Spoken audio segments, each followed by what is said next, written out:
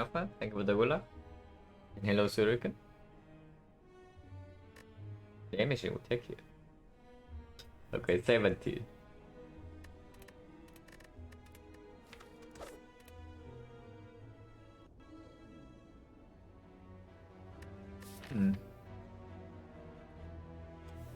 And it's slime boss. Slime boss, so life loss here is the League Exports. And I guess we play with rare card no matter what then. Technically it's swappable. It is actually swappable. If we swap, we and the swap is very good, we can still go here, into here, into here. If the swap is bad, we take this elite and this elite only. And we go to 2 fires beforehand and we get to do a less shop to prepare for slime boss. Undefeatable relic, yeah.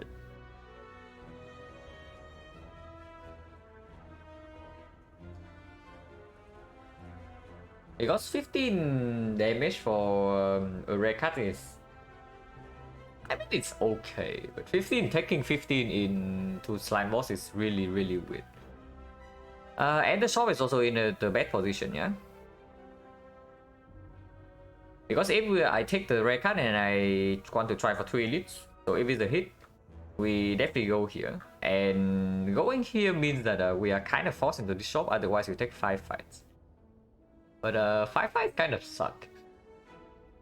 Unfortunately, shop on floor 2 also means that we don't have enough gold to buy a potion while taking a card remove. I think we can buy 1 potion and buy another card. We can still buy a colorless card. So it's not that bad. Because it's not like the path for swapping is super good or anything. It's still advanced always before the first fire. So if the swap bricks, we are very unhappy. And it's 4 fights in a row, yeah? And then it's another advanced always into another advanced always. And then we go for elite. Yeah, like, absolutely. Like, more advanced always just means that more chance we run into a freaking nasty fight. If the rare card completely bricks, I guess we go for the boss swap card. There is no way we take this, right? Absolutely not after losing 15 max HP. After losing 15-7. 15 current. Hello, blank. But yeah, losing 15 current HP into this elite, it doesn't matter what we get from 4-0. Even Alchemize, we probably still cannot take this. How is this part? Let's say we accept a death floor. It's not really a death floor, but let's assume that this is absolutely a death floor. And this is again a death floor, so we take 3 fights. 1 fire, 2 fire, 3 fires in a row. 3 fires in a row does speak for the 15 damage a little bit, because usually we don't have enough cards to upgrade in these 3 fires. If we have enough cards to actually make meaningful upgrades, then our deck is good anyway. And then we take like 2 super late elites. This elite is optional in the sense that if by this point we're still scared slime boss and we have only 1 damage potion, we can opt out of this to preserve the potion for the slime boss. If we say that we need a potion for this.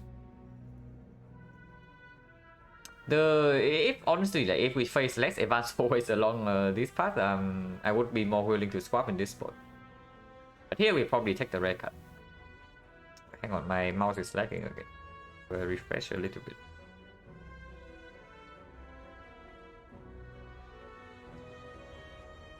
But yeah, we probably take the red card, and depending on what it is, we go left or right. If it bricks is really bad though. If it bricks is really bad because we are still fighting an advanced always on 4-4 while having a brick red card. But yeah, boss swap is not exactly better than that.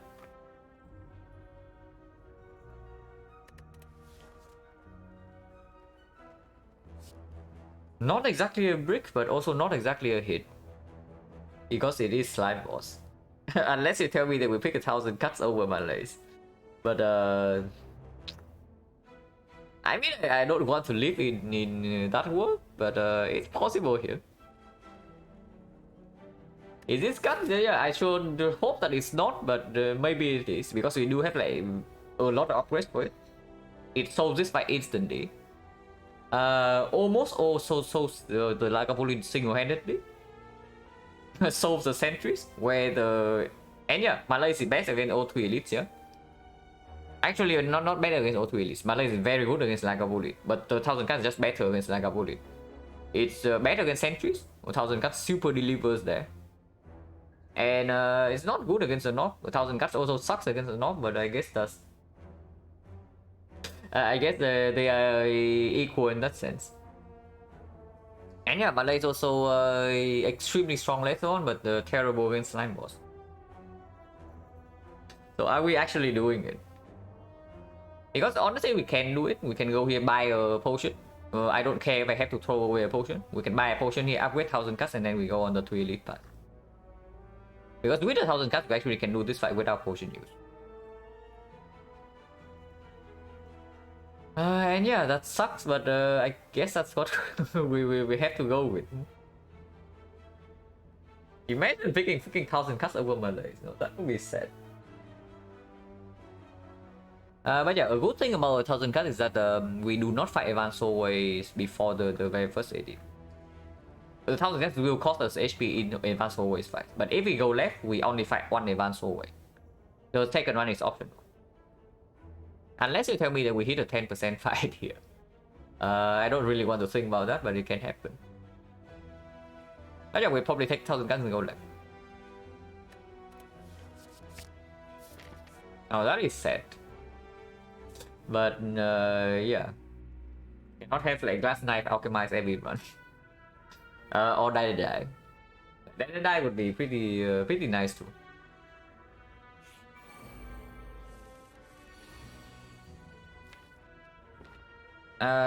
Taking 2 here seems clear. The high roll damage, and we also did not draw neutralize on turn 1, so we don't have survivor in the draw power anymore. So if we do not attack this guy right now, next turn we suffer. Those chosen at random. You walk into a pretty sad scene. We just paid 15 HP to get a 1000 cut. Instead of Malays. Could have clicked random rare, to be honest. So with hindsight knowledge, we probably just click. We never click third option. We probably click either random rare or boss bomb. This is pretty sad.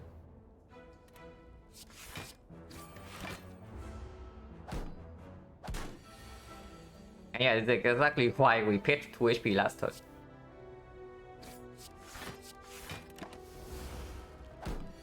And rare also give cuts, yeah. And if the random rare gives 1000 cuts, we are already not too happy.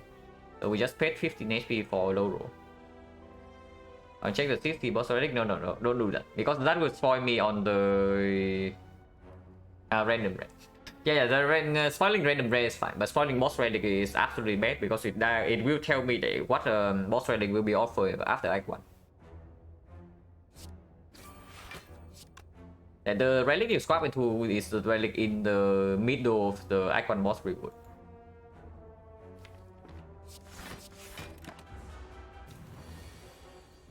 And imagine random rare is freaking alchemized, and then I would be very sad.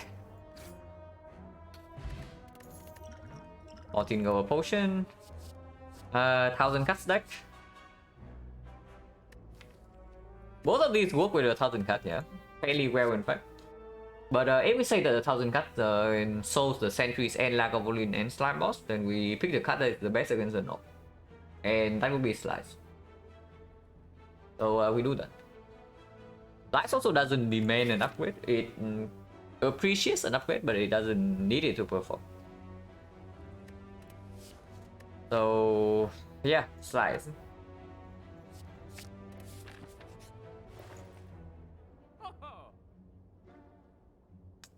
Sling would have been nice. But yeah, with a potion drop already, we are probably just clicking dramatic entrance and then leave this shop. With our potion drop, yeah, it's just entrance and leave. With our potion drop, I could actually buy a potion here, but maybe not because these potions suck anyway. So there's like dramatic entrance, there's like fumes, cut, remove, and leave. But with 1,000 cuts already, we don't need this. And yeah, dramatic entrance is just stronger than cut remove. So we do that. Dramatic entrance also covers advanced hallway fights.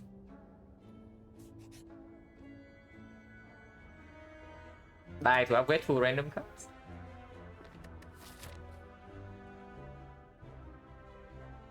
So do we want to die or not? Now we do have 3 fires along the way. So make sure not to win anything. Yeah, you can tell me the random rare card. That doesn't affect anything as far as I'm aware.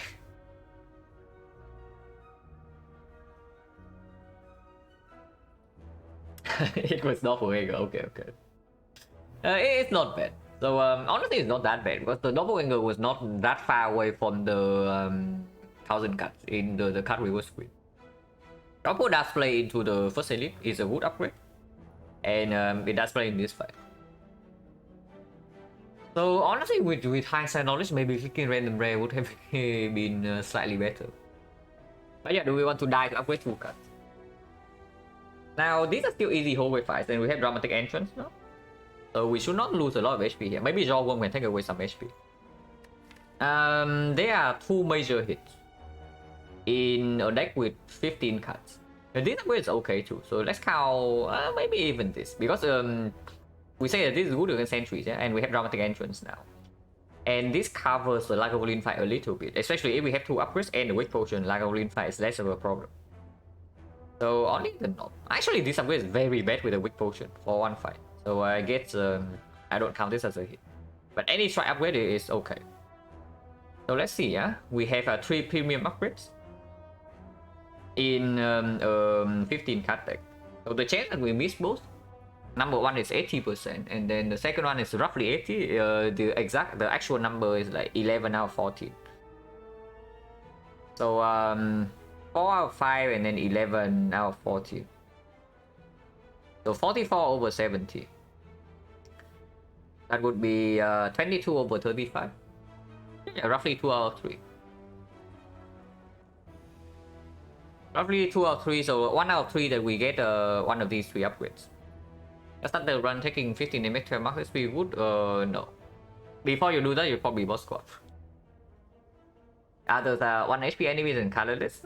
Seems like if you do not have a good layout for Neo's Lemon, then colorless is okay. Uncommon colorless is fine.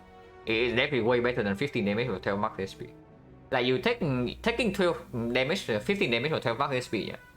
First of all, you immediately make yourself you take damage for no reason. First of all, you get no Neo bonus. You do not make yourself stronger immediately. Effectively, you lose 2 HP and get nothing. And you make every single event worse. Like you see this event, right now we only lose 20. But if you take 12 max SP here, you lose I think 23. Or maybe 24. So yeah, like you don't make yourself stronger on floor 0, and then you also make every single event in Act 1 worse. So just stay away from 15 damage for 12 max SP. But yeah, we say that 1 out of 3 it hits one of these.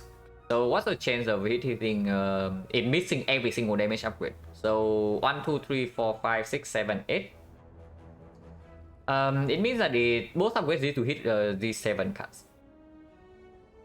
Then both of these upgrades need to hit the 7 cards. So if that would be 7 out of 15. And then 6 out of 13. So 42 over 42 over wait, is it 42? Yeah, it's 6 and 7, right? Yeah, 42 and then over 15 times so 1 out of 5. So 80% that we get a damage upgrade here. Like at least 1 strike. And 1 out of 3 we get a good roll.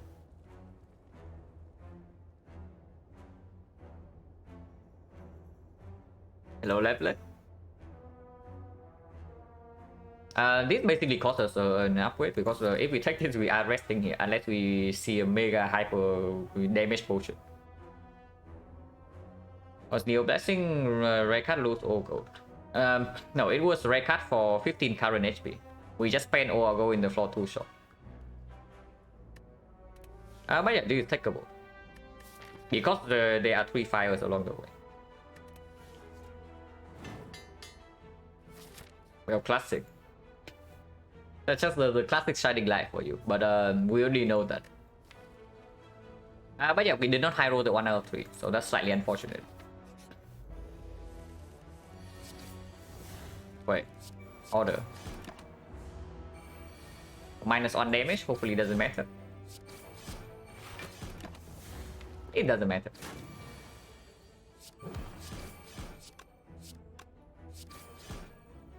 Oh my god, look at 1000 cuts go. It was all planned, guys, to make a 1000 cuts like get exactly so.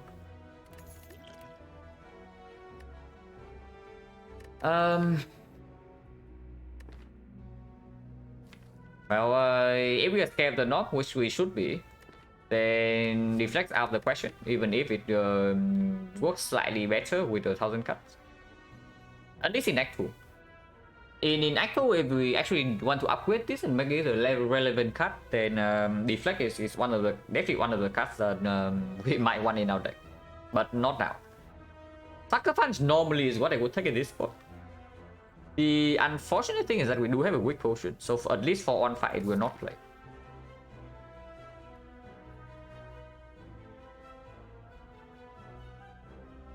It is still fairly good. And yeah, like not ending a card in this deck is also just a terrible idea because you can see our deck right now. It's a base deck, plus 1000 cuts, unupgraded, plus a slice, and a card at exhaust. So in the Lagavulin fight right now, we are playing with basically a base deck and 1000 cuts unupgraded. And that's just not good enough. Right? So we probably still have to pick this even if it's slightly bad with this. Because this fight can also drop a potion. And if we pick Sucker Punch and this fight drops a potion, we can toss this potion away. So easy away, and yeah, Sucker Punch can play here if we draw into it. Okay, what about throwing Weak Potion right now? Or for random rate? No, we paid 15 HP for choose a rare card, and it was Manlay's 1000 cuts doppelganger. 3 fires along the way, floor 7 edit, and slime boss.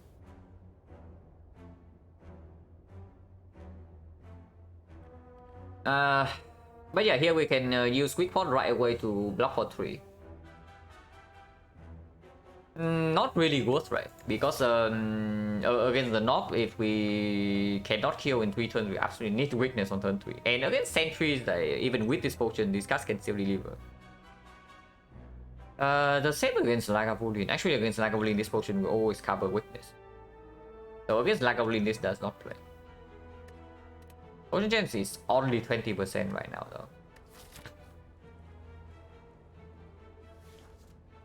But yeah, we probably just take the 4 here and keep the potion. Because even with 2 weakness cards against Lagavulin, it doesn't cover both turns. So this potion against Lagavulin probably blocks all like 5. And right now it only blocks 3.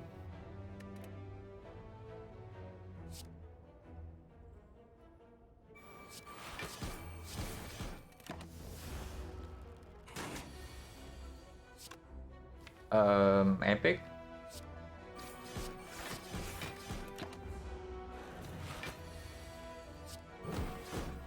At least we kill this turn because of 1000 cuts.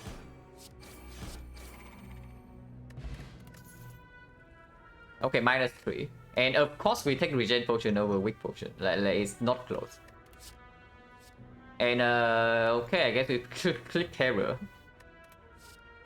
Now, if we want 1000 cuts to actually perform in Act 2, we can click the footwork. I don't even know how good this thing is, by the way, yeah? Because against Lagavulin, we already have this. Which we can upgrade now, because we do get a regen potion. And we don't really die to knob in 3 turns. Is that true or is that fake news? In 3 turns, we regen 12, so we go to 29. 29 means that if weakness lines up, we don't die. If weakness fails to line up, we die. If we kill in 3 turns, we don't die. If we play defense plus on turn 3, do we die? And if weakness doesn't line up on turn 3, then of course it lines up on turn 2. But we cannot miss weakness on both turn 2 and turn 3. The way we do not have weakness is that we draw into neutralize Sucker Punch turn 1. Basically, both weakness need to be on turn 1 and turn 2. So we cannot miss, if we miss on turn 3, we will block for 2 on turn 2. So that is already 6. And then it's 24, yeah, 24, but then we play 1 defense, it goes to 28, we block for 4. So it's actually 20. It's 26, and we have 29 HP, so we don't die to the knob. Yeah. So as long as we kill the knob in 4 turns, we don't die. With the regen potion. Now, if Terror is in the equation, it's slightly different, but Terror does massively increase the chance that we kill in 3 turns. Because let's say we draw Terror on turn 2, and suddenly if weakness doesn't line up on turn 3, we die. How is down then not damage? If we pick up the Terror here and then upgrade 1,000 cuts. And the upgrade is on this, yeah, for the for what exactly? Actually, that's a good question, like for what? Because against Sentries, we already have Dramatic Entrance. But against the Lagavulin, we have Terror now. And against the Knob, this upgrade doesn't play. So why do we upgrade 1,000 cuts again? Okay, good question. We want it to be upgraded before Slime Boss for sure, but immediately into this fight, it doesn't really play. Okay, I just tricked the card first, because of course we tricked this before freaking Slime Boss. What do you mean Malays? I don't know whether I want the Malays or not. Okay, damage evaluation against the Knob, yeah? The damage evaluation against Knob, we have 18 cards, so in 3 turns we bottom deck exactly 1 card out of these. And let's say the bottom card is Terror. So 1, 2, 3, 4, 5, 6, 7, 8, we can play everything. 1,000 cards, let's say it lines up on turn 2. That would be 2 cards turn 2 and then another 3 cards turn 3. So this is 5 damage. 6 damage.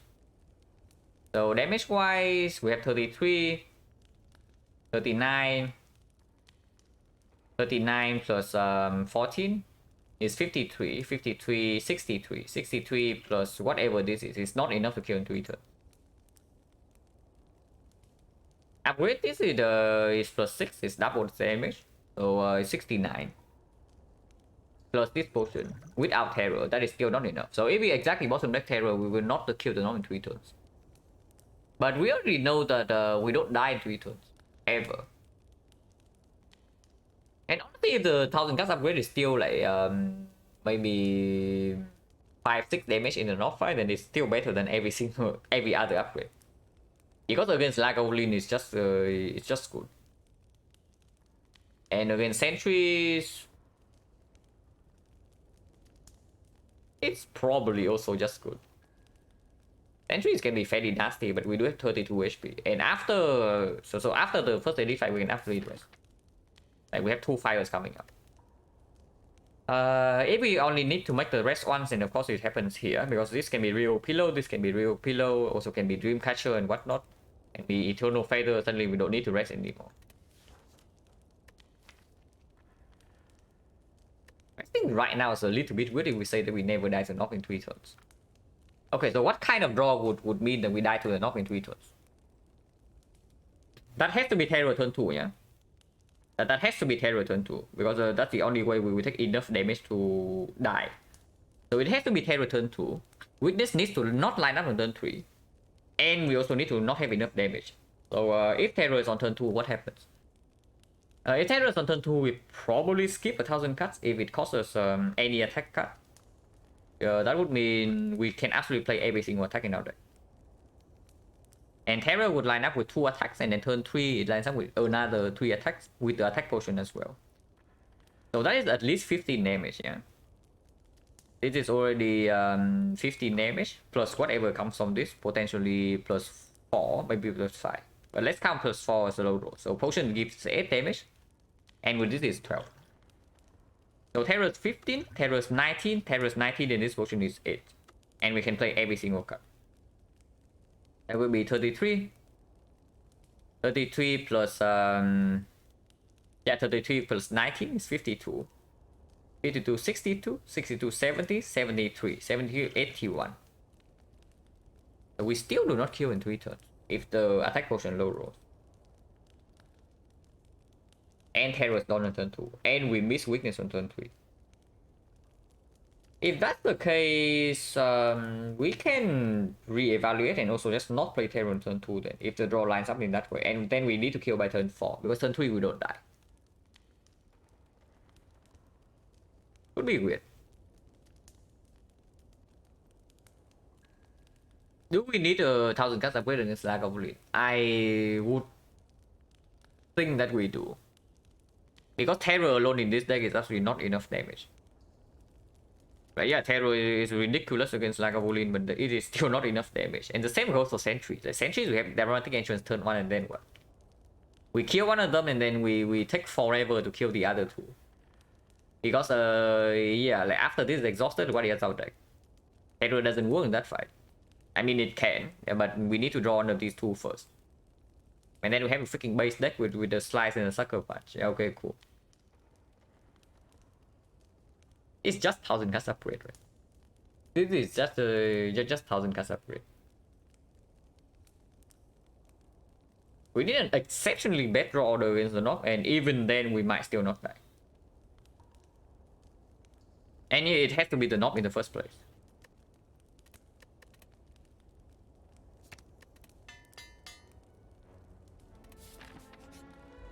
$86 HP knock. Okay, exceptionally bad draw order spotted. So we only miss on weakness on turn 2 or turn 3. We float on energy this turn. We do not draw terror or 1000 cards on turn 1. Oh, that's pretty bad. There is still no way attack potion comes down right now though. Because this can be dash as well. And of course after... okay, if it's choke finisher, then this turn is the best. But everything else is better after terror is down. Okay, we open this first. There's no way this doesn't come down. And yeah, we can absolutely die here, so better be freaking careful. The bad draw is when neutralize doesn't line up on turn 3. If that is so, we are facing... Okay, if neutralize is bottom deck, we currently have 29 HP and defense plus or survivor blocks for 4 on turn 3. So in total we take 32, but we block for 4, so we take 28 and we do have 29. So even if neutralize doesn't line up on turn 3, as long as we draw defense plus or survivor on turn 3, we don't die. And then we need to kill in 4 turns, but then we cannot play terror.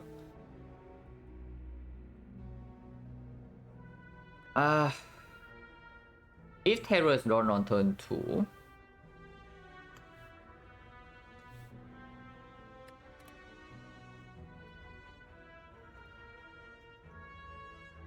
damage wise, how are we? Like we are dealing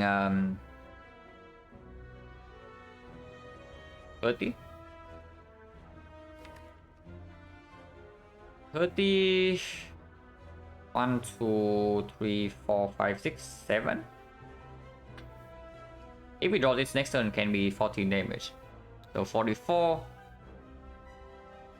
44, 18 is 62, 65. 65 plus this is like 9 damage, 74. So this potion needs to roll a 9 damage card or above after terror is down.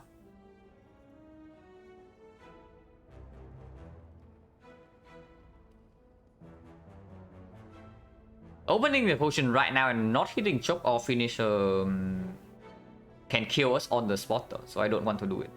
The choke finisher can still come down afterwards. Maybe not finisher, but choke can always come down afterwards. Because right now, even if we see the choke, yeah, it's only plus 3 damage because we can play 4 cards this turn compared to the other turns when we can play 3 cards. But it's going to be plus 6 after Terror is down. And if this is dash and or not finisher, it's just way better later.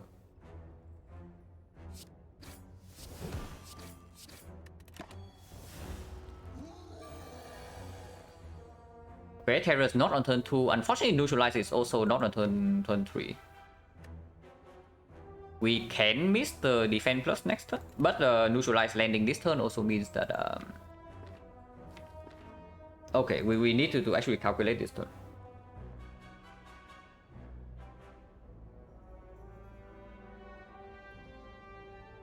Oh, no, right now we are not dying turn 3.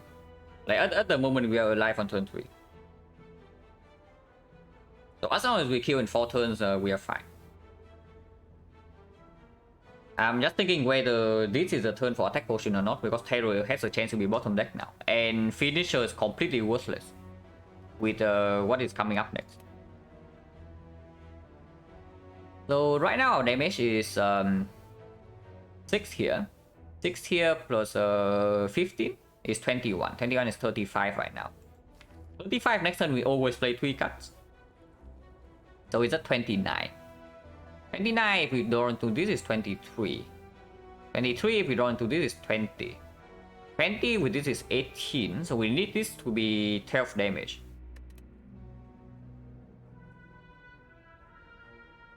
I think it looks terrifying turn 4. So no. If we deploy 1,000 cards here, we will always kill by turn 4. So there is no... I don't think there's a risk of death here. Grizzly Bear, thank you very much for the sub and the 6th month. I appreciate it a lot. Okay, I should not say there's no risk of death, but the risk of death is extremely low here. We need to draw 4 block cards in the redraw for us to die in this fight. Otherwise, 1,000 cards will get there. Any dash right now is not good enough. Dash means that we are still lacking damage by next turn, and it only blocks for 6 this turn. Predator would give us a kill next turn. Eviscerate would give us a kill next turn. Choke would give us a kill next turn. And Finisher would also give us a kill next turn. And yeah, like potion next turn only makes sense if it's dash, right? Otherwise, potioning this turn is always better. Is that even true? Wait, hang on. Let's calculate damage again. Potion can land weakness, yeah, but then this turn or next turn doesn't matter. It's exactly the same. Because we do have weakness this turn already. So 1, 2, 3 casts at 6 damage. 6 damage plus this is 21. 21, 35. 35 and next turn, let's say we draw Terror Strike Defense and we can play 3 cards. Yeah, this is 35 right now, yeah? 35 and next turn is 29. 29 is 20. 20, 18. So we need this attack potion to give 18 damage right now. Or 12 damage next turn if Terror lands. Finisher right now is 18 damage. Predator right now is going to be 3 damage off, but we do draw 1 more card. We do shuffle by 1 card. So any attack, if we draw any attack, that will kill. Eviscerate will kill next turn. So the only card that doesn't... Even Choke would kill, yeah? So the only card that doesn't kill... That would kill next turn, but it doesn't kill this turn. Would be... Is there such a card? Like Masterful Staff? Yeah, Masterful Staff will work next turn, but not this turn. Because we need we need 18 damage from this attack potion. And 18 is basically only 12 after Vulnerable is down. So it's only Masterful Staff. Predator, if we miss the draw, would also kill next turn, but not this turn. But the chance that we hit the draw next turn is fairly high. And if not, we can also just play double defense. So it's only the Masterful Staff. Dash will be better next turn. So Dash and Masterful Staff would be better next turn. Better this turn would be Finisher. Choke is exactly the same. And that is already assuming that we even draw into the Terror, which doesn't always happen. Like Terror draw only happens 1 out of 6. And it's also assuming that we draw into the strike as well. So we need to draw into both terror and strike. That happens 2 out of 3. So it doesn't make sense. It doesn't make sense to not potion right now because it opens up predator. Yeah, if we can, if missing a strike next turn also doesn't kill, then we need predator right now, not next turn. So it just makes sense to potion immediately.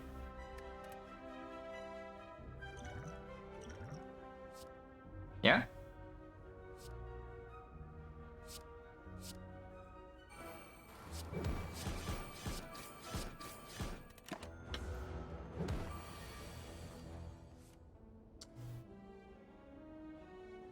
We did not draw an attack. No, really, no. Like 7 out of 9. Actually, it's 8 out of 9, so 80% that we get a hit. And we miss. I mean, we don't die here, but we take heavy damage. But man, that is crap. Yeah, 80%. And of course, 80%, I take it over 2 out of 3 for sure. Because we would have land this turn if we save the potion and do like potion this turn with Terror Strike Predator. But there's a 1 out of 3 chance that we miss one of these two, and then Predator is not a kill. But if we draw Predator last turn, if we open the Predator last turn, we have an 80% chance to kill this turn. But yeah, of course we don't kill. So we take this hit. And literally cannot miss next turn, so we play triple defense here. Yeah, it's a shame, we are 3 damage off.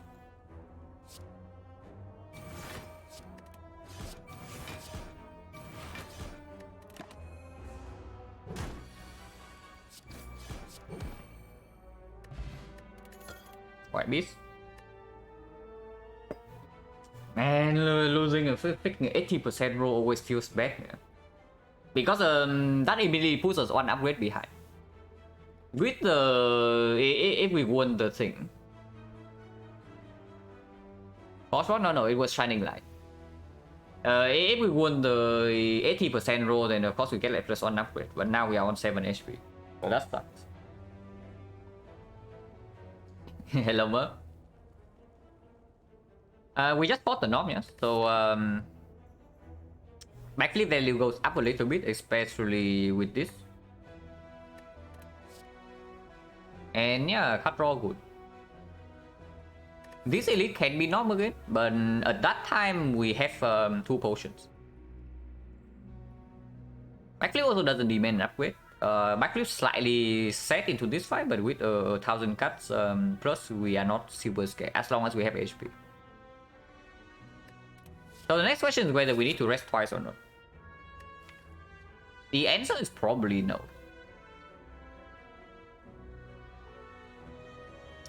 And losing 50% is so freaking bad. Because now suddenly there's a chance to die in the third elite fight.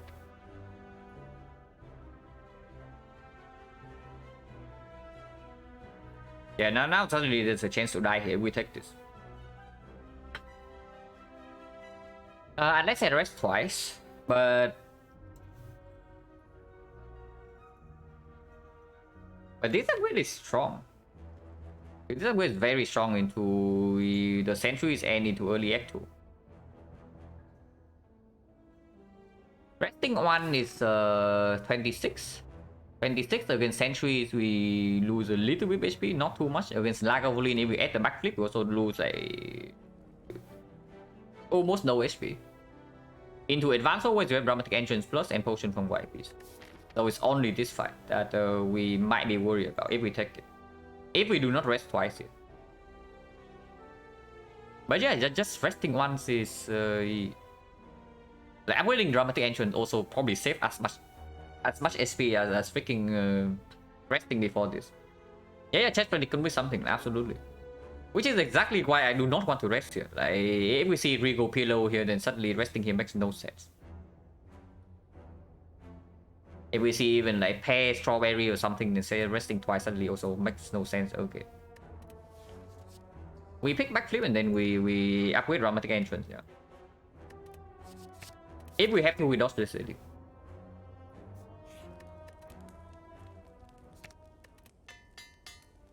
Yeah, chest could be Lizard Tail, can be any sustain. And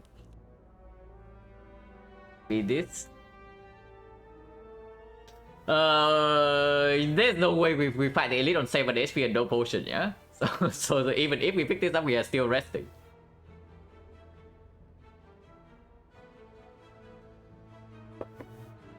I don't even know whether we pick this up or not, because we rest here, and most likely we are resting here again.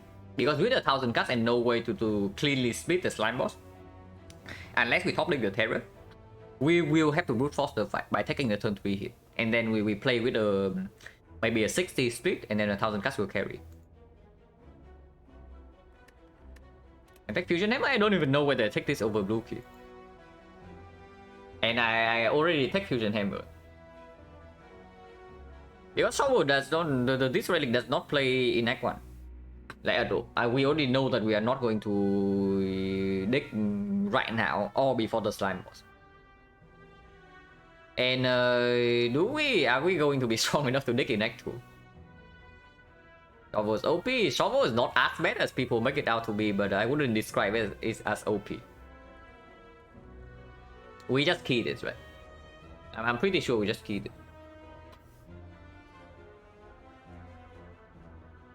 Open up, fire heavy patting even hammer. No, we don't mind that, like at all. Like, do you think fires are bad with Fusion Hammer or what? Like, we are playing as the Silent here, guys. We are not playing Defect with like Echo Form, Self Repair, and we are not playing Ironclad. So if you want to farm maximum elite in Act 2, like resting is not a bad thing to do.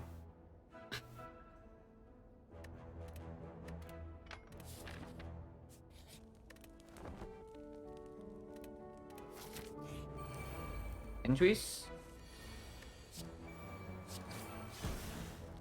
And yeah, absolutely defend, yeah. Unless you tell me there's threshold. That is already 23, next turn we play 3 casts at least, potentially 4. And yeah, and next turn we can even full block with double defense plus backflip and whatnot. So of course I do not take this fight. Yeah, not playing redacted either.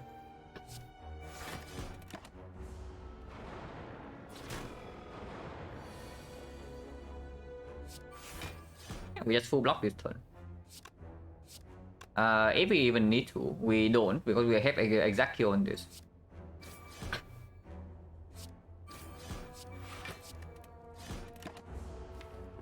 Next turn, guarantee lethal on this.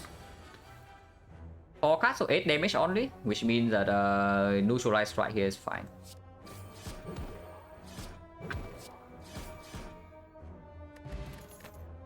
Okay, we are fighting this elite. So we are slightly scared of the knob, but now we are no longer scared of the knob.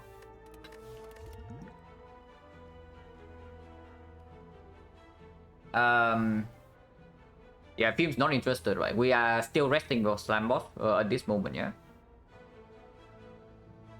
With 1000 cards already, the Film is irrelevant in the Slime Boss fight. So unless you get actual sustain to put us above the 38 threshold. Maybe not 38, maybe it's like it is probably something like 30. Ideally I want 37 though, because with the max split, 1000 cuts doesn't instantly split the smaller slab after the split. So I still want to be able to take like 18 times 2.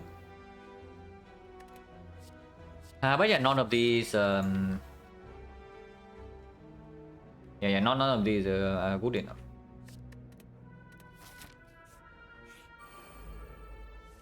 Gremlin Gang is here. Now, fortunately for us, we are prepared.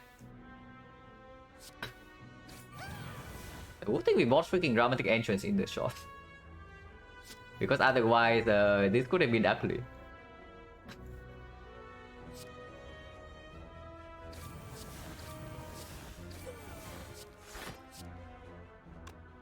And yeah, we still kill this guy first. We only need 9 damage next turn, and we always have that.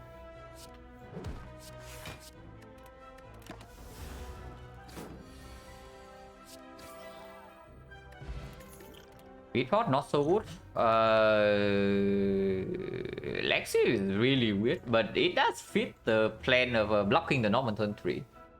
And if the next fight is Lagavulin, this Lexi will perform.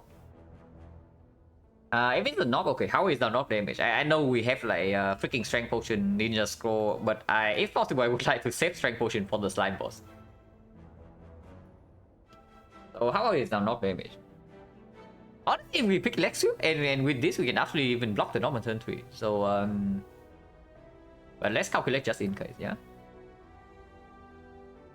So this is 12. Let's assume we don't play this. 12, 24, 24, 34, 34, 40, 40, 73. 73 before the terror and before the 1000 cuts. Energy wise on 24, 5, 6, 7, 8, 9. So we can play everything. Excluding, of course, we don't play backflip, we don't play leg sweep. 21 into the knock attackers for with the leg sweep right now we actually have weakness turn 3, yeah. So with this turn 3, even if we have to play one skill beforehand, that is 19 base, 19 base 21 only. So 21, and then if we play leg sweep turn 2, it means it's only we take no damage. So we face exactly 21 damage on turn 3, and that is before the speed potion use. So we will never die on turn 3 as long as the knock is weakened, even if we play one skill beforehand. And yeah, leg sweep definitely performs in Act 2 if we see an energy relic to work with our backflip and our freaking 1000 cuts. Because you can also see right here like what kind of damage this deck is dealing. We have heavy damage on turn 1 with dramatic entrance plus ninja scroll, and then we run out of damage. That is what's happening in this deck. So if we run out of damage and we have to rely on this this crap to deliver, then yeah, better be able to block. And I guess as far as block goes, like this is pretty decent. And yeah, it also can block with turn 3 against slime boss. It probably still doesn't give us an upgrade though, because it can be bottom deck. And even unless we get a very strong potion from the elite fight. But yeah, if we say that this doesn't kill us in a not fight, then we should just pick it, because it's just good into Lag of Lin and it's good into Act 2.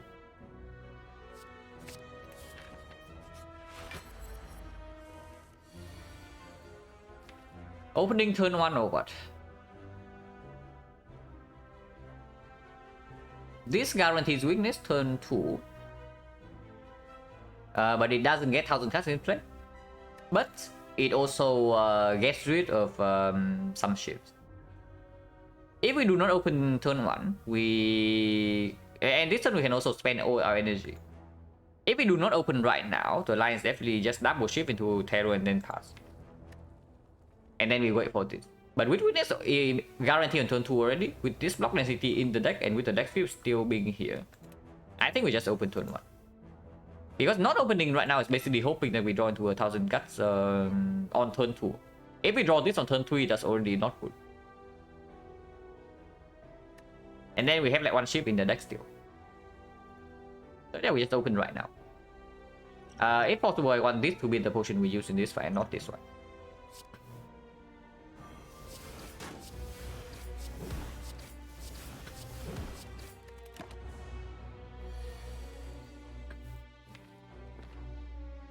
And still use this potion if the backflip hits nothing. If the backflip hits 1000 cuts though, then maybe using this right now is good. But there is a chance that we miss the leg sweep next turn. And if that is so, this potion is stronger next turn, because it can still fully block with 2 defense. We draw into the 1000 cuts. I guess we do not pay 10 to play this. And we just do Survivor Strike. And it's Survivor Strike over Survivor Defense. If we miss the damage from this. Because next turn most likely we are playing leg sweep. If we draw into leg sweep, if not we play double defense with speed pot. So regardless we spend 2 energy on defense next turn. And then we have 9 damage, another 9, so 18, 18, 31. 31 is a 33, and then we have 4 more cards. That seems fine actually. That actually seems fine to full block this turn and not take 2. Yeah, it actually seems fine to full block this turn. Because even in second cycle, we can still block with the leg sweep redraw. I will check here. 33 here. Unless we also draw into like 2 of these strikes next turn. And then we miss yeah, that would be ugly. If we draw into both strikes next turn, which does happen 2 out of 3 of the time, we are going to be like 9 damage behind. Okay, maybe I pay 2 then. Maybe I should just pay 2.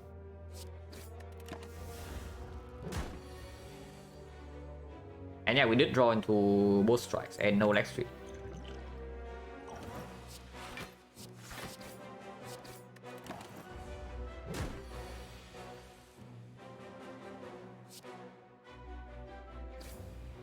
So 10 here means that we need to draw 2 attacks only next turn. Of course it means that we don't apply weakness. But 2 attacks only next turn is fine. We can always still backflip into 2 attacks. If not, this potion can always bail out and we never die from 19. If we do not draw 2 attacks, then we always draw enough block.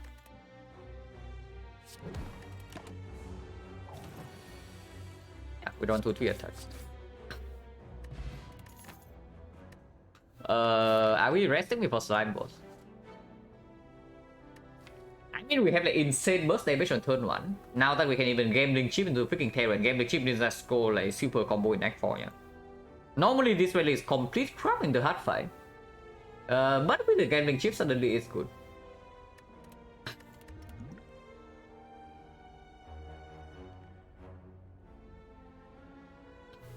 Yeah, very good relic bar. So as long as we don't die to slime boss, this one should be going fairly well. And the well-led plans to work with the flex spot. We don't have any actual multi-hit though. We don't have any actual multi-hit, so this is only strong on turn 1.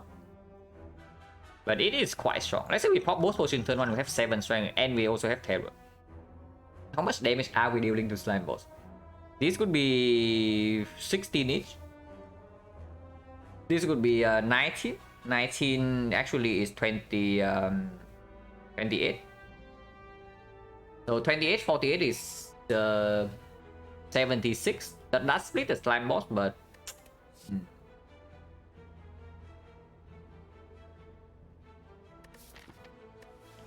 yeah, actually not that strong to slime boss, so we probably still have to face tank turn 3. Because after turn 1, this potion is not that strong anymore. This potion is still strong, but after turn 1, this potion is not that strong. And if we split on turn 1, it's going to be still on a 40 split or something. And then we have 19 HP.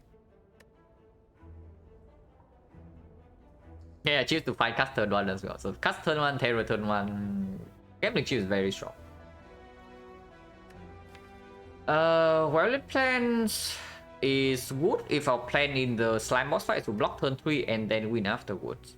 We don't have any actual AoE card though. So well, plan also doesn't give us an upgrade. Unless the question mark gives us healing.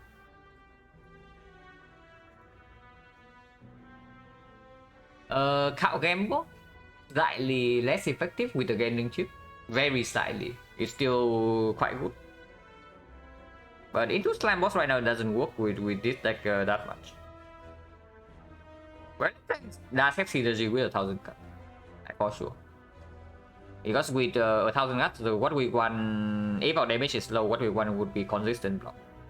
And well, plans definitely help with that.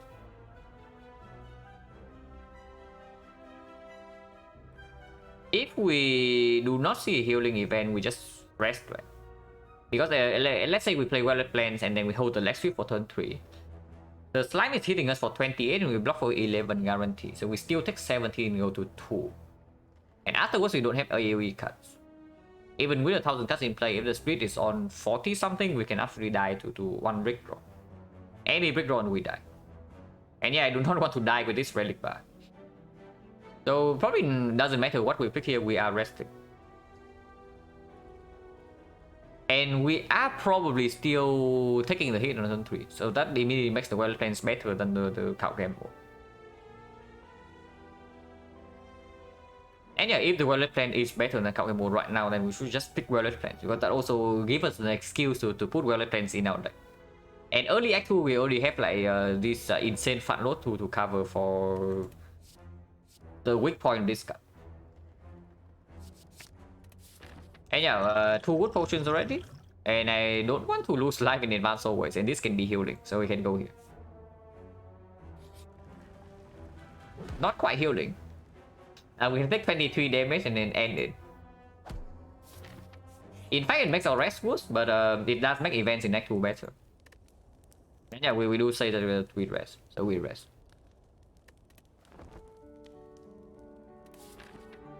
And by the way, looking at the deck right now, I'm really happy that this card is in our deck and not on my list. Just saying. This is because of the slime boss. After we leave the slime boss fight, if we leave the slime boss fight alive, I would be happy to have my legs over this for sure. Bài thần áp về take over, yeah, absolutely. Bài thần áp is already pickable, and now that we have this, of course, we can go events farming in Act 2. Every turn 1, leg sweep turn 1 is not super good. If our plan is to block on turn 3.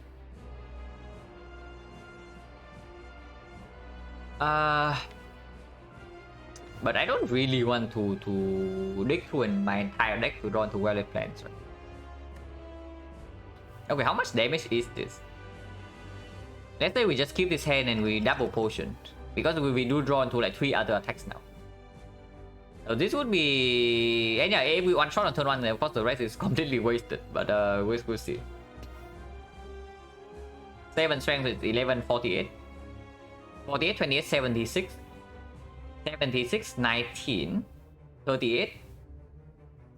76, 38 is 36 HP here. 36 HP, 21, so it splits at 15. If we double potion right now, the Silent boss splits immediately at 15 HP. And the fight is completely solved. So yeah, good rest. Good rest as always. But yeah, of course that requires terror turn 1. We can still gamble something away to maybe fish for neutralize. If we hit neutralize, we kill immediately. If we hit all the attacks, we are slightly set though, because even from a 15 split, it's not that easy. Could have done, yeah, could have done. Yeah, we can fish, we can fish. Only for the neutralize though. That is not neutralized, but that's fine anyway. We go right now, yeah?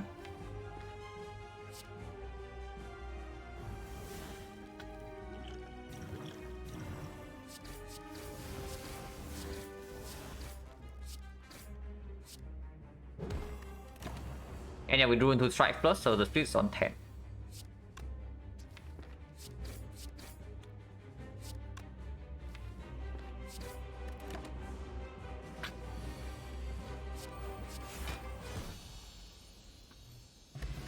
Okay, Flex was refunded this. Last night really weird. It might be what we need though, but really weird. The best card to work with Terror right now, deck is like kind of crap with Terror, except the turn 1.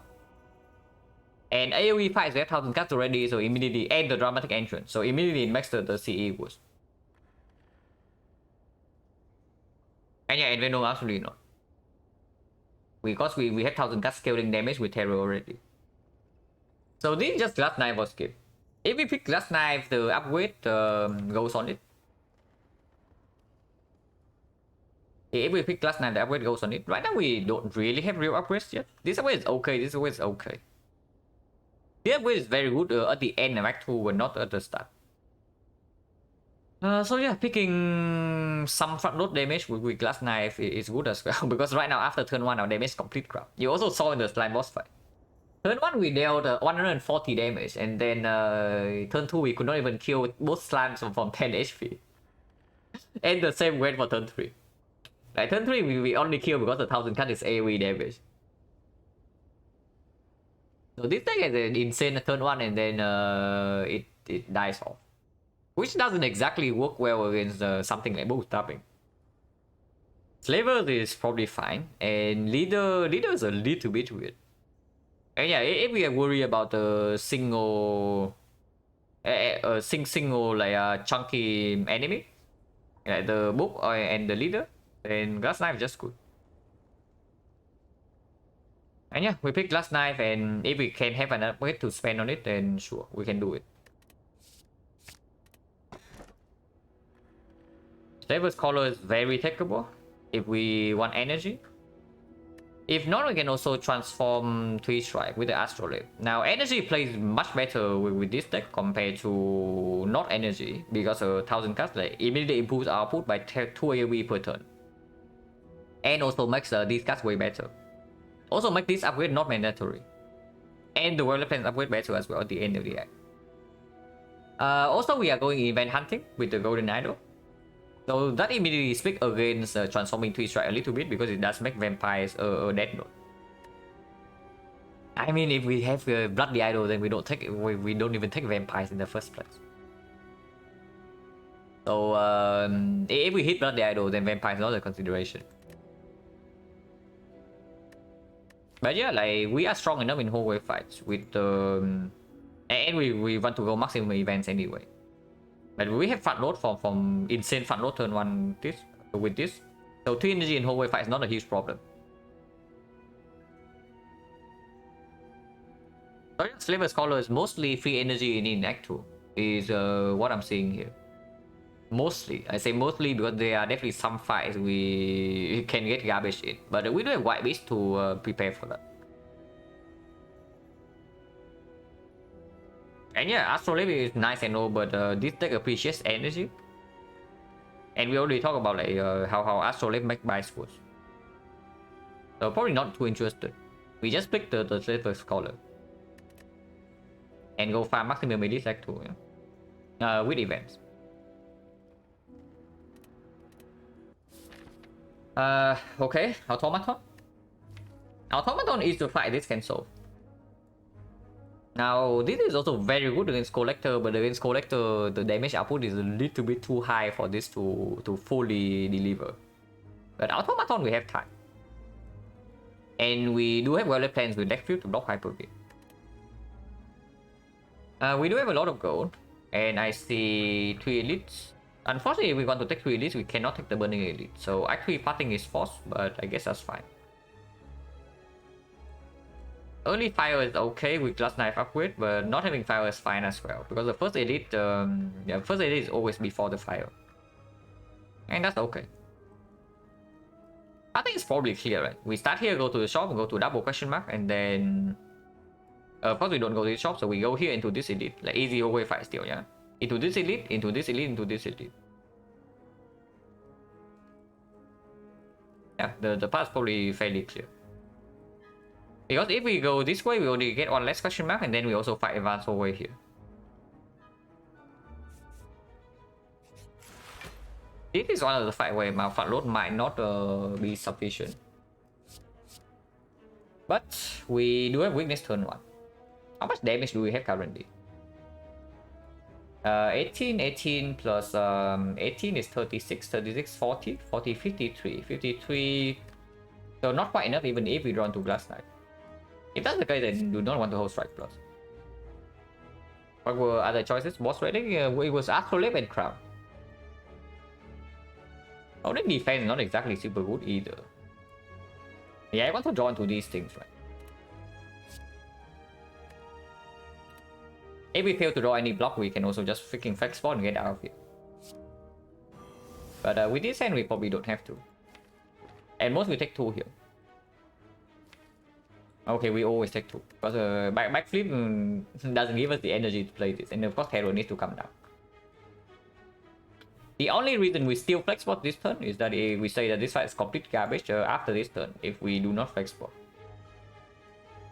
But we do deal 40 damage, right? So is that he loses 26 and 5 plated. So 45 with 9 plated only, and we do have leg sweep plus 9. It's not that bad. And if we see bite straight here or here, or we see sustain from Bloody Idol, then HP loss here doesn't matter too much. If we see apparition, exactly the same. Like HP loss here doesn't matter.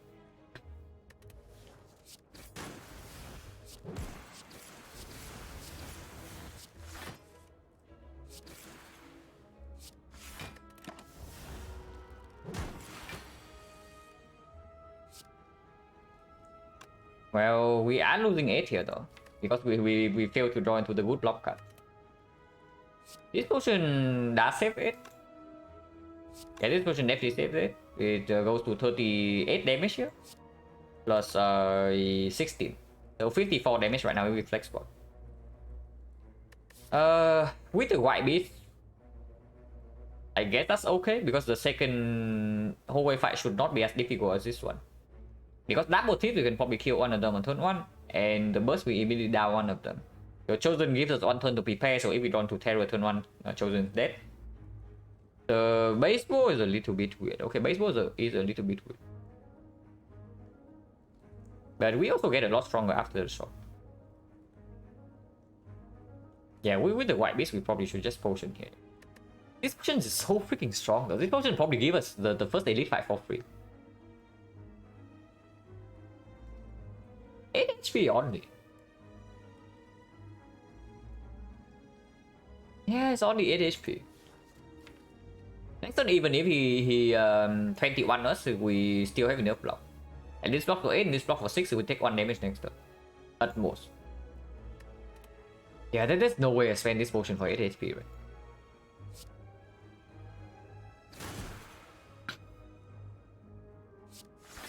Yeah, like we would need just scroll dramatic entry, and this potion is insanely strong for any one fight.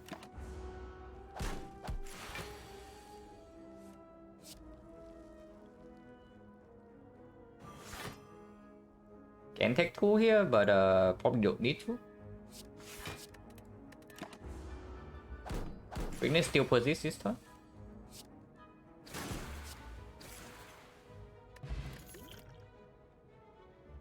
Riddles with holes with our flex potion.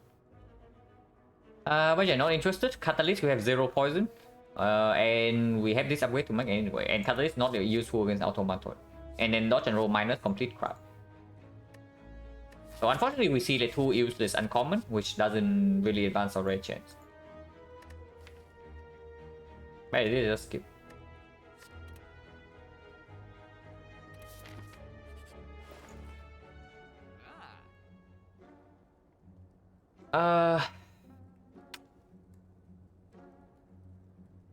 Bishop sucks a little bit. Not that much.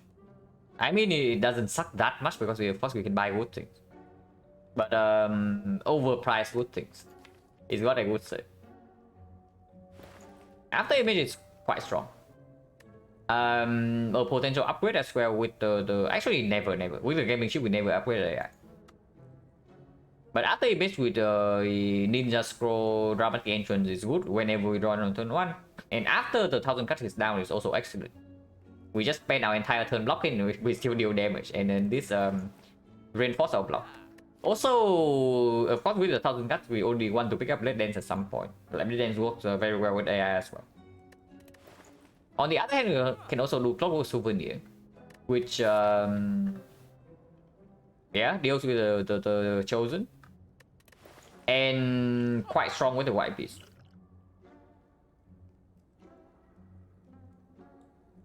After Image is a card we potentially one in our deck though. Because the Clockwork Souvenir also doesn't play at all against Automaton. And we don't really need 5 permanent strength. Like 5 strength for 1 turn is already good enough with a deck like this. Of course, Clockwork Souvenir is cheaper than After Image. And if we see mutations, which we are probably picking, and we go to a lot of events in this side, then Clockwork Souvenir give us 3 strength. And 3 strength with this deck seems kind of strong.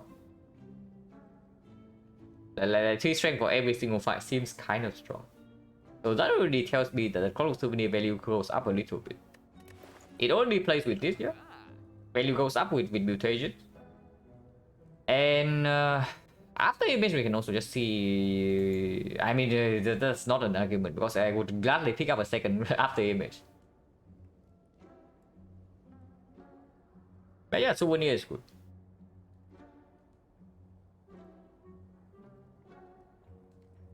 And after image is not that strong after turn 1 anyway.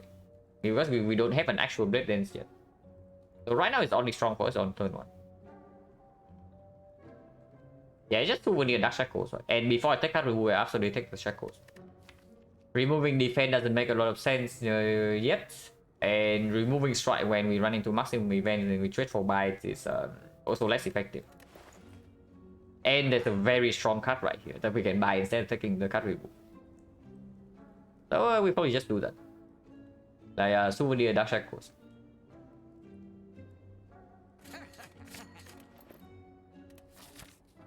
Oh no, will Cleric cannot show up. I mean, this is a good potion, but shrine garbage, so I'm not exactly happy because I want to see real event. But yeah, no real event for us.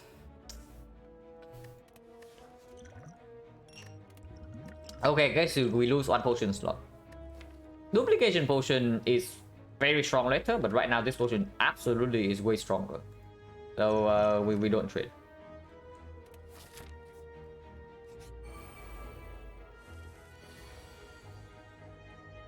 Unfortunately, we also rolled the nasty easy hallway fight. So we roll an avocado into double thief. That is a very bad combination. Just saying.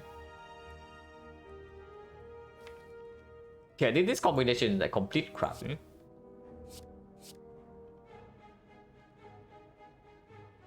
Right now, if we block with dramatic action, we deal like 23 damage here only. 23, 36. 36, so not quite a kill. It would be a kill if we draw into Terror, but if we draw into Terror, we cannot play Lex Sweep. Okay, unfortunate. No. You look at the relic bar, you cannot say that this one is unfortunate, but the flaws have not been very good. The flaws have not been very good, but our relic bar is very strong. Like you cannot look at this relic bar and say that we are low rolling, because we are not. We have been low rolling draw the little bit. Like in the North fight, for example, and then we have been low rolling the events. But you cannot look at this relic bar and say that we are low rolling. That doesn't make sense. Like it's very important to know when you are actually low rolling, because if you call out the low roll while you are not actually low rolling, it clouds your judgment, and then it basically makes you miss your misplays.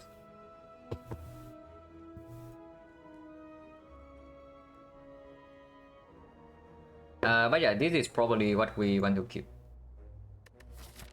But yeah, advance always into elite, and I don't know whether we can preserve potion in front of advance always or not. So if this potion saves a lot of life here, I'm willing to spend it immediately. Maybe it doesn't. It saves 8. Once again, I'm faced with a situation where this potion saves 8 HP.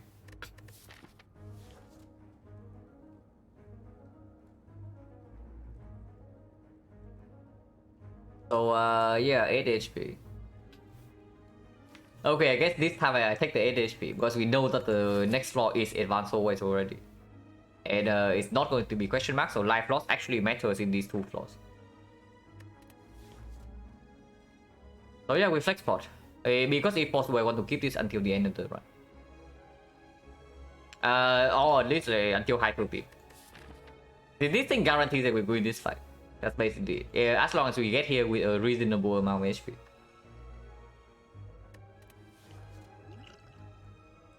But yeah, flex pot into Lex Sweep into Terror into kill. And a 5 permanent strength.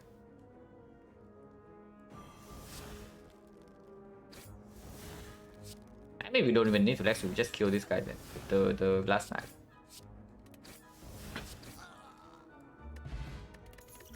That potion's fine, and here's a Blade Dance, but it's also up against the Piercing Will. It's probably Blade Dance, right? Because we can also get another Flex Potion, we can get Strength Potion, and we can still get Mutations events. And Mutations, we are actually taking a 3 Strength. With and our deck also has no damage after turn 1, we already talked about that. Piercing Will is cool and all. But against levels, turn 1 we already have insane fun load. And 4 energy. Piercing Will doesn't exactly play into Automaton. And the book we already have Dark Shackles.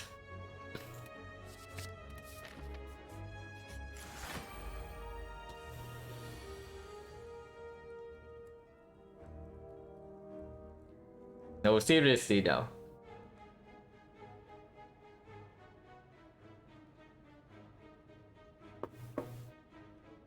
Okay, that's pretty bad.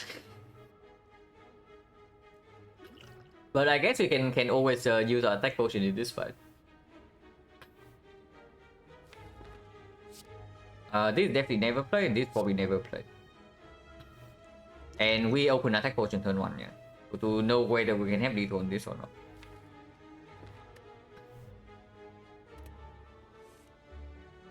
Maybe we do. Even if we don't, this blocks for a fairly large amount. Okay, so Terror always comes here. And we need to make one hand space before popping this potion. So we play Terror first and then we open this potion and see. Top finisher right now absolutely kills. Yeah, he's dead.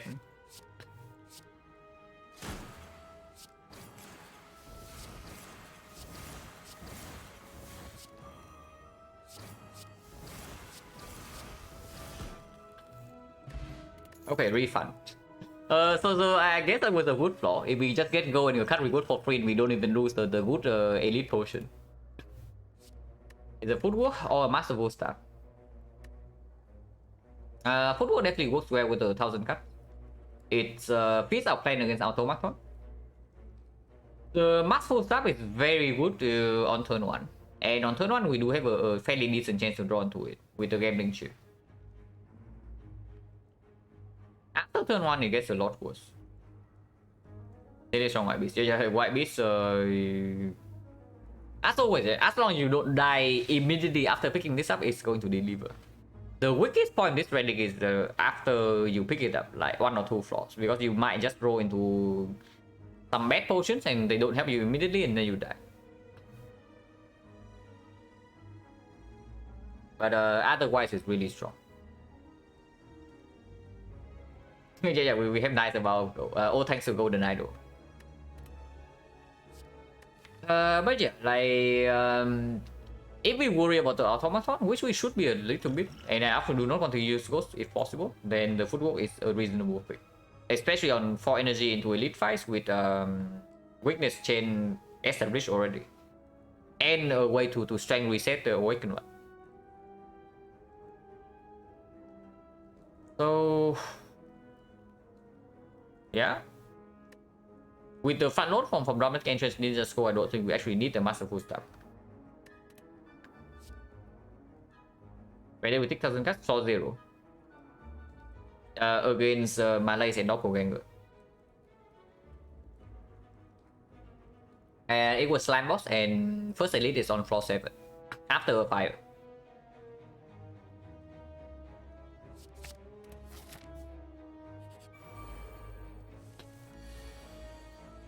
Book.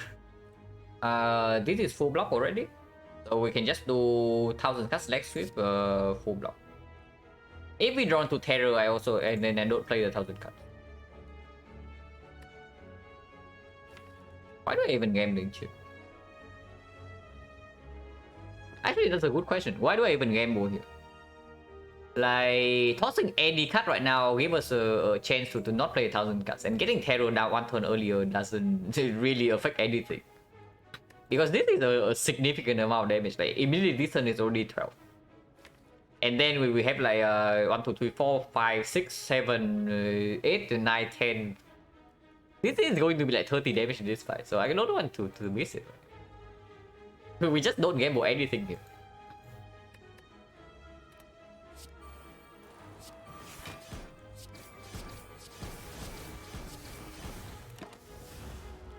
Attack pod, no, attack pod comes after Terror, and ideally with the Blade Dance.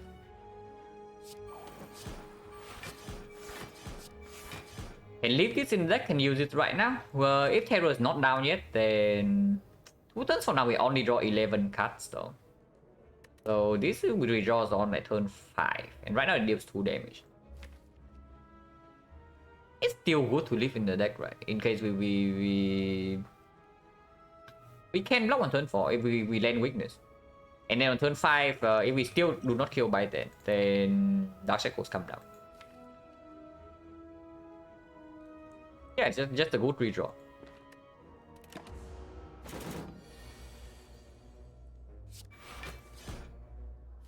This draws order is kind of cringe, I have to say.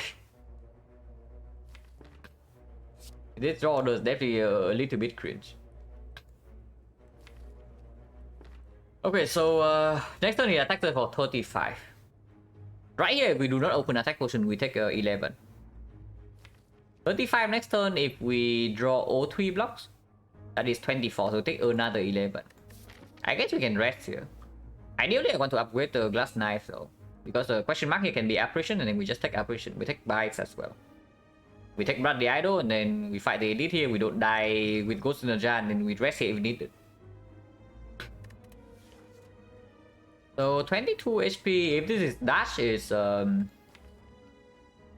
if this dash is better, it's probably still better next turn. Because Terror can be down. If it's finish or choke, it is better this turn actually. If it's finish or choke, actually it's not. It's still better next turn with the Blade Dance. If it's a Predator, it's better now. If it's cut draw like quick slash, dagger throw also better now. Probably just open right now then. I also want more information. Guaranteed weakness next turn, actually quite good. Okay, yeah, we are taking a lot of damage this turn, but this does guarantee weakness next turn.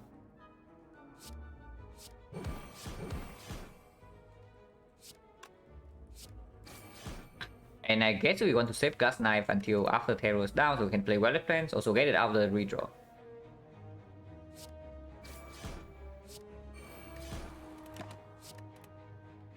Okay, 11, but this turn we only attack for 25, and we draw into the good things. We can basically full block this, but then we don't get to play Blade Dance or Terror. We can only keep one of these. So the other choice is, of course, we take 8 and then go in with damage.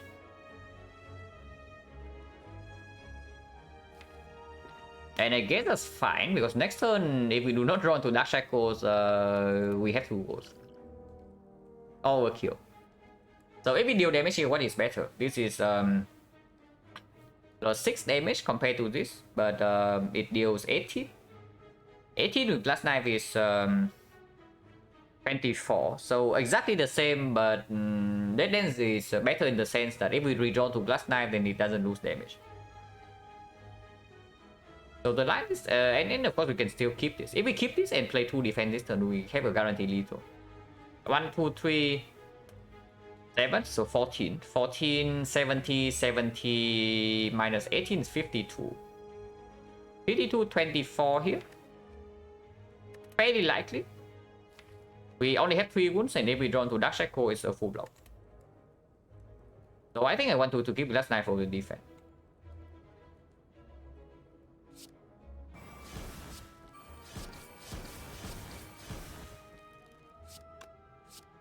And yeah, Blade Dance is a better redrawn than Glass Knife, because Glass Knife does low damage if we play it right now.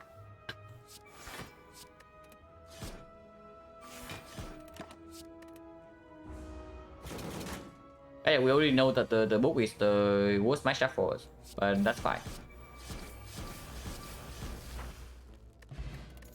Entropic Pool, now that's pretty useless, because we are definitely not using this potion. So if we want a fruit juice potentially, then we open right now. But if we do not want a fruit juice, then we open inside the fight. Or this can also be potion bell.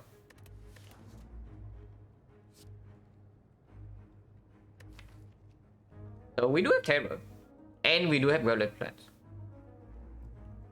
That seems pretty good, especially if we see mutations and get 3 permanent strength. And yeah, we never rest here, yeah, with the ghost. And we just fought the boat stopping. Upgrade can go on Glass Knife, upgrade can go on Terror, upgrade can go on PK. Before it goes on Terror, it definitely goes on PK. Give me a second.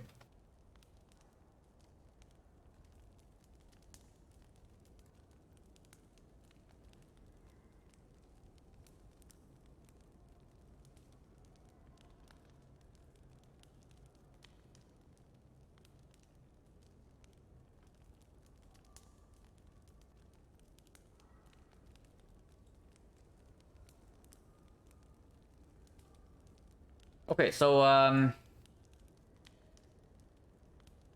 what's the upgrade? Upgrade is probably on Glass Knight. We only have 4 energy in elites and boss fights. And now that we have access to triple damage, the 8 damage upgrade on Glass Knife is actually potentially 24. And 24 damage upgrade is pretty sick, I have to say, compared to on energy. The energy upgrade is of course the energy upgrade are still of course like very good.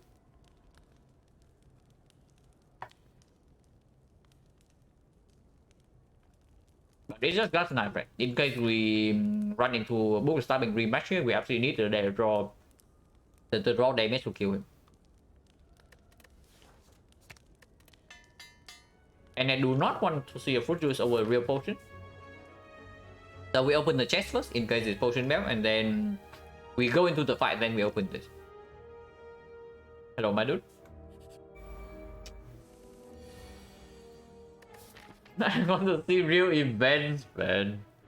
I want to see actual events in this side. Like, can I get like one real event, please? Okay, we do get one real event here, but only one. We can trade away one elite and one advanced always fight for 2 dead question marks. So we'll think about that when we get here. At least we have the souvenir against this crab.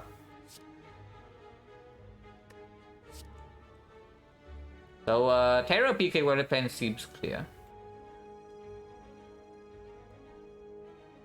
Entropic will give us fruit juice. It can give us fruit juice if we open this in outside the fight. Which is exactly why I don't open it yet. Because I do not want to see Entropic Brew giving us the fruit juice before the elite fight. But yeah, of course after this fight we get another potion that we can open right now.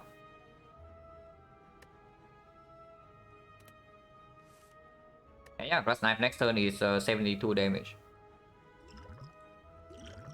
Liquid Memories. Okay, this guy's dead next turn. But only if we use the potion. Because this potion is very strong.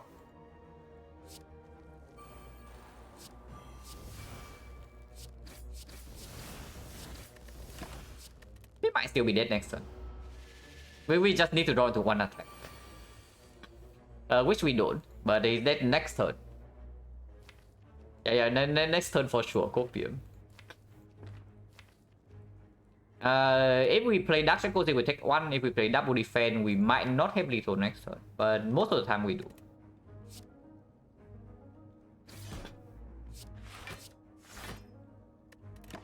If this. In case you don't draw lethal, then this also almost full block. I was supposed to give Fuju is outside fight, not really, but Fuju is still a rare potion. Actually, I don't know, because I don't actually know how the Entropic Brew rolls, like whether it follows the potion rarity or not. But the chance is fairly low. Even if the chance is exactly equal between all the potions.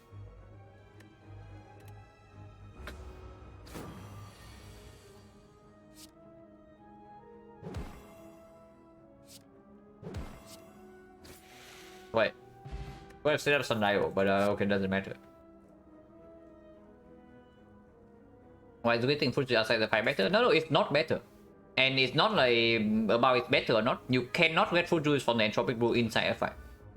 But outside a fight, you can get fruit juice, and I do not want a fruit juice, which is why I do not open it outside the fight. Now, fruit juice is a bad potion, which I do not want right now before I run into a elite fight. Next spot, not interested, right? It's definitely not stronger than this. Wow. We gave up shovel for this, yeah? So we keep the shovel for this crop. I mean, the test gave a lot of gold. But if we keep shovel.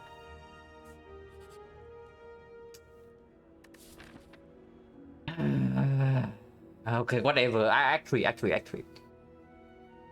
event will give us like 333 gold. We take normalities. I don't think we need normalities. We are going to have a lot of gold in the next time. Because you see right here, yeah, there's no shop after this. And we have golden idol, so we only enter Act 3 with like 400 gold.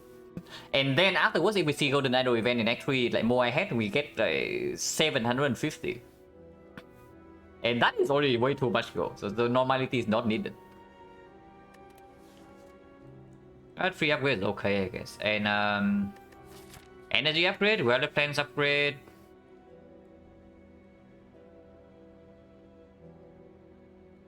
And I took two question mark over elite in Norway. I'm taking question mark over 1-1 elite like a lot before. And I know coach has been doing the same on defect like a lot. In Act 2 at least. But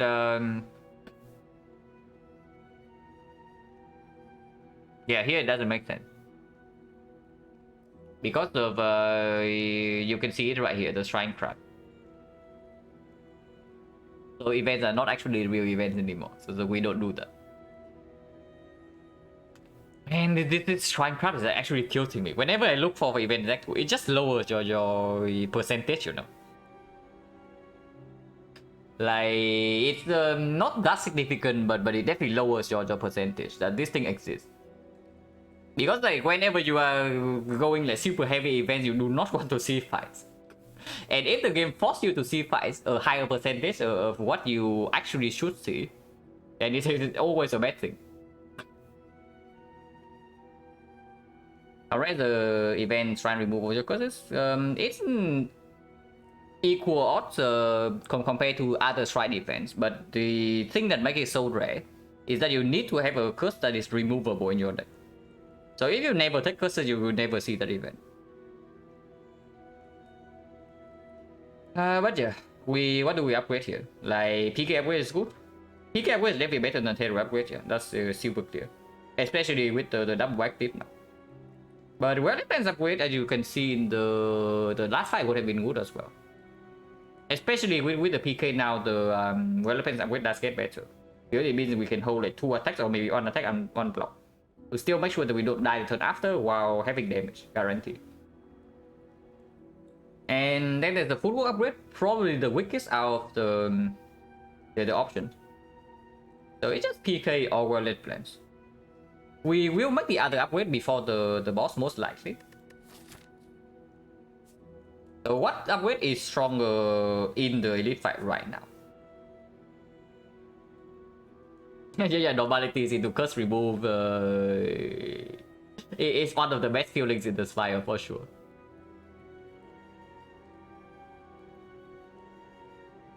Now you just get a freaking boss ready for free, you know, like empty cage.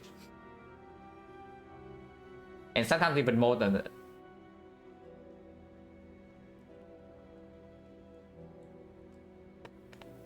What upgrade is strong? The strongest is this is either slavers or the leader.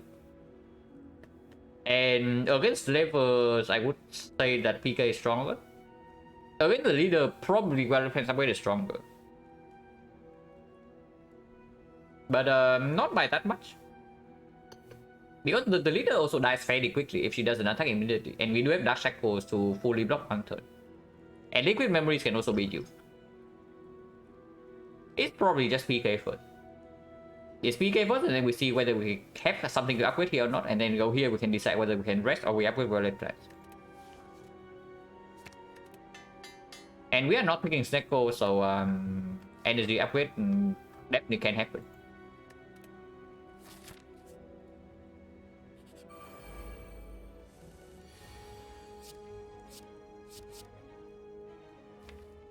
I guess Voodoo can be played. This, however, doesn't need to be played.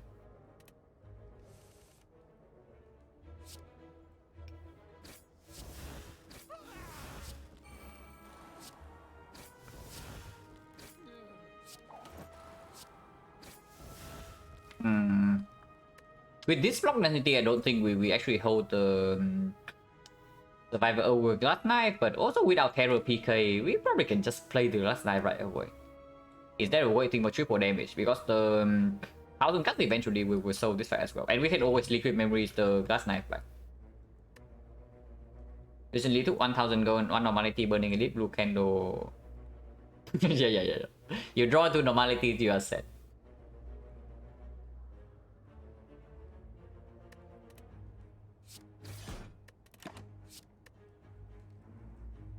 Which is why even with blue candle normality is not 3 gold.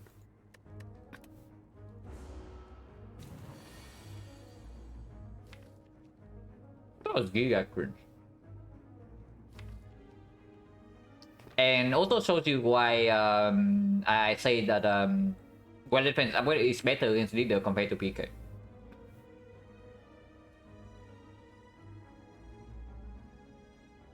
But I suppose it might mean that we liquid memories some turns from now.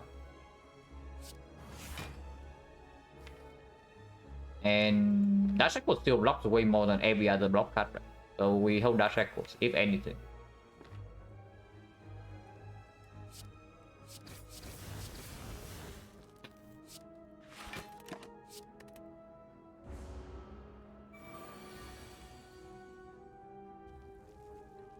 They're aggressive and we drawn to basically 0 block. So we can actually get back the this is played, yeah, and this is played. Yeah, 1 times 3. We play 3 more cards. We only take 1 damage here. It's not that bad. So I don't really memories for 1. Because this can still drop potion bell, and of course the potion drop from white list can be crap.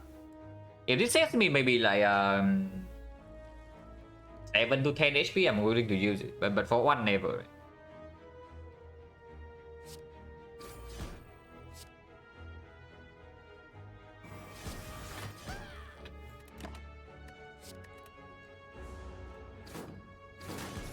And next time we can, but it makes no difference because we cannot full block either way. In hindsight, well played with mattress in this fight. It's not hindsight. I already talked about it before we step into this fight. That well played upgrade is way better against Litter, and PK upgrade is better against Slavers. I already talked about it before this fight happened, so that is definitely not hindsight. You don't need hindsight to know that.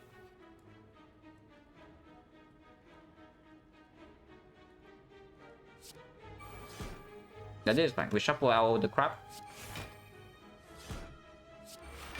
Keep shuffling out the crap. I guess the crap will keep coming back, so that we do it double damage next turn.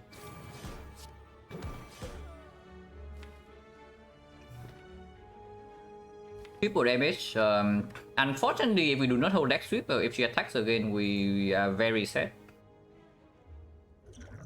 With legal memories, you can always full block next turn with leg sweep into memories leg sweep.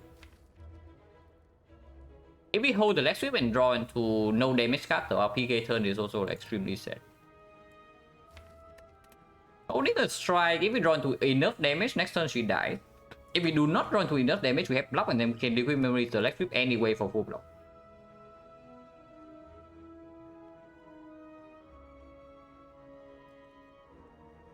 So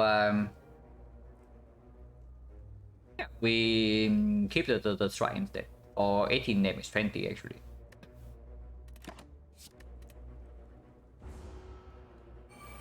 Apple Fat Remedy. At least we have plus 9 one shot.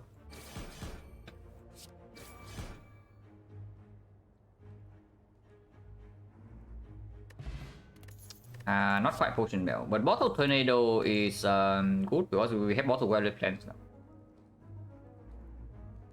now. Here's an accuracy for our ninja score, which we can boss for. That storms the slavers, yeah? That destroys the slavers. And of course we also have one Blade Dance already.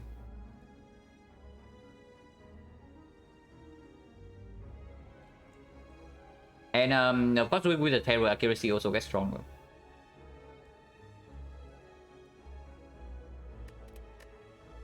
Also bottle accuracy with this cunning potion as well. But it's just bottle weather plans, right? And I don't even think I pick up accuracy here. Bottle terror, you cannot bottle terror. Bottle tornado is for power only.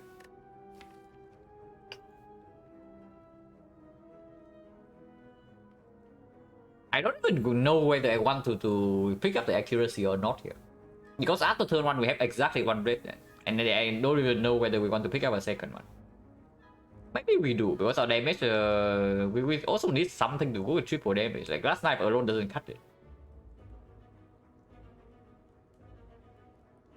But accuracy, picking accuracy in this project gives us like way too many powers. It's what I have to say. Like we already have 1, 2, 3, and if we pick up another power, it's 4. Like third one front load can also only do so much, you know, until you have like way too many things to set up. And yeah, like Terror also a freaking power, like technically. So that is already 4 things we need to set up in every fight. And now you want to pick up accuracy to have another one. Have a correct bottle full over weather plans situation generally? Very rarely, if ever. And of course, I'm ignoring the case where you have pyramid, but very rarely. Because if bottle football is better than bottle weather plans even in the hard fight, yeah, then something is very wrong with your deck. Is what I would say.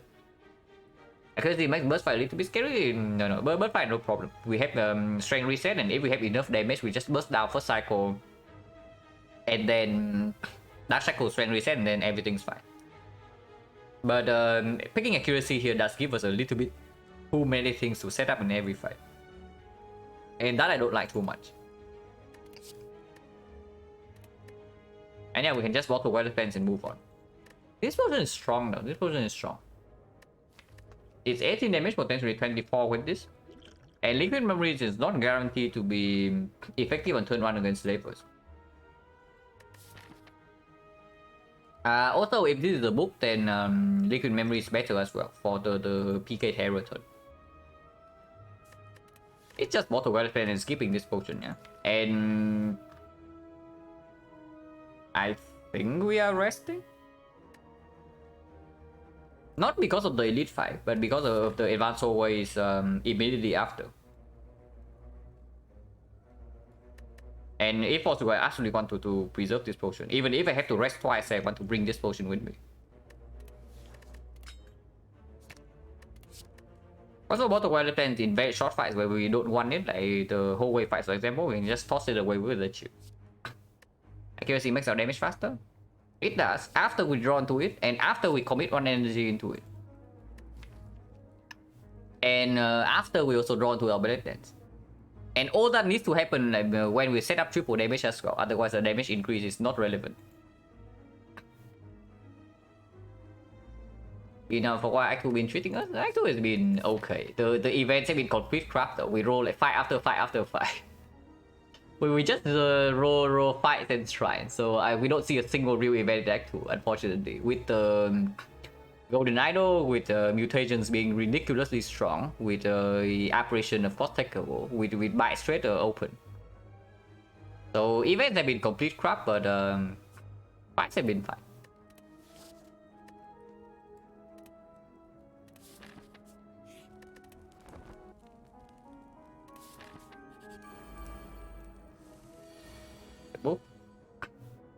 In this fight, what I plan is good. Maybe keep on defense.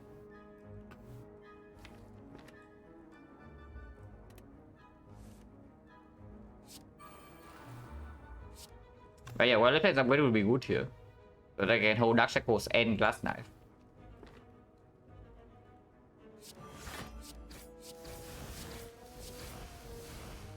But again, Terror PK not down yet, so can probably play Glass Knife and hold the Shackles just for next turn, because Football is also not down.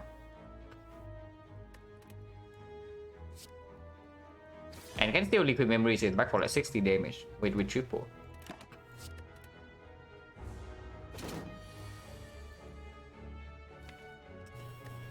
Man, it's not really that bad that we draw like complete crap like this.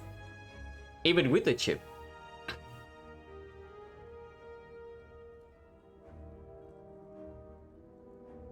Maybe it's just this fight.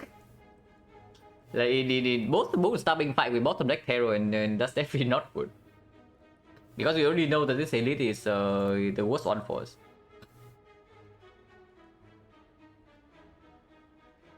Lots of basics, yeah. I know we have lots of basics. But we do have gambling chip. We draw 7 turn 1 and we have freaking gambling chip and we just cannot draw into this. Nor this if that matters. Before our good damage cards, like the Blade Dance and the Glass Knife. Like, of course, you are playing Silent. If you are not you're doing degenerate things, you have a lot of basics. That's just the given.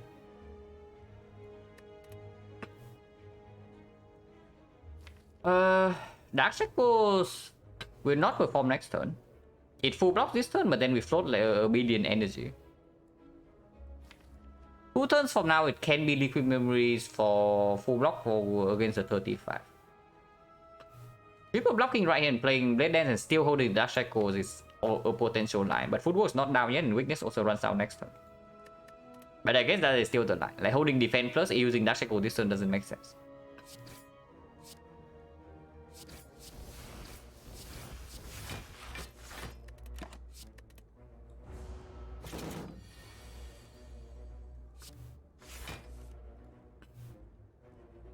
So Footwork is worthless here, but I also want to play Sucker Punch, so it's difficult to play 1000 cards.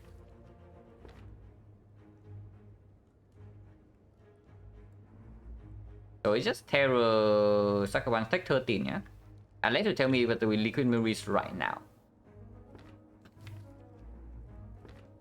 Which I can see. And we do Footwork, Terror, Sucker Punch, Liquid Memories, Select Swift, full block this turn. And we have Dark Shackles with a triple damage in 3 turns.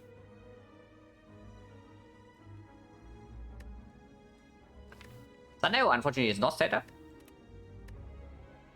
And Dark Shackles full blocks for the 7x5, but then when it comes 7x6 it gets weird.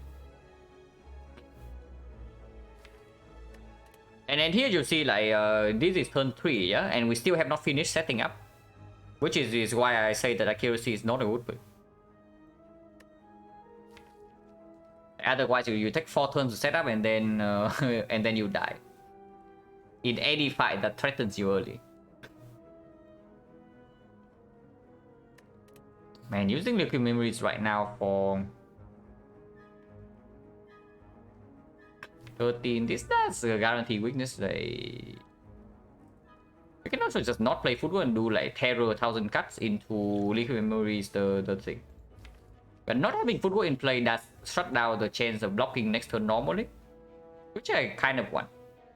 Because next turn we're actually only taking 8 damage and then Dark Shackle is full block 2 turns from now. So that's just good. Yeah, this is not that important. This is not that important.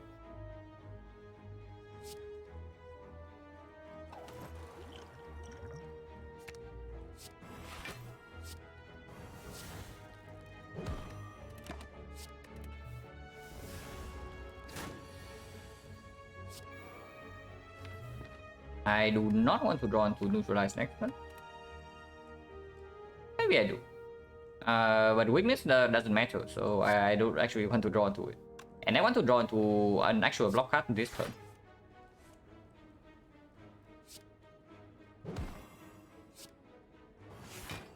And full block this, next turn we have Dark Shackles full block again, with triple damage. And the turn after is a big hit only.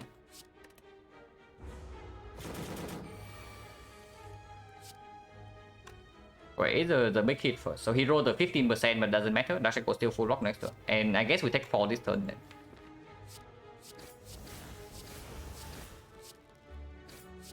Because this guy outplays us a little bit. Now, of course, I can also Dark Shackle this turn to full block, but then if we fail to kill next turn, we cry. We can never fail to kill in 2 turns, but we can fail to kill in 1. So I guess we just accept the 4 damage.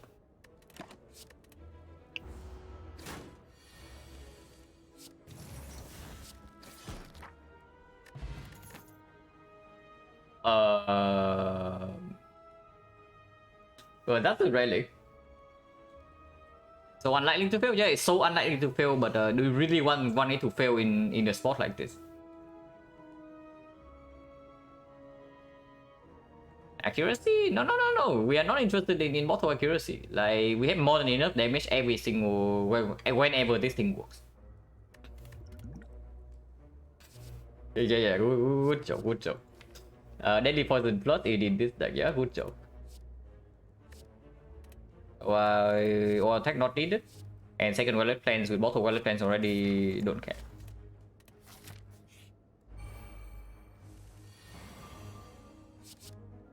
Black Spot is actually good into automaton fight, so if it doesn't save me HP here, I don't want to use it.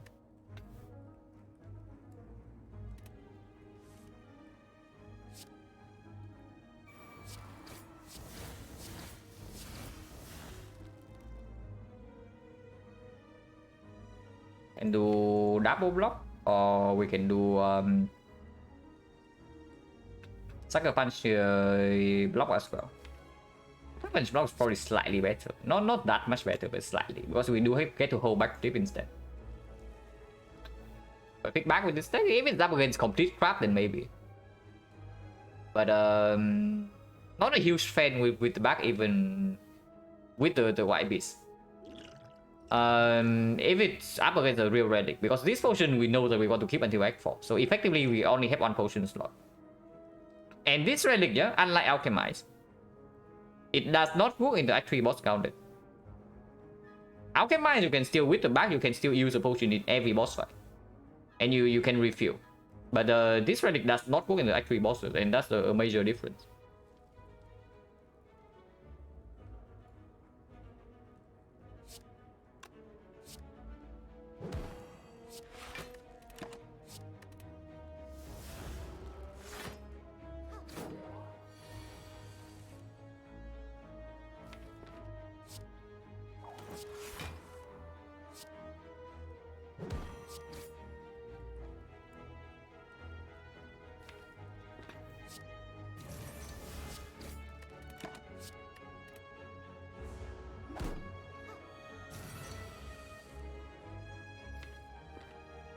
Yep, definitely need the weather fence upgrade at some point.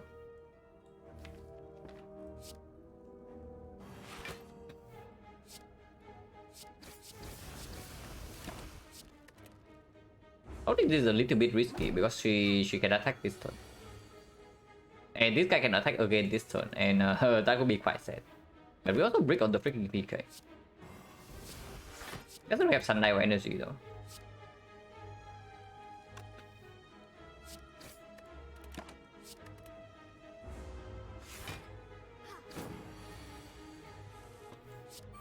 Unfortunately, this breaks the Sundial. No, it's not unfortunate. We can set it up again. After this guy's dead, we can just set up the Sundial again. And Sundial does matter in this fight.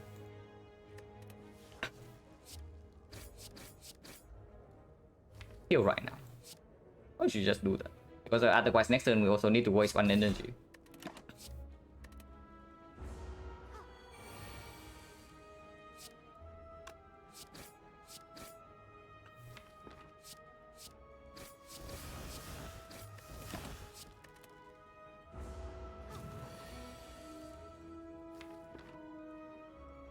Can play 1000 cuts, but then we don't play anything else, yeah. Calling red form cut, I don't know. Red form after Act 2 in this spot probably not that good. I think I would much prefer to have a Malays in this spot over red form.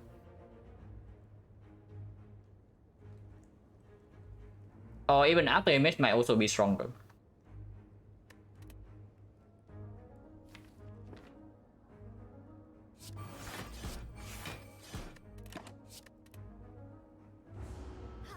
No Malay keyboard.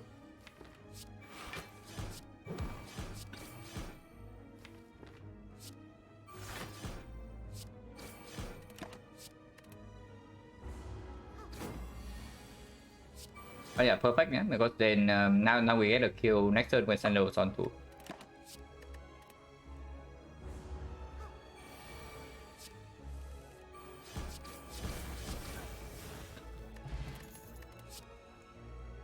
Escape plan with our footwork, with our skill heavy deck, with our 1000 cuts, and we cannot face Chosen anymore.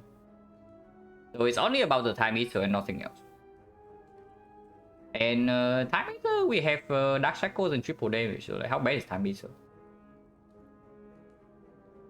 If we have footwork upgraded by that point, Time Eater should not be a huge problem. If we have a permanent weak chain, we've got a Cleanse Bottle. And it's good against Automaton, so we just pick it. Next part of this colorless deck is probably slightly stronger. Because our damage against automaton also going to be fairly slow. And yeah, we need to block freaking hyper beam. And if that is so, then the respawn is just good. Unless you tell me that respawn is always apotheosis. And apotheosis is definitely stronger than 2 dexterity. It is like 3 dexterity plus another 1, so it's like 4. While also increasing our damage. Automaton was actual boss? I think Corrector might still be worse. I don't know how this deck does against the champ also, yeah? We do have triple damage, but I guess the champ is fine. The champ is probably fine. The champ, we have the upgrade developed plans, we do not play Glass Knife a single time, and we hold our triple damage. And then we open with like 120. And afterwards, we are still very healthy because of a potion used at the start. Then can block execute. The champ is probably fine. Well played upgrade, even if potential pyramid after this. Don't really care.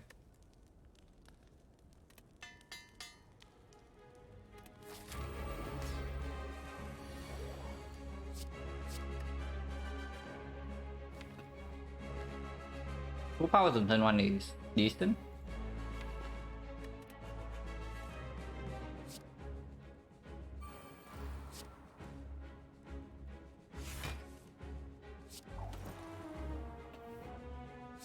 Keep the dramatic entrance and leg sweep, yeah.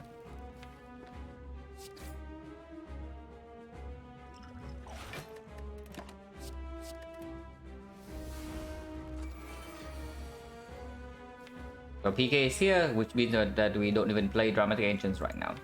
This guy is stealing either 1000 kind or Glass Knife.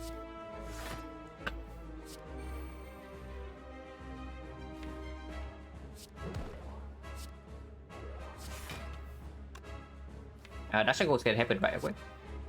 Not that we need to, we are only taking 2 at the moment, but yeah, that's fine. This guy either attack or shield next turn. This guy might not attack. This is 24 and this is another 24, so that's 48. 48 plus a single strike would kill already, so this 6 damage doesn't matter here. This is 24, 24, 30, 30, 30 is 27, 27 is a strike plus a strike. So 6 damage does matter here, so we do that.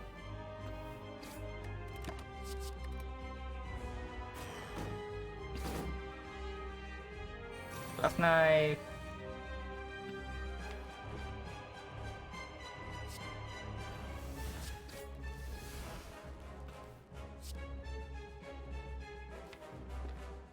This guy will steal 1000 cuts. I mean, we can get back the left slide right now and just knife the automaton. Or we can also knife this guy.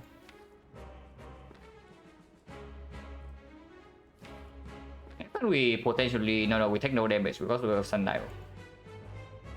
So honestly, I think we just get the Glass Knife back and then knife this guy immediately.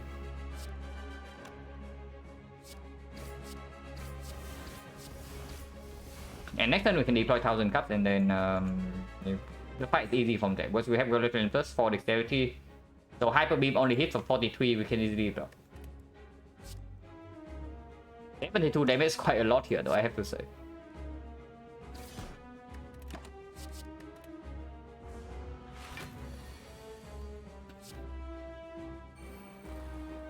Defense plus, maybe that's one to be shuffled in, because we do need to block cards to actually block Hyper Beam.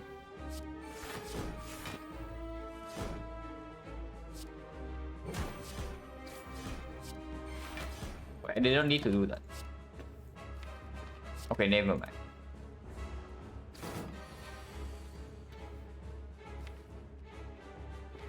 Hold backflip. Hold backflip, defend, and just play the cards, or play backflip right now. But backflipping right now into PK doesn't make sense either, yeah? Because the next turn we are not playing attacks. There is a chance we also miss the leg sweep next turn, so maybe just the backflip neutralize hold. And play the other card. We do not need to deal very damage very quickly in this fight. This turn we can actually play the PK.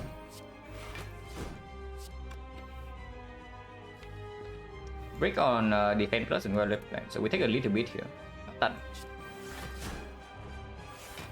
Only 7.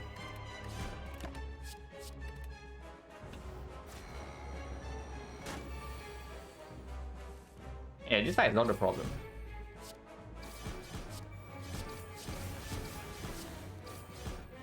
Next turn we still easy full block and we kill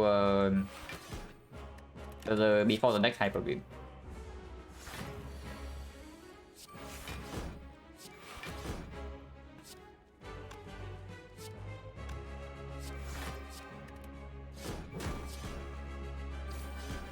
And this way we also get Silent-2 too.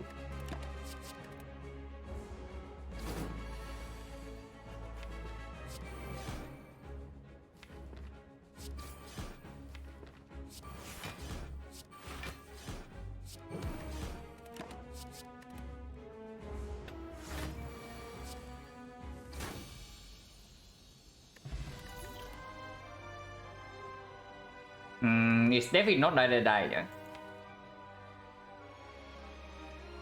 Burst right now has synergy with 1000 cut, but that's it.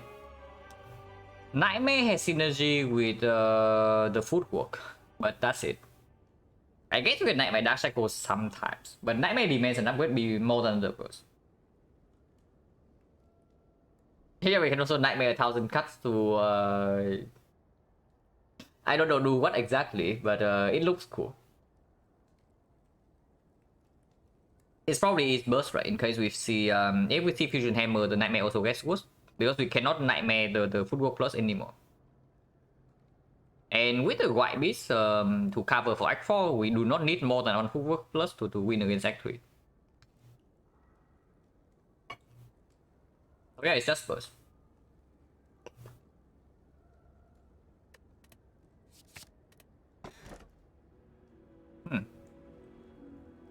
So we get to pick our free energy. This choice matters a little bit, so I probably take a short break and then we'll talk about this in like 3 minutes. So I'll be right back.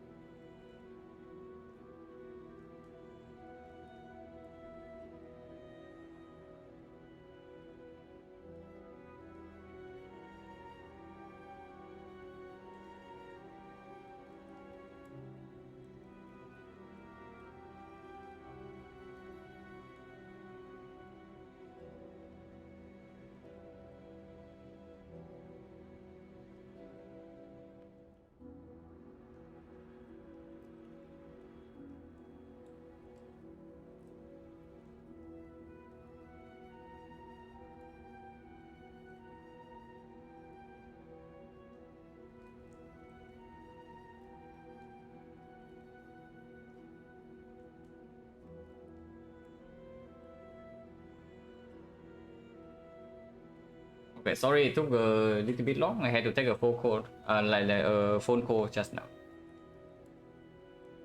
No, no, no. It's not. It's not a big one. But yeah, we are actually picking an energy relic. That's clear. Currently having no sustain, yeah. But in hallway fights we have like a lot of front load, and in elite fights we have 5 energy. So we don't even lose that much HP. And the white beast can always give us regen potions. So copy Reaper is takeable for sure. And if we can take Reaper, then we should take Reaper over Hammer. Because this upgrade is strong, yeah? This upgrade is strong. With 5 energy now, this upgrade is less relevant. But this upgrade gets better. A little bit. With the burst now. And yeah, like these 2 upgrades are almost mandatory. And I absolutely do not want to have to rest over that. Because it's way better than usual. Because first of all, we only have the blue key, and secondly, we have the blue candle. But if the Dripper is free, we take the Dripper. His pain doesn't matter. Like we have blue candle, it's just gone. But yeah, if we can take Dripper, we take Dripper. And we have Gambling Chip and Insane Front Load turn 1 to cover for most fights. With a huge shop coming up as well. Okay, if we can even go to the shop because the fasting is forced. So where is the Burning Elite? Right in the middle. So it does cost us 1 elite, but we can go to a very late shop here. We cannot double shop, but we also don't really care about that. Yeah, shop right before the Burning Elite. My bloom time? No. I mean yes, but not the normalities. Like you only see like how much gold we have already. If we see more ahead right here, we have way too much gold. Like blue candle, not everyone care. Because the blue candle is not the blue candle is not exactly free, you know. You pay 2 HP with Copy Reaper and you still have to draw to the freaking normalities in the first place. But yeah, question mark before the hallway fight is probably okay in case this is something that makes us stronger. Like yeah, my bloom, double walker, sensory stone. And with the bursting deck and the Copy Reaper sensory stone, we can definitely pick up like bandage up as well. Falling with 10 base cards, surely falling is good, yeah. The only good case is that it asks for our freaking footwork. And glass knife plus. And then a good skill.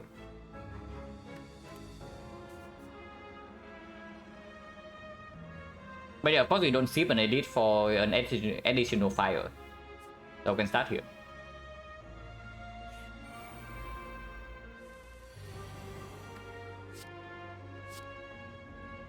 What happens this fight is, I guess, okay.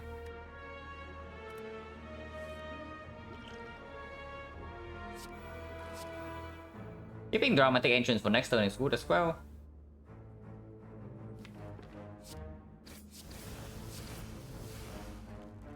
$24 AoE, but without back marbles.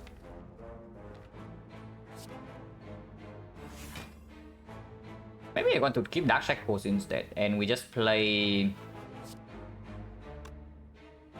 Dramatic Ancients right now.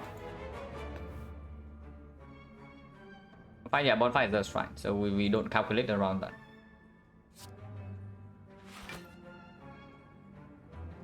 Yeah, keeping these 2 and failing to kill by next turn is going to hurt, right? And I absolutely do not want it to hurt with the Coffee Ripper. And we don't even lose that much damage because it is vulnerable right now, so we lose like 6 AoE. But we keep safety for next turn.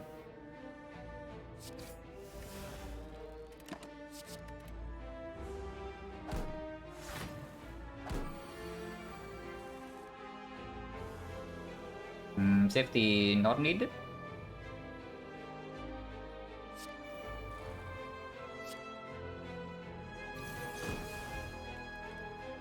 Could I just shackle this and then use the Essence of Steel?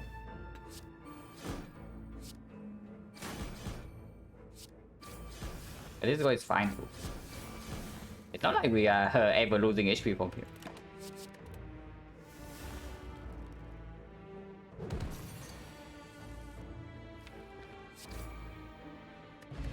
Ancient Port with close to Neo already, not interested. Eviscerate is only working on turn 1. It would work if we see Cow Gamble Acro. I guess Cow Gamble Acro of course we pick because we do have 5 energy and with the Acro and Cow Gamble is just good. Otherwise this thing only works on turn 1. And it's not upgraded. I don't like it too much. Yeah, I don't like it too much. Even if this deck does actually need a little bit more damage. This deck definitely needs a little bit more damage. But I don't think this is what we are looking for.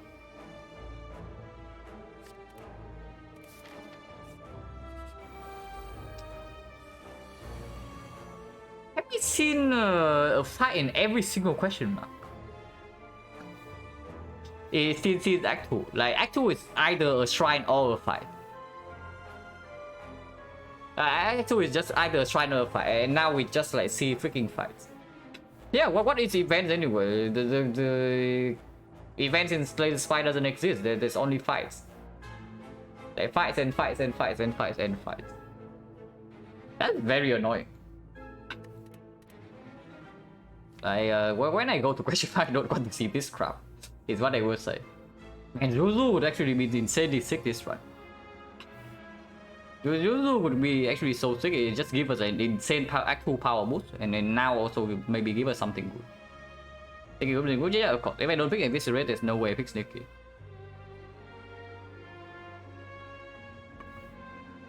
That is annoying.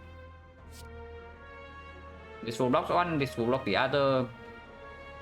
This is, however, difficult to play, but we can still hold it for PK next turn, and we only need to block for 7.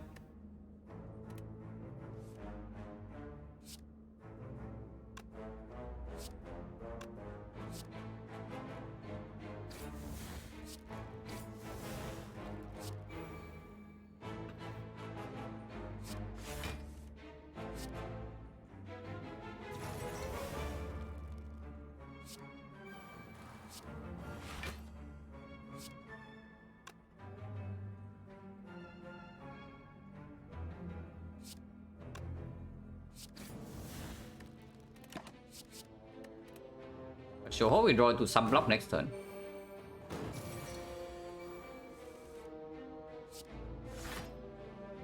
Yeah, there is some block.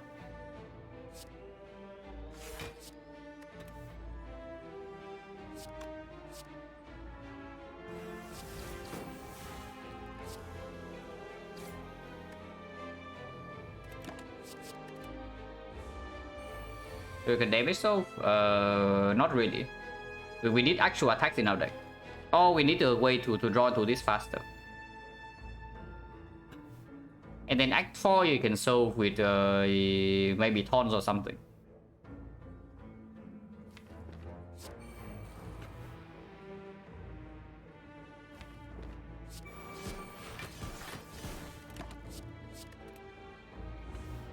Yeah, Spiker we have a solution for, so no problem here.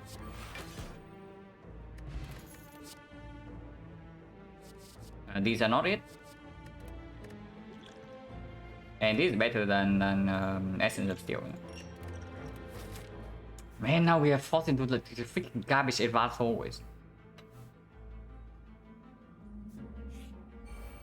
Okay, at least this fight is fine. This fight is completely fine with the souvenir. This for now. If we stay in this fight for too long, it's not going to be fine. But if we draw Terror turn 1, maybe it's okay.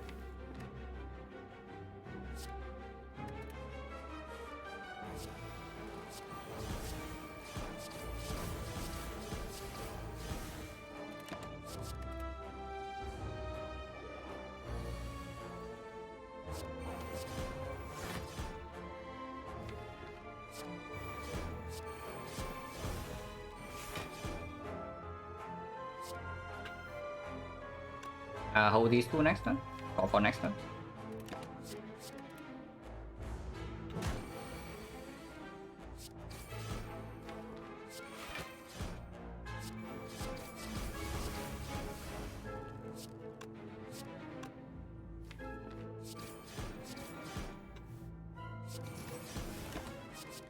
Yeah, guarantee kill next turn with Glass Knife.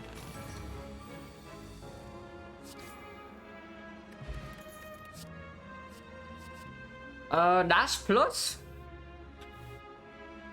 Yeah, Dagger Spray plus is like whatever, but I see the Dash plus being quite good. Because we do have Dexterity. We do have 5 energy. And a chunky attack like that, this is also good with the PK. And yeah, Dagger Spray with Dramatic Entrance and Bag of Marbles already on turn 1, and the 1000 cuts is not that relevant. The other hand, that is good. Like, versus Blockball is probably slightly better. Unless this fight is very long. So, one advance always a long fight. Is this deck really fine against the Maw? This might be one of the decks where the Maw is a serious threat.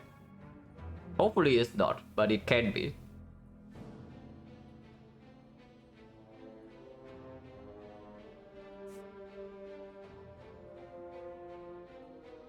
We only have one upgrade in this act though, so we can only either upgrade burst or the footwork. Unless we give up on one ability to go to more question marks. But question mark is mostly go for us, and then go we have enough already. So we still take the ability.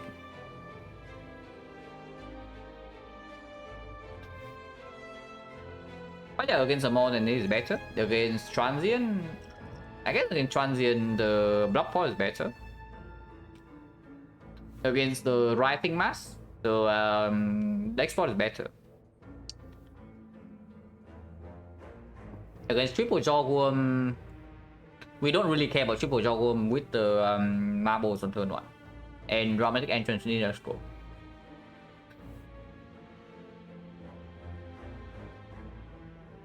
Against Darklings, Block Force better.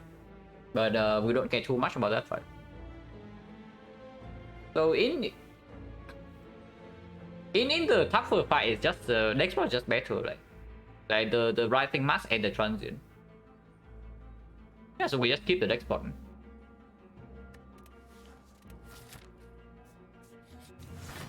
Okay, we say that we don't care about this. Hopefully it's true, because apparently they are fairly pissed.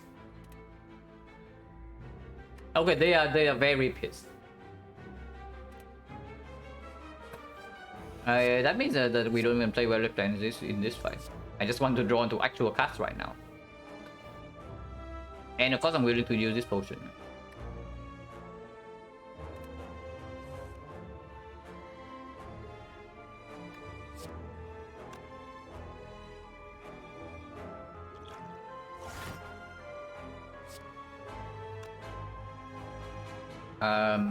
Without well-lit plans, and then we do not save this ever, so we can play it.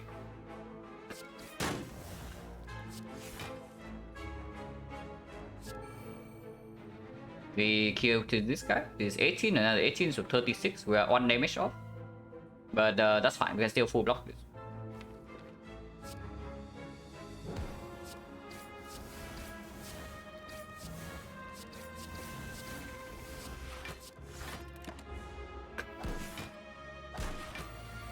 So we have double damage, and this guy is dead.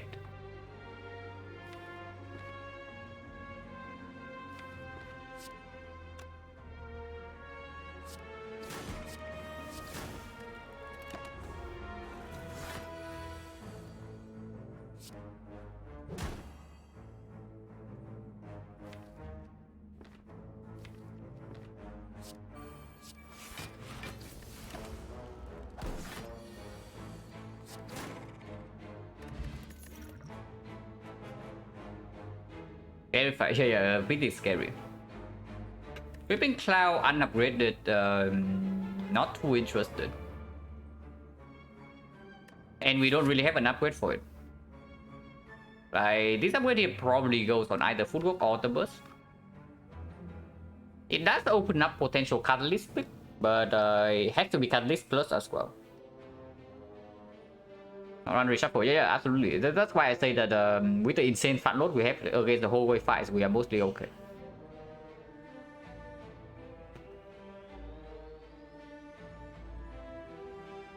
But yeah, Cloud's really, it's just not it.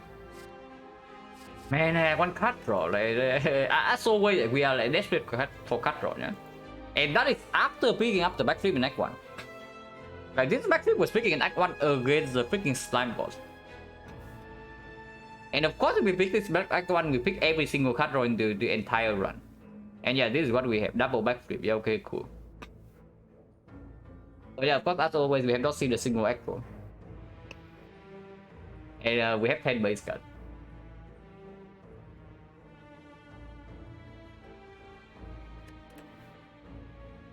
But yeah, none of these would be good for it.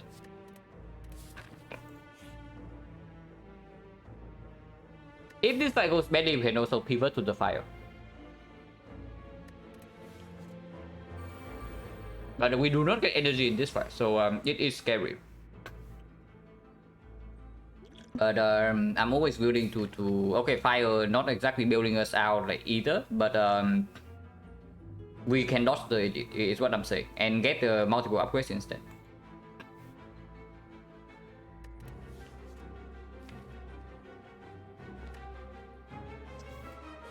But yeah, with our piercing wheel and with only 4 energy here, most likely we need to pop the ghost at some point this fight.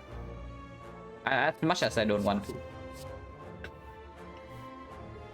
And we still need to draw to the wood cards. So I don't think we can keep any basic here. But this is free damage and we need all the damage we can get. Because we don't actually have AoE in our deck, we need to kill them one by one. Okay, at least we can burst one of them down instantly next turn. But this turn we are taking 14 damage, yeah.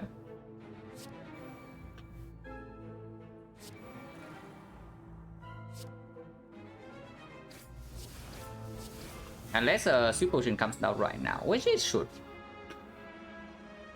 But at most we have 2 energy to block. So it has to be Leg Sweep or the Dash or the Dash Shack box. Or the Neutralize. That is okay. Now, as much as I want to full block this turn, we cannot do that. Hero needs to come down. Because this is a difficult fight where this fight, yeah, is one of the reasons why this relic is complete trash. Like this fight alone. Because honestly it's one of the most difficult fights in the entire run.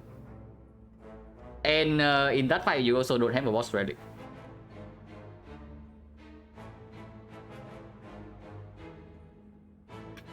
But yeah, as much as I want to full block this turn, we cannot. So we do Leg Sweep Terror. And next turn we have 36 damage plus 72. So this guy's dead from full HP. Which means that Terror goes here and Leg Sweep goes here. Terror Leg Sweep, yeah, absolutely Terror Leg Sweep. And take 8.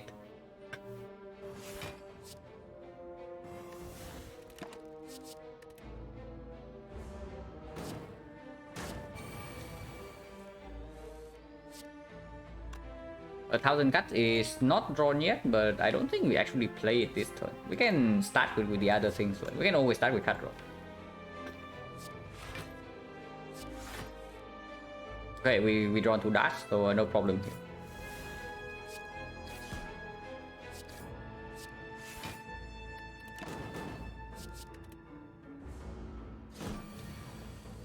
Yeah, we just kill this turn and preserve Sundial again and take 8 damage.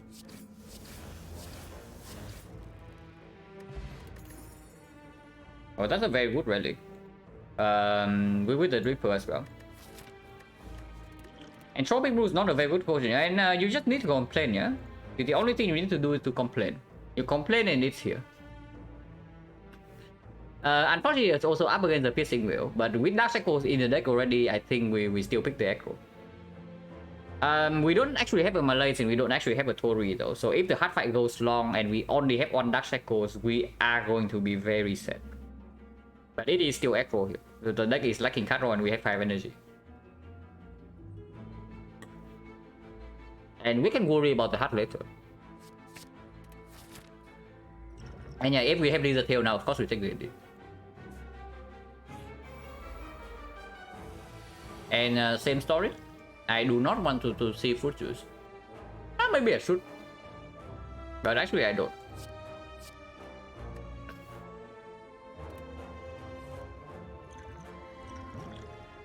The potion again.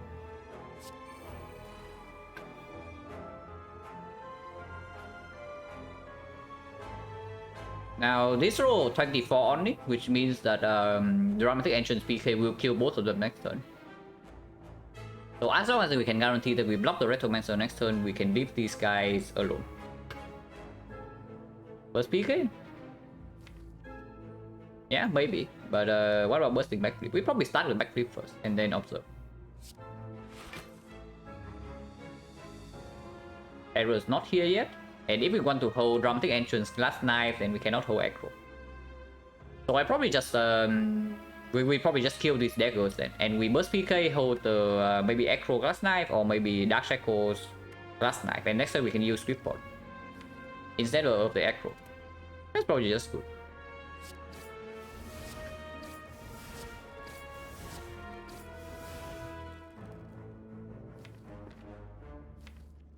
But yeah, bursting PK is completely fine.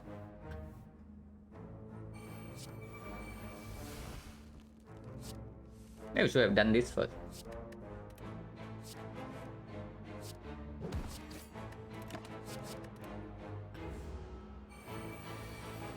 She multi-hits. 12%. In case we drawn to 1,000 cards that we might play. We probably don't play it, but we might.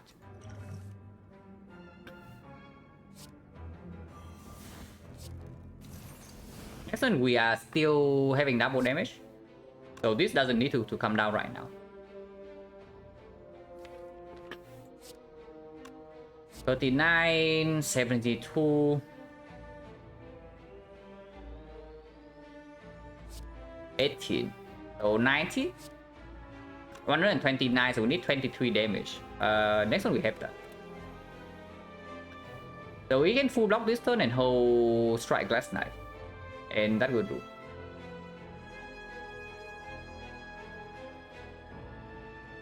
We actually cannot full block this turn though. Unless we play triple lock, but that makes no sense. So of course the other lines is we kill the daggers as well. Like we do dash here to double strike kill this and take 1 damage, and then we hold Glass Knife Leg Sweep for example. And honestly that might be better. I save the HP right now, and if she attacks again next turn, we can still block. Yeah, save the HP right now. If she attacks next turn, we can still block. If she doesn't attack next turn, we can just kill. And also has no risk of having to use this potion. Because if we leave these guys alone, and we don't have lethal on turn, next turn we are popping Ghost or we lose the Lizard Tail.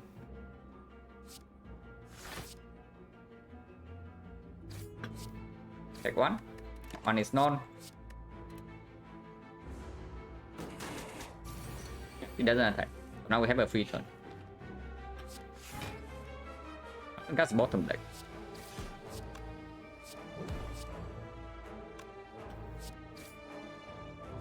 But that doesn't matter.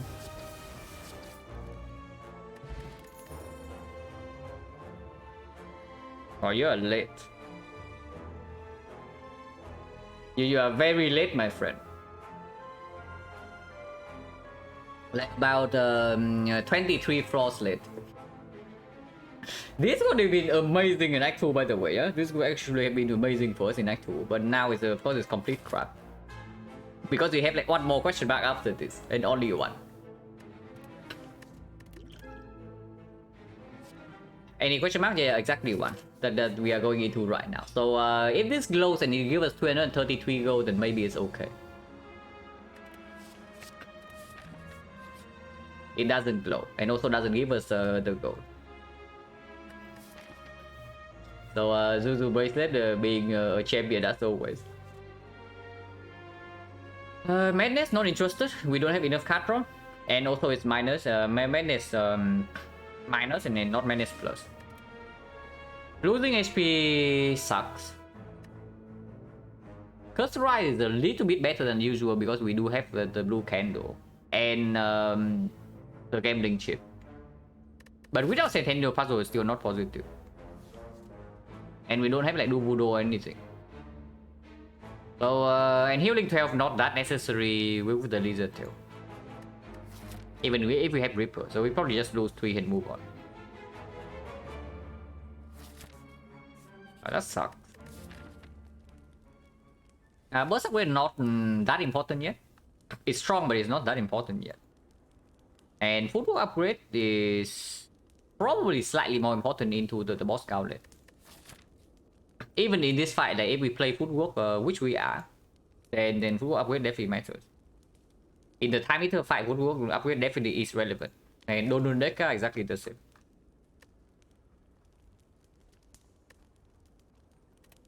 And yeah, Donundeka we also cannot deploy Terror, so our damage gets cut down by a significant amount.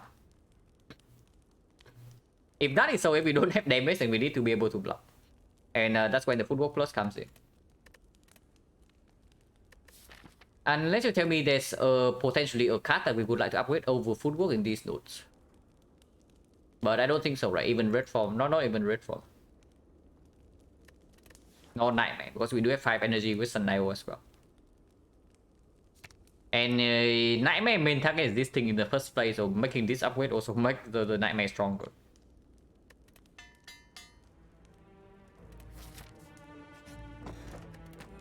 That is okay. Here's the Maw, which we say is not a very good fight for us. Hopefully we can kill this guy quickly somehow. Because it's pretty scary, I have to say.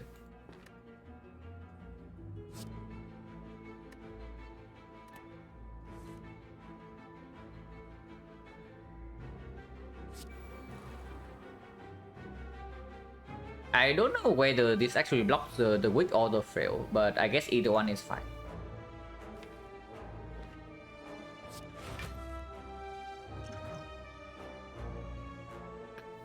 Have we fought on this or we wait? But the way is quite strong, yeah? In this hand it doesn't do much though. I guess it's okay. We can play burst PK to burst Blade Dance after playing every other card. And we hold a card rainbow dash for next turn.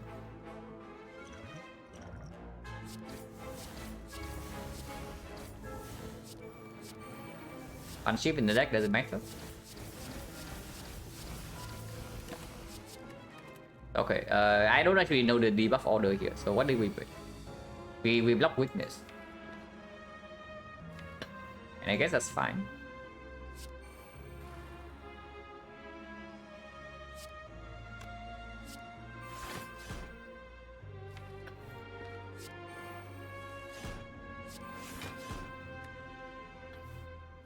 Next turn is always the buff turn.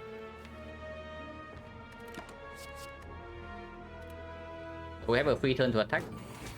I want to keep this for next turn in case it's the multi. But the Maw actually forces us to reshuffle, yeah? We break Sundial for the freaking Maw. But I guess that's what we have to live with. Because otherwise this is also... Okay, it actually takes a lot of damage. It actually makes us take like some damage here because we did not draw to aggro for the Sundial.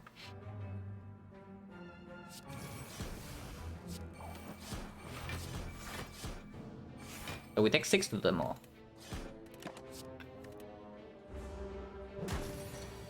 And times 3, better kill this turn, otherwise we suffer. Actually, we don't suffer that much.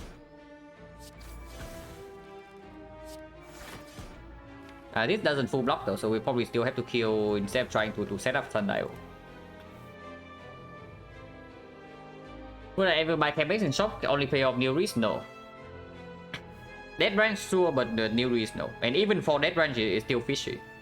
Act 4 if you don't have potions to buy, you don't have cards to remove, you don't have any other thing, then of course you buy it. Because sometimes you even buy freaking prismatic shot.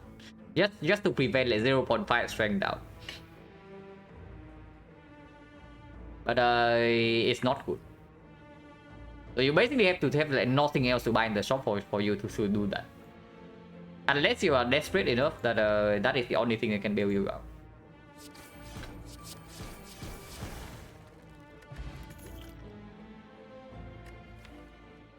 I think of the Dagger Spray Plus, and yeah, I say that the 1000 cut is our AoE solve, but the last fight against Rectomancer makes me question the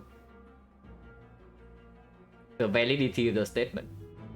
On the other hand, there's the Fumes Plus, which also opens up a Catalytic, because we do have the burst. But that's about it. It makes the Awaken Run fight worse. It does make the hard fight a lot better though. And right now, damage against the hard is a complete crap. It doesn't improve speed and shield. Against speed and shield, the Dagger Spray is way better.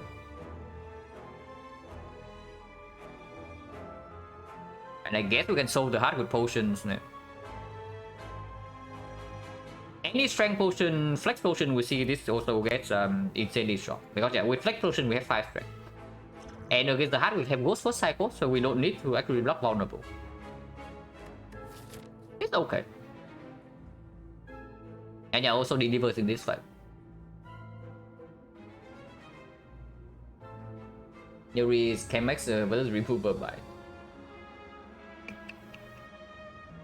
I mean, yeah, of course, if you had nothing else to buy, then Chemex is not negative. But maybe in that case, just remove a cut.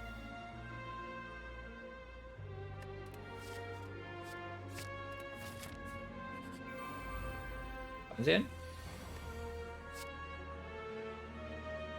Runs no problem, and then we can keep maybe burst gas knife.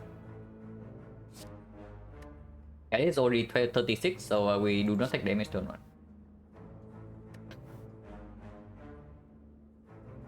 Even without it.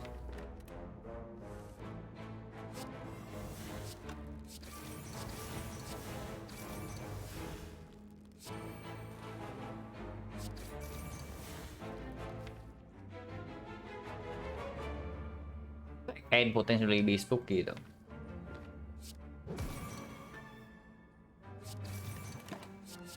Maybe it can be spooky.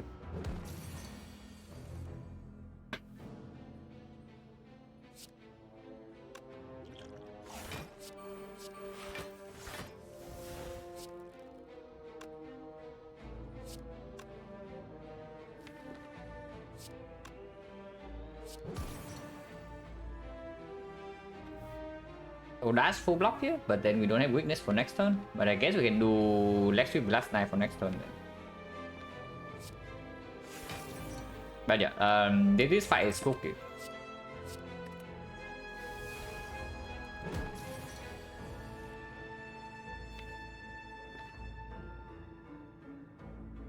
If we deploy this 36, we still have not run into PK.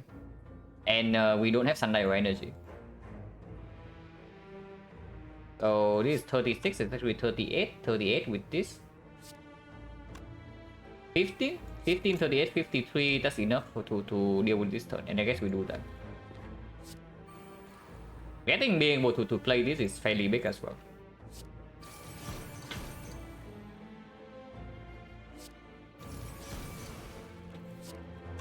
And both of these are enough damage, and maybe I want backflip for next turn. I think it's 7 blocks, so it's like 9 damage. This is of course 15, but this draws 2. Probably cannot play footwork next turn, which makes this kind of weird. But if we apply weakness next turn, which we might do, then the value of this also goes down.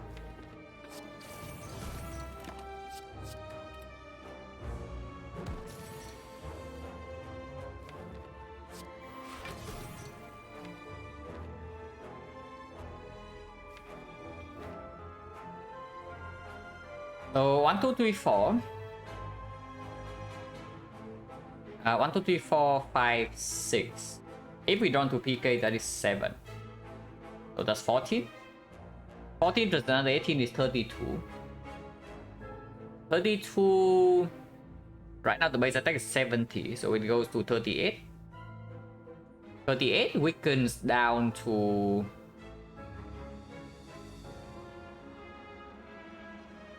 29. 29 we only block for 25, so we are currently taking 4. And I guess 4 is okay. If we even draw to the freaking PK, and we don't. So we do not need PK for the final turn. Well, that is very screwed up.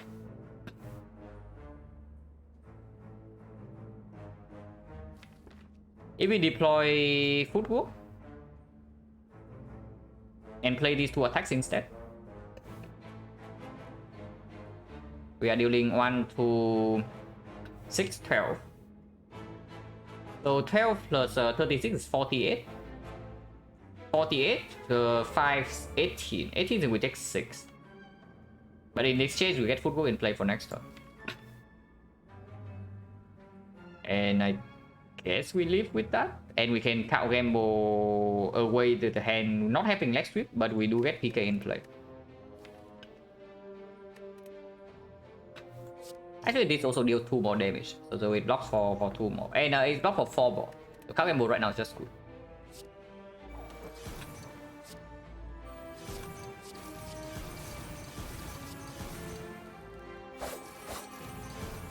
They're currently taking 6. If we draw like this, maybe we can even keep PK for next turn, depending on what this draws. Or we can PK right now and keep this for 2 turns from now, because Footwork Plus is in play already.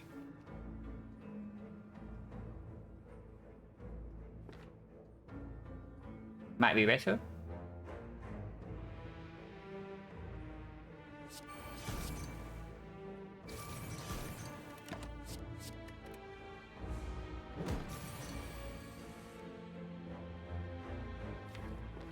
Can save burst escape plan for next turn.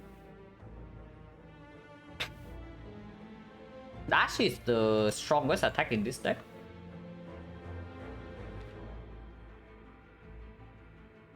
If we do not play dash here, do we have enough damage? And let me keep maybe escape plan dash for next turn. And we play like Blade Dance Strike here, which deals this is 24, 24, 36, 36, 63. 63, this is full block. And then we can keep a dash escape plan. And I guess that's what we do.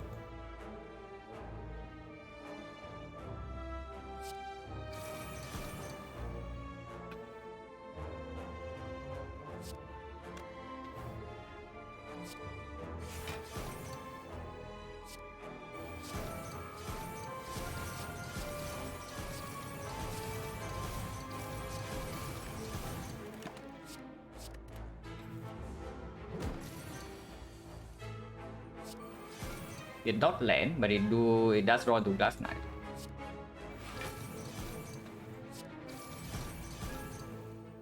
So currently we are taking either 7 here, or we weaken by 10, it goes to 25, we take 0. Whew, so spooky fight, but we did not lose any HP. but it was really spooky, yeah? We are always like 1 turn away from losing like 30 or something.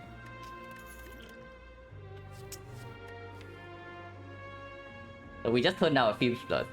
But I mean backflip's fine. We have 5 energy in the important fights. And Footwork Plus.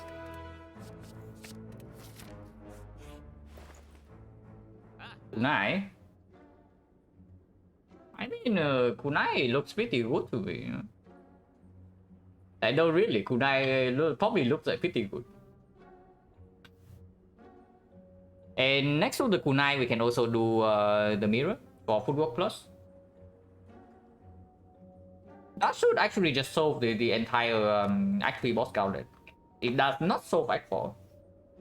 So I don't even know what the hell our damage plan against the heart is at the moment. I know seriously, I have no idea, because we only have 1 Dark Shackles. No piercing will whatsoever, no melee. And no taunts. Hang on a second, we do have tons. And yes, we are probably buying it, yeah? We are buying it. I don't think we actually mirror it though, but we are buying it. Yeah, there is a couch right here, and we are buying it. Because if we buy kunai, we solve Act 3 bosses. And I don't know what the hell we are doing in Spear and Shield, but hopefully we can do some good things with one potion. And we keep goals for the hut, and then we outscale the hut with kunai, we deal damage with 1000 cuts, and then hopefully we can kill before 20 times 15 happen.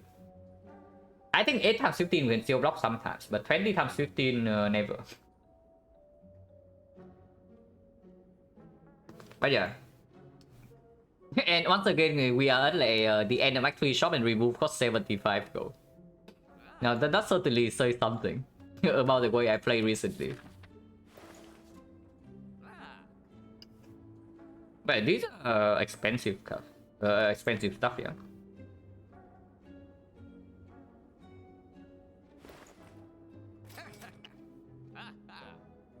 Like Couch Shop is actually definitely the buy. Couch Shop is stronger than the mirror, like no kidding. Because right now with the kunai buy, we are always dying to the hut, but we have a chance to beat every single other fight. And Couch Shop is actually our upgrade. Couch Shop is actually our upgrade in Act 4 and not the burst. It's not even true, because burst upgrade blocks for a lot with the Food Go Plus and kunai, and it gives not that much damage. It's like 2 damage every time we play the burst. Yeah, it's only 2 damage. With the Blade Dance, a lot of damage, but of course we cannot do... we cannot go crazy with the Blade Dance in the hard fight.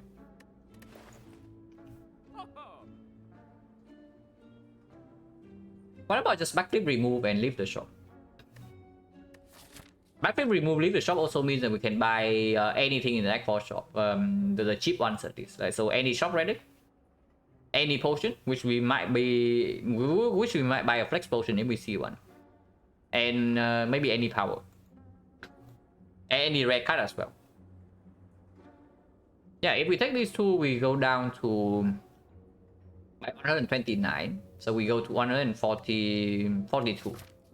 142, 172, 187. With the golden idol 200.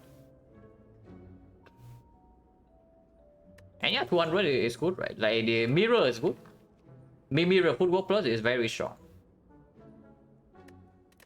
Oh, it's positive? Probably it's probably positive. But yeah, of course you don't buy it. But it's probably positive. But yeah, like Mirror Footwork is very strong, but that doesn't beat the heart. And right now, after the kunai buy and we already have one dexterity turn 1 with the ninja scroll. And the Footwork Plus that is enough to beat Act 3 already. So we need to deal with Act 4 somehow. Sorry, I just see backflip can't remove it.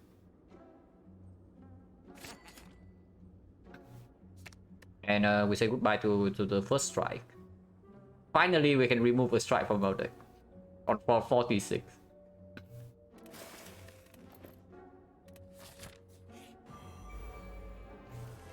Well, good thing we have kunai in this fight. Otherwise, this fight can get a little bit messy. Need to draw to one more attack. Yeah, only die by cast. Only die by cast.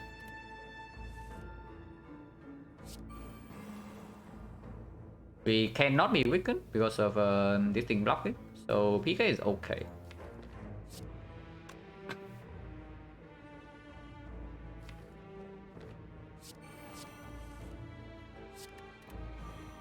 And I wanted to get a second kunai attack so badly, but we just cannot draw to a second attack or what. We draw to an attack, but this thing is way better next turn with a PK. So I don't know.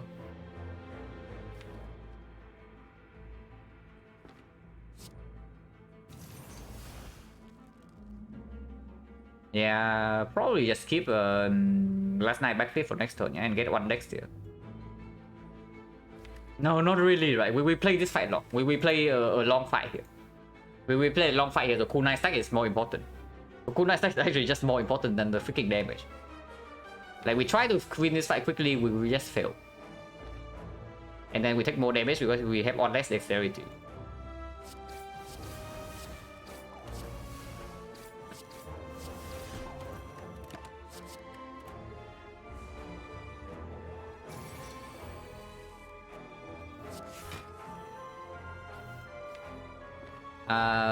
We do not have... we do have 0 cost attack. So keep drawing is fine. Can I ever burst Blade Dance? Happens next turn, right? Then I guess I don't burst Blade Dance then.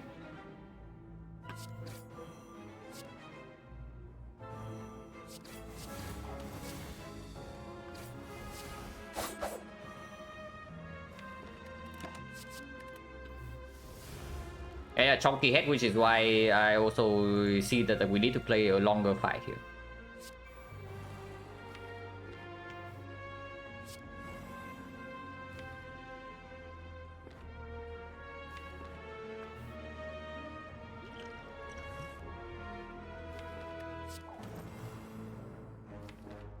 Sunday was not set up. And we need to keep weakness for next turn, so we just backflip. We don't play 1000 cuts, yeah? I guess we don't play 1000 cuts then.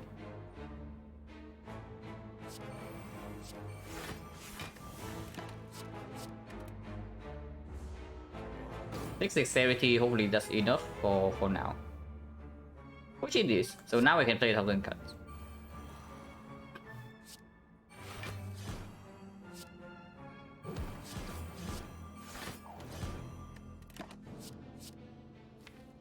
Not interested in keeping strike. Even when this guy is scaled to maximum strength, I think we can keep up. So there's no need to rush here.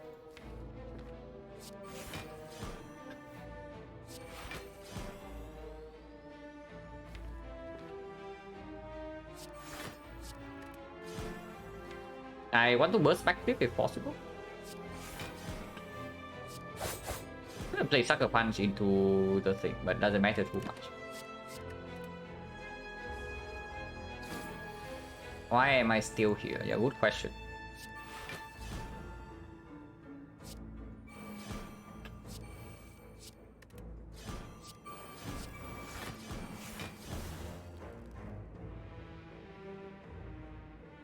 Blind next turn is a little bit scary, but we can also just go right now and get the dexterity. And I don't care about PK damage.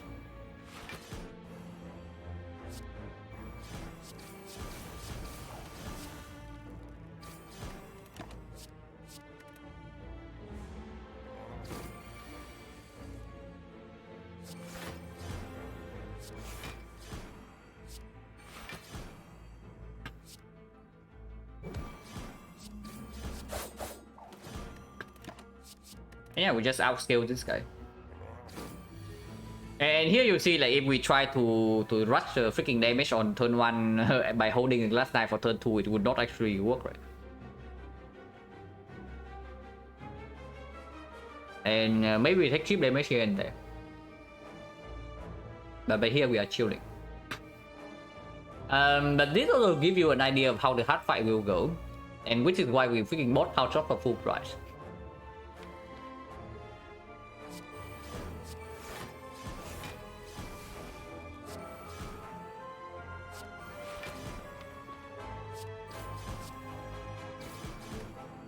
We still have one more fight to set up Sundial, and it's not that important into Awaken Run.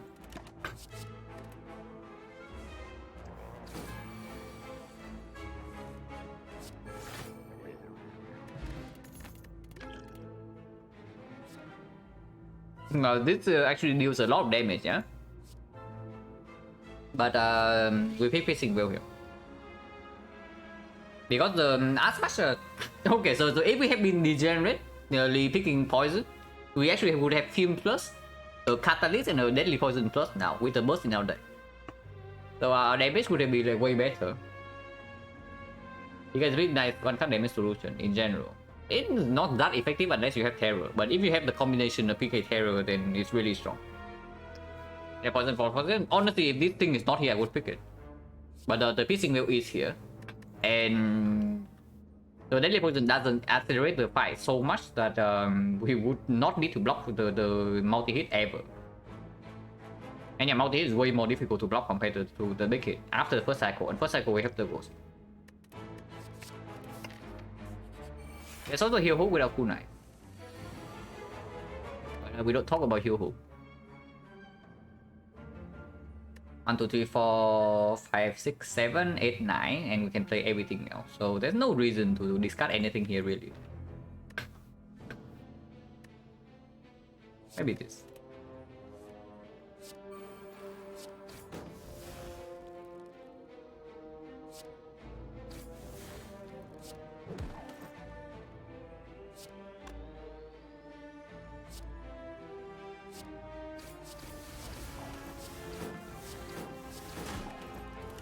Also, we block fail, so this guy cannot deal damage to us.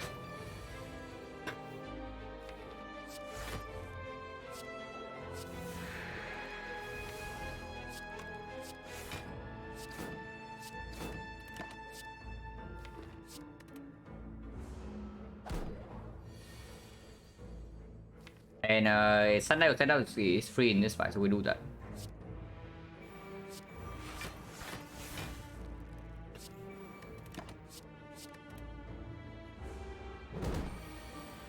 So well, with I get rack time meter. I don't know about time meter getting racked, but we probably can do okay in that fight.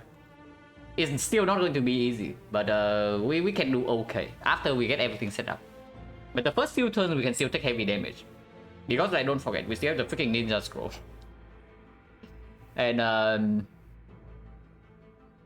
but yeah, after we get like footwork and some kunai stack going, and then we reset strength at halfway point, then the fight is no problem. But before then we can still take damage.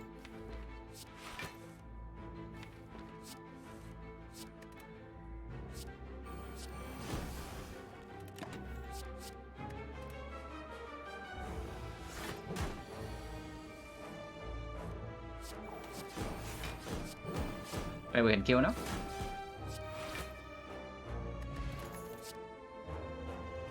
I mean this green. Works well with our no damage deck. Yeah, it works well with it. Has synergy with the no damage deck, so it's probably good. Also, our weak chain is not actually permanent yet unless we burst deck sweep, and I want to save burst for like better stuff if possible. Memory is way better than skill potion, unless you tell me this is always nightmare.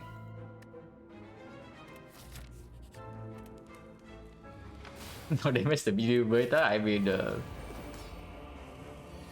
I sure hope it isn't. This fight kunai should stall, as long as these things are dead. And this still needs to be played, yeah? 1, 2, 3, 4, 5, 6. But we are taking a lot of damage here if I do not draw 2 blocks. So maybe it's this.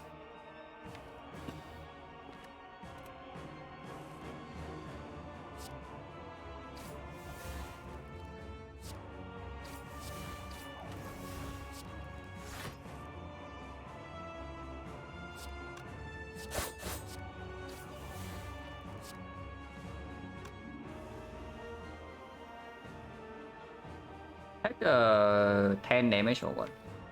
10 is quite a lot. Not playing Violet Plans, honestly, it's not that crazy. Our block density is extremely high.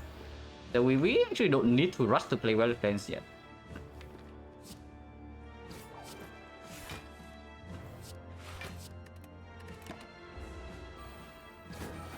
We can just play a second cycle.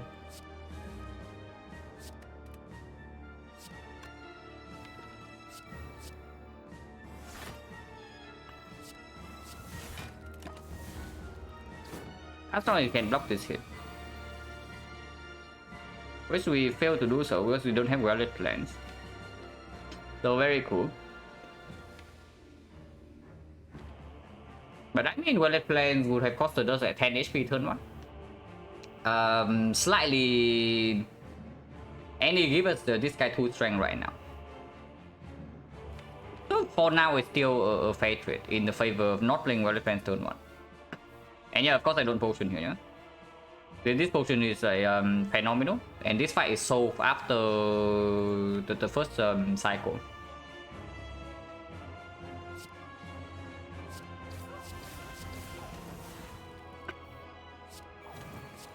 It will take like 11. It's not that much.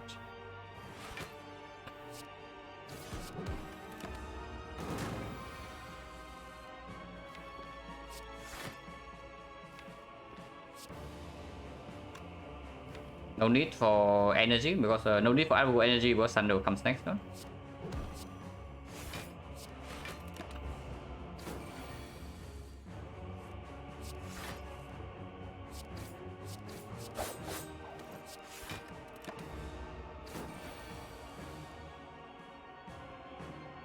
Check one.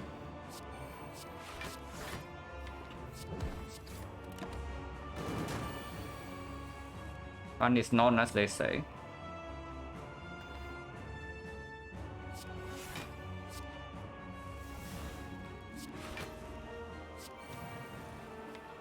Okay, fight is should be completely solved now. We consistently drop and then we strength reset and fight's over. Well, yeah. I don't care about dexterity. Like 7 dexterity with Violet Plains more than enough. I just care about drawing into the Violet Plains because that basically stops all the chip damage from happening.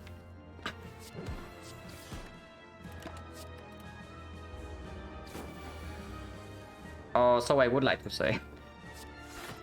But yeah, it's just true.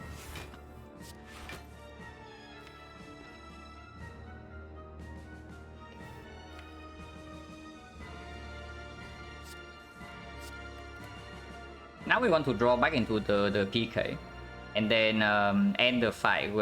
Kill with Dark Shackle's Piercing Will. And no cooldown stack to be found here, so no need to do anything.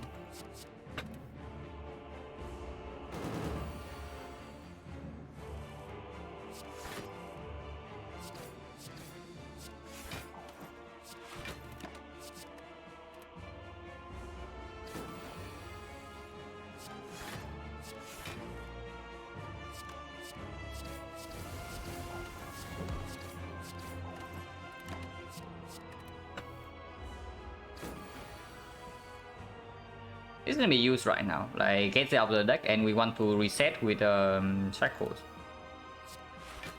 Because we don't have to.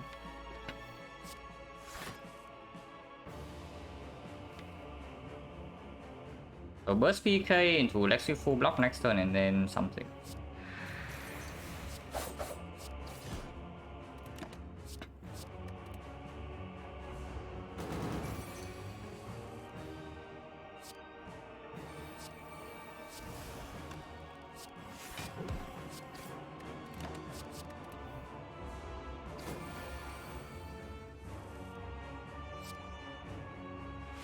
And this kills, so now just reset.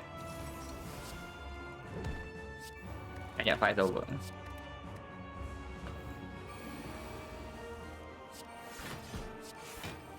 Burst is still here.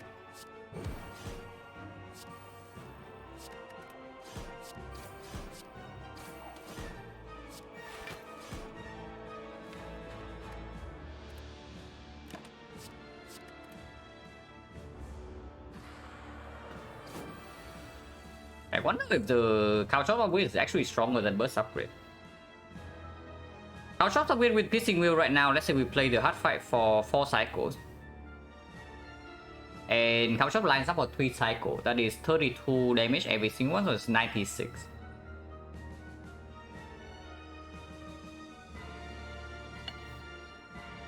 Yeah, you read the well trick comment and you can also notice that this guy right now, first phase, yeah. In the first phase, we play some powers and he has 6 strength. But now in the second phase, he has 0. Exactly because we use the Dash Shackles on the turn where we kill.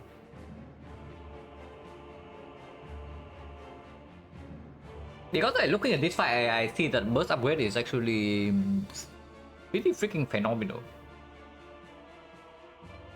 At least it's 2 damage with the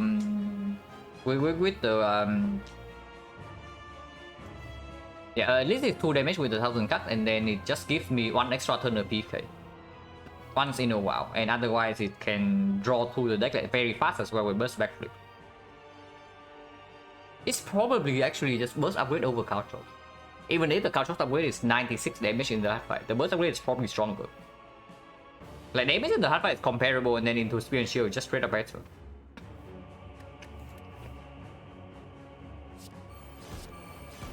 Also helps us get kunai stack faster as well, yeah? We can burst a block card into burst red dance for 2 stacks. In hard fight off turn, for example.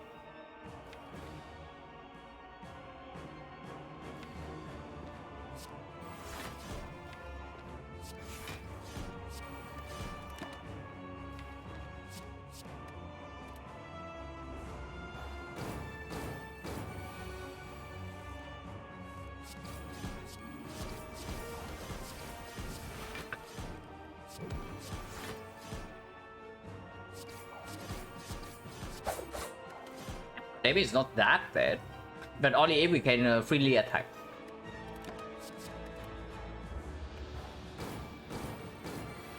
This is like PK without terror, and then it's still 100 plus. How bad is our damage really?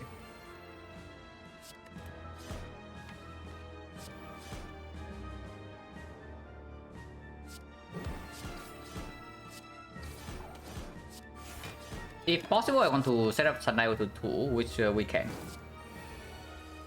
This fight is completely under control from here, so no need to rush.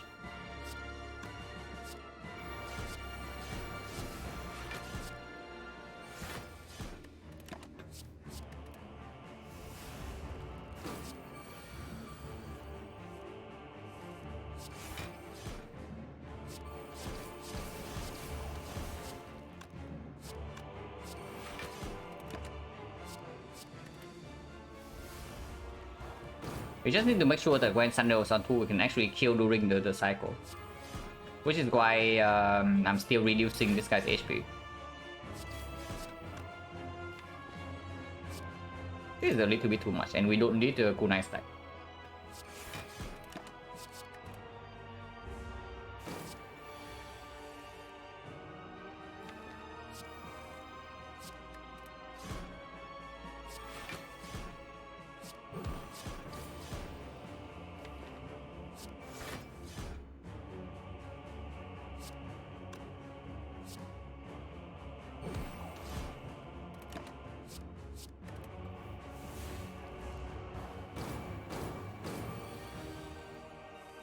We can kill this cycle. And here right now, nothing else to set up. Yeah?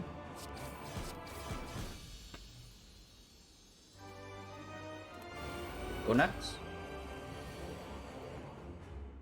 This fight, as long as we survive the initial onslaught, it's easy. But the initial stretch is the first stretch is not that easy because we cannot apply weakness. And cannot block with Dark Shackles and whatnot. But third one we get a lot of kunai stack already, yeah? 1 stack, 2 stack. 2 stacks only, so we don't need this. And I guess we don't need this. But this is okay though.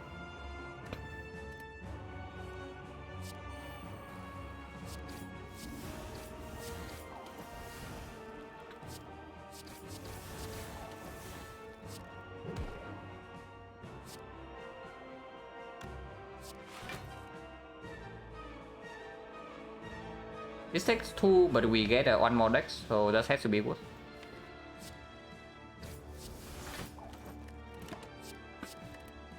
So 3 decks on turn 1 is fairly good. Before the football even comes out. Honestly, there's no need to rush in this fight as long as we can stack up kunai at a nice place. So burst PK not entirely necessary. Burst leg sweep, however, is just full blocking this turn immediately. And it actually happens here. We start with this then. Burst piercing will strip more artifact. That's even better.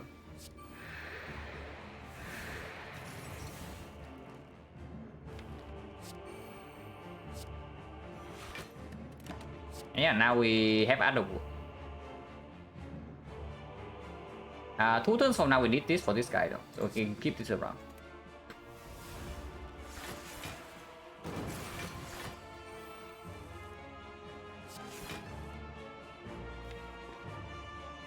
Well, maybe we do. We do have leg sweep right here.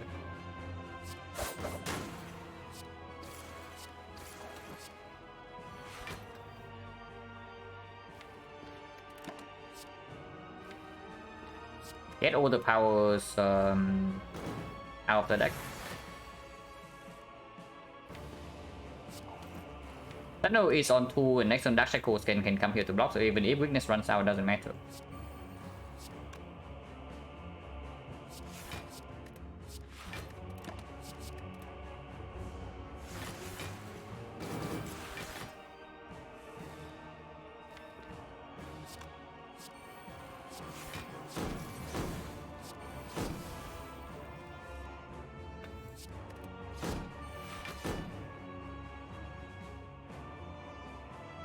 Cannot get the stack this turn. I guess that's fine.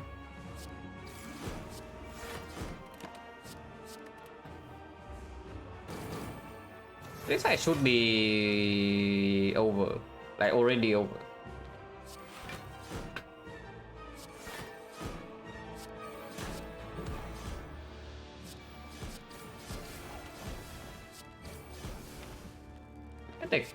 Can block this hit here instead of taking 6. Because the block is in the deck. Even if we brick is fine. But we almost never brick.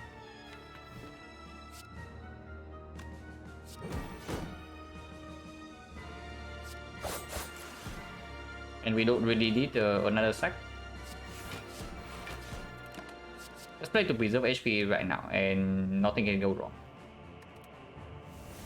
Even if this guy scale up to like 15 strength, we can still easily block.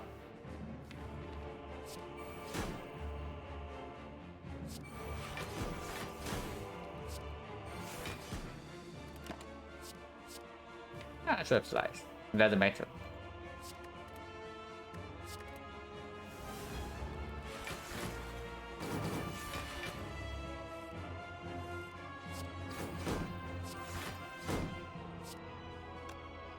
I will take damage here if I don't gamble.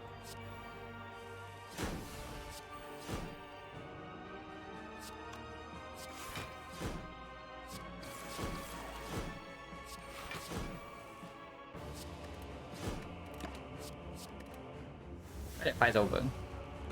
And now we care about setting Sundial to 2. Not that easy because this guy does take damage from taunts. And we don't have terror anymore, but it's probably okay.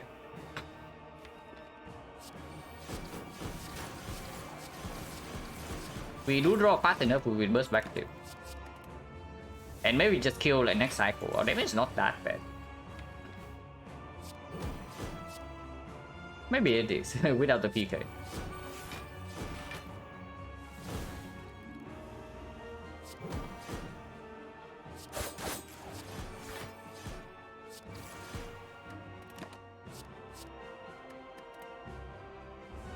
Maybe you choose send this to Olive Oil. Well, that sounds good. And we are kunai in Act 3, so of course kunai Act 3 no problem. But we are fairly afraid of Act 4. Like most fights.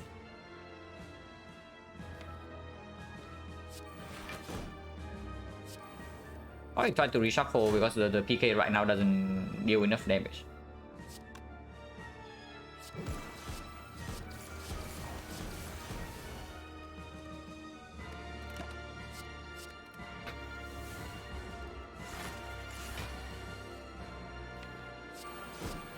Okay, that means I try to burst back flip whenever I can.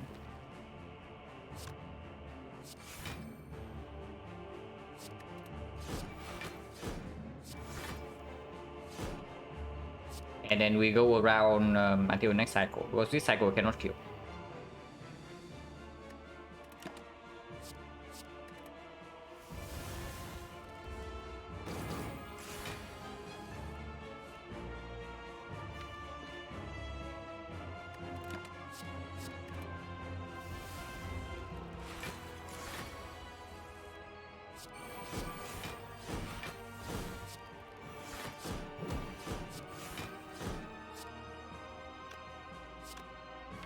we need to attack next turn, can just play this to make hand space. Deal a little bit of damage to reduce plated armor and get ready to kill in 2 deck cycles.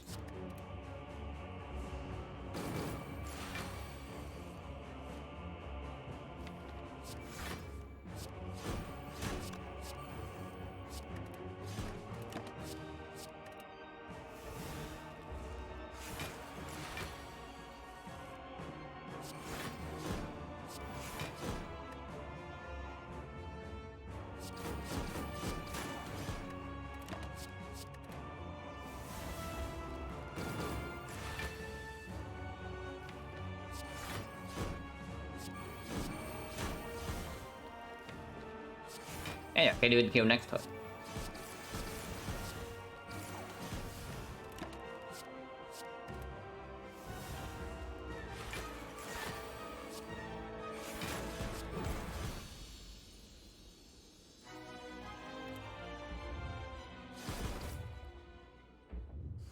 Okay, so hack 4, yeah?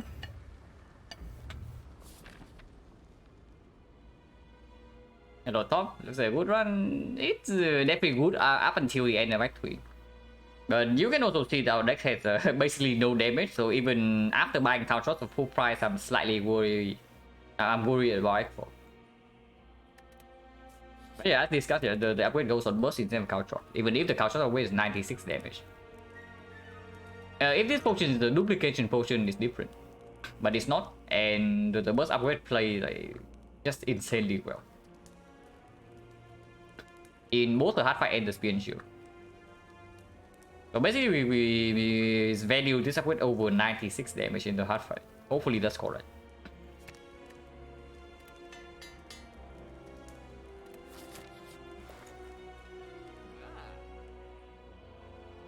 Nunchaku, dodge and roll, cut remove, secret technique. Toy only topter for 10 HP. Hello, beers and bacon. Can losing potion like this. If we cannot kill by 20 times 15. When the heart hits us for 20 times 15, we die. And honestly, that is the concern right now, that we simply do not kill before 20 times 15 happens. But hopefully that's wrong. Yeah, we can also burst with liquid memories. But what is it? Yeah, it's never the abacus, yeah? And remove dodge and roll is a line, but it's weird. Dodge and roll is quite strong though, but looking at Donun Deka and even Awaken one of Dog City is enough already. One relic here means that we also don't buy anything else in the shop, which is okay.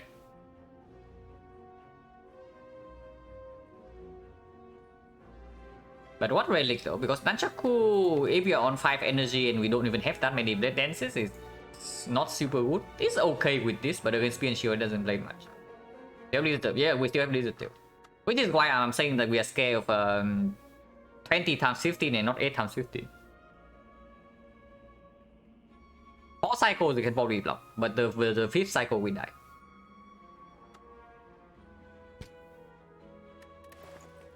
This is 10 HP.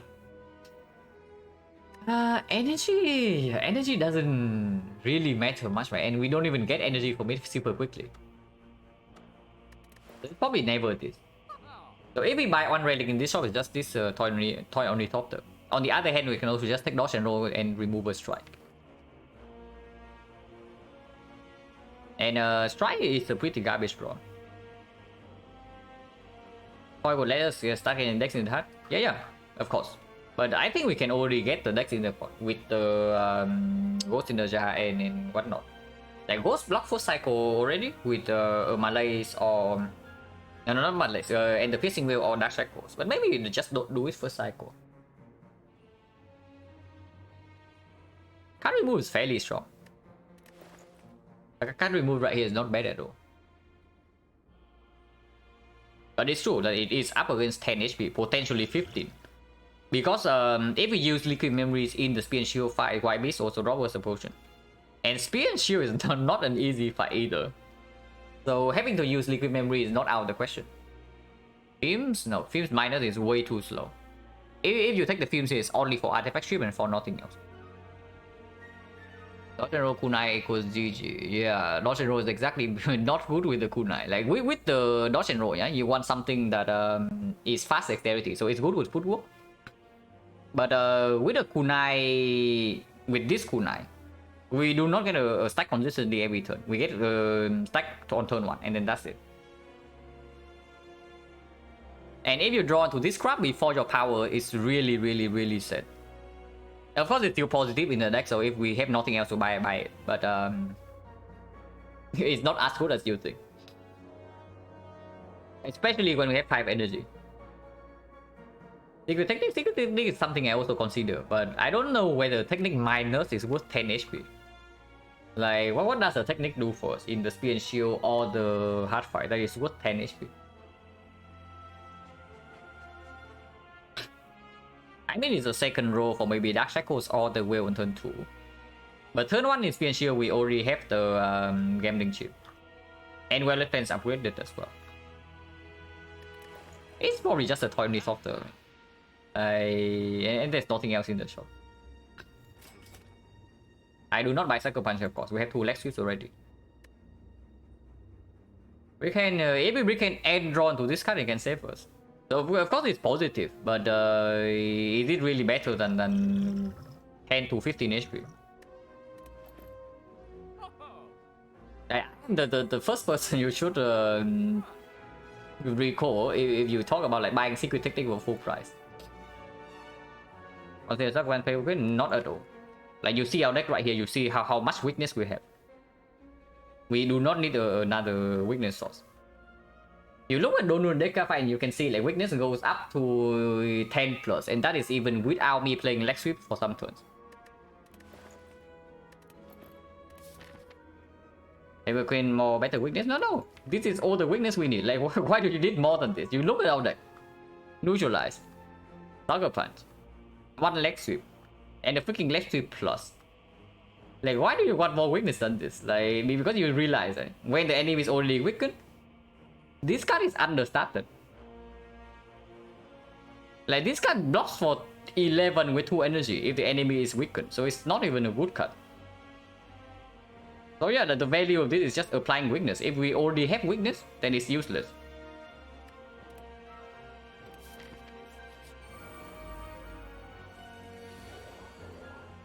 Bad pattern? We actually want to look for the thing, yeah? Look for the Dark Shackles and whatnot. I wonder what our plan in this fight is though. Like, playing super slow in this fight doesn't really work either. But if we don't play slow, we need to kill this somehow. And he has freaking 180 HP. Triple damage with Blast Knife probably is our ticket.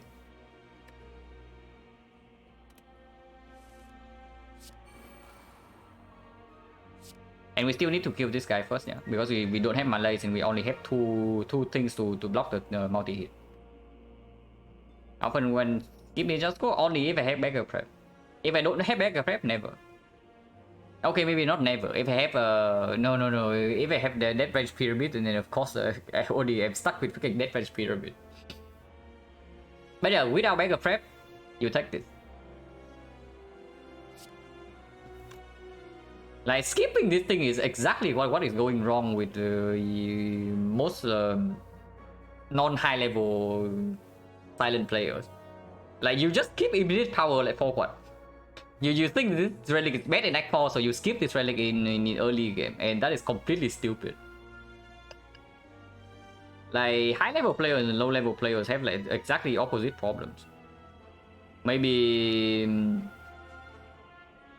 I build for the present too much sometimes, but the when you are not good at the game, you build for the late game way too often. Ingredient, no, ingredient toolbox, I don't care. I just take -1 draw. Like minus, you think -1 draw for 12 damage is bad. Like I pick up to 3 backstab. And if I pick up to 3 backstab, then of course this is good.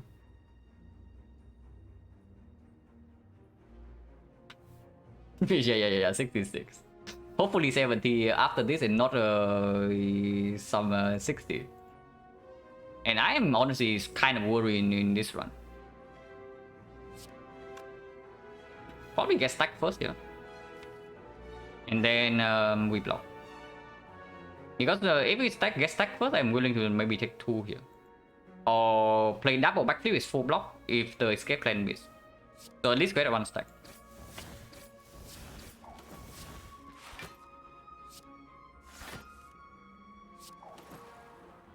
But that is something.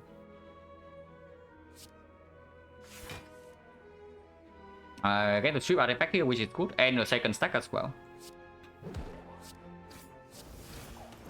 So that's not bad. And the card we keep definitely is the leg sweep backflip, yeah? That's probably clear. Over Echo.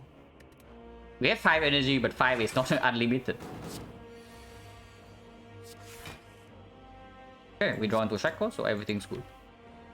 This way we can even keep leg sweep to maybe weaken this guy next turn. I do not think we can ever hold on to the PK. I think the hold has to be leg sweep cow gamble. So PK right now, it is even full block, it's 20. If we turn around, this is still 1 times 4. So, and this is 14. So 18, 18, 22. 22, we are taking 2 damage here. Maybe we can leg sweep right now to strip, and then we still have better weakness in the deck with cow gamble in hand. And yeah, we can take out a war for sure with only 1 backflip in the deck, but we do have cow gamble, maybe burst backflip.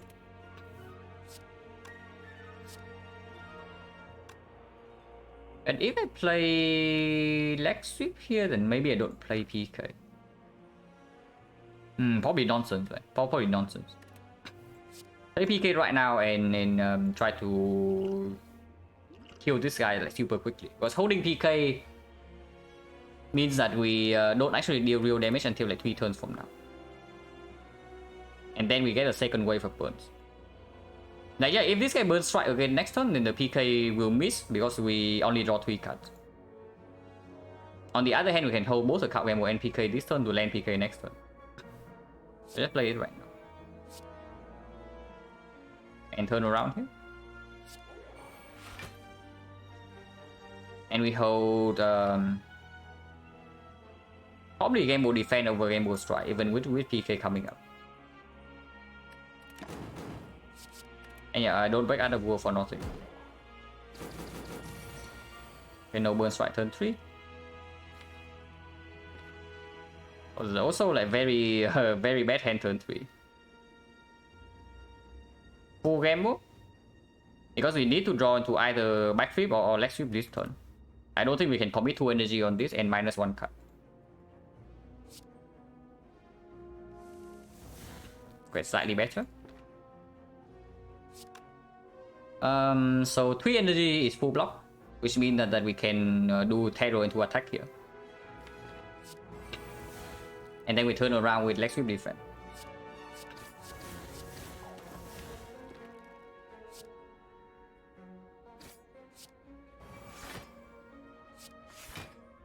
Neo 2 turns from now does not have weakness on this though.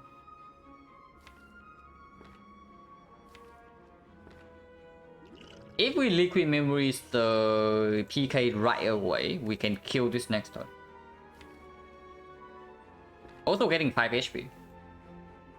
Because we know this fight will drop potion no matter what. So this 5 HP is definitely not speculative. Otherwise it gets messy, right? Yeah, I probably just liquid memory the PK right now and kill this next turn. And then control the fight.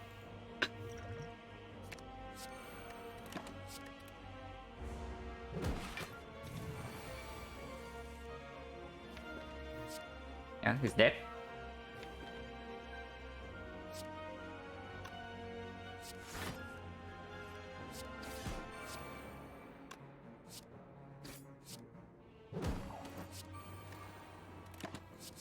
So now I set Sundial back to 2 again, which should be very easy from here. Yeah, even if our strength goes to like negative a million, we can still kill with 1000 cuts and count drops. But before that happens, we do have the dash, which is a big attack.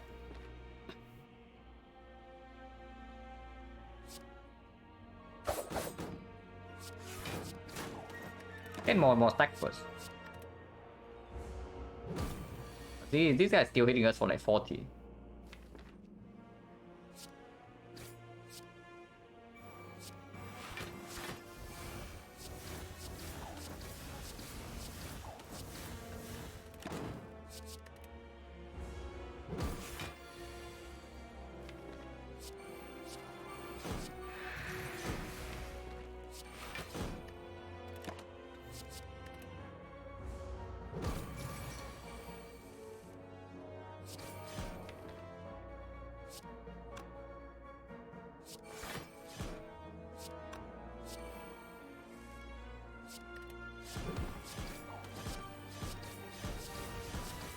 Okay, that's enough. And now we try to shuffle deck once again. And kill next cycle. The block this guy generate also protects him from 1000 cards. We don't really accidentally kill here.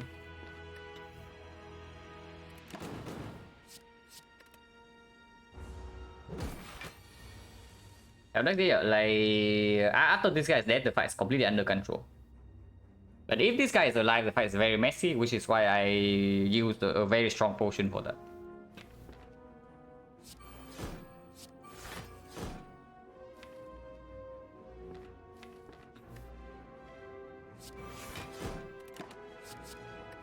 Okay, let's kill next turn or the turn afterward.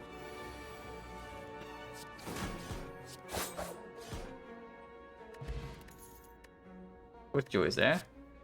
Not exactly a very good potion.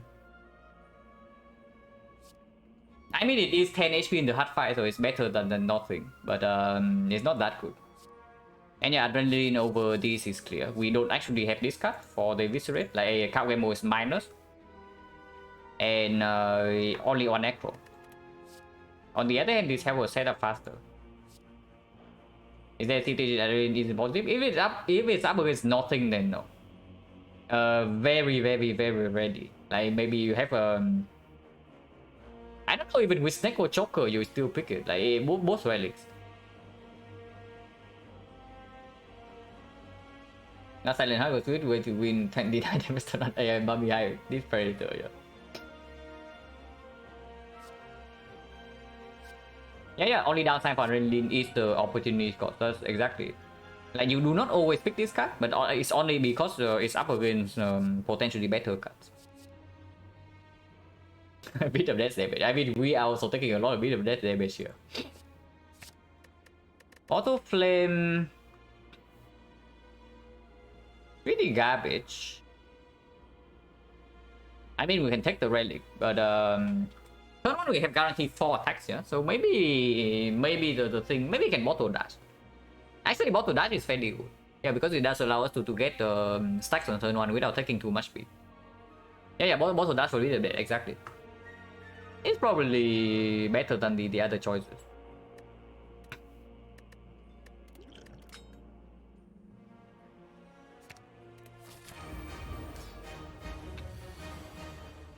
Okay, we get a decent amount of stacks here, actually. Quite a lot. No Centennial Puzzle, no Masterful Staff, so we can freely take damage here. 1, 2, 3, 4, 5, 6, 9, so we get 3 decks turn 1. Auto Romantic Ancients? No, we want to actually get a cool 9 stack before this fight goes like way too late. I think Will is okay. I'm willing to... Actually, I'm not willing to Will first cycle because we are not vulnerable. So first cycle leg sweep alone is already reducing it to 15. And of course with that we don't do it. We play 1, 2, 3, 4, 5, 6, 10, 11 cards, so we take 22 damage currently. That would mean that playing 3 attacks before playing the dash is positive. So yeah, we play 3 attacks first, get 1 dexterity, and we play the dash and play the rest of our hand.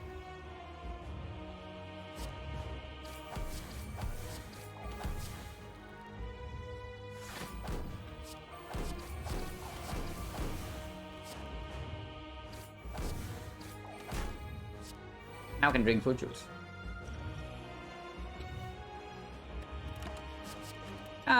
Should have waited. Should have waited. Maybe sometimes because if we get overkill by this, then leaving it until after we revive with Lizard Tail just better. But, that's fine. I don't think we actually lose Lizard Tail in this fight until very late. So here we can get another stack, or we can take other work. But before Terror, before 1000 cuts is down, I don't think we waste HP. Auto Bottle Flame attack lose innate. I think you lose the innate, yes. But I'm not sure. We can look at the wording. Yeah, I think the bottle is linked with the innate. Because if it's not, it would say like upon pickup, do something. Maybe just take 6 to get the most stack. Like getting kunai stack when we can is just good, right? Because otherwise in our deck there's no more attack. So we leave first cycle with 6 dexterity. We can leave it with 7. Yeah, it's just good, right? One dex with the 6 HP is just good. And we don't play Glass Knife, so I think we save Glass Knife for later.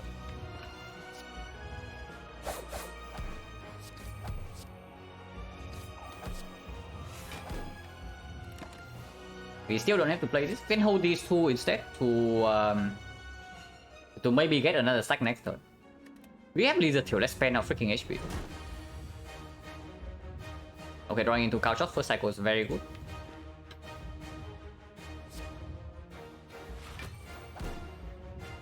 So first in case there's a footwork, but now even if we draw into footwork, we cannot play it.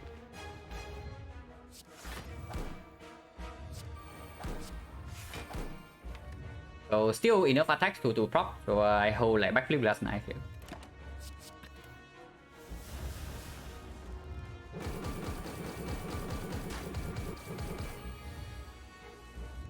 Okay, also draw into Terror before that effect. We need to reapply weakness right now though. And I guess that's fine. Because it also blocks the beat of death a little bit. Maybe start with this.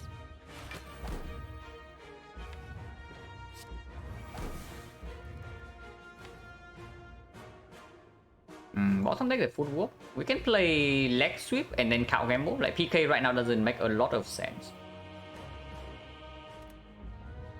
Because we don't even have damage in our deck anymore. So I can see this to guarantee weakness and then we just draw into the powers. Boy is gone already, so any power we can draw into we can play. We can Dark Cycles right now to instantly lose the fight. But that's also possible. Footwork is better than 1000 cuts. The next turn 1000 cuts is better because of the sundial, yeah? So we play Footwork Slime here. And we hold 1000 cuts backflip. Okay, setup complete before second cycle begins, so that's quite good.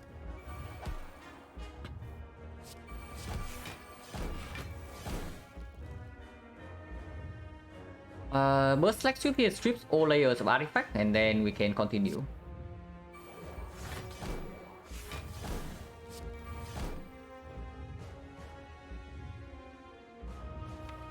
Can deal some damage right now, take energy with Arbor, but 23 damage is probably worse on energy.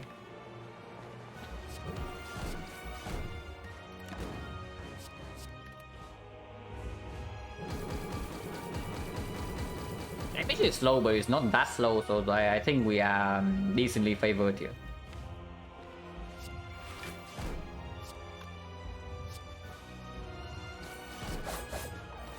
Get another stack by paying some HP, but that's fine. Third cycle already, yeah? So beat of death is 3 soon, but we already have 8 dexterity soon to be 9. And next cycle is when Piercing Will comes down. And fourth cycle will block with Dark Shackles.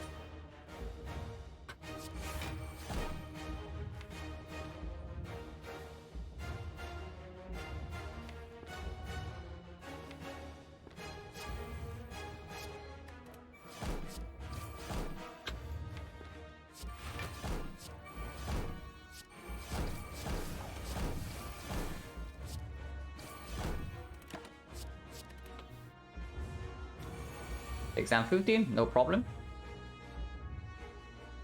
I want to shuffle this in, so I'm willing to take 3 damage. And I also want to shuffle this in. Maybe not. And yeah, like shuffle Glass Knife in and pays off immediately.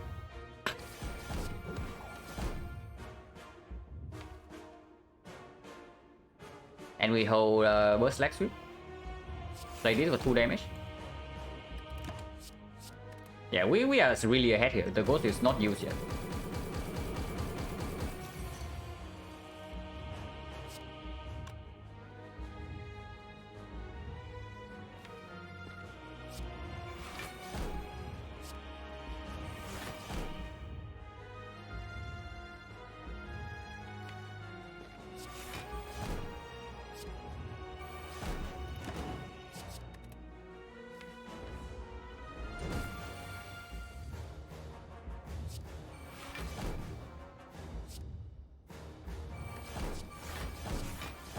Meter rate is 3, but we are still bursting Blade Dance. Because we can. It's not even the multi-hit, but multi-hit we still full block.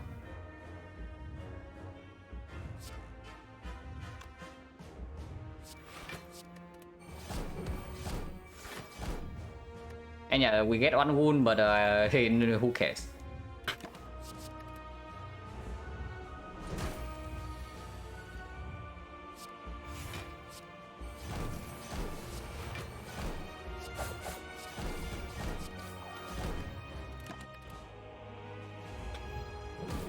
And yeah, like we recover, yeah. Rough start, but 7-3 now, so we recover nicely.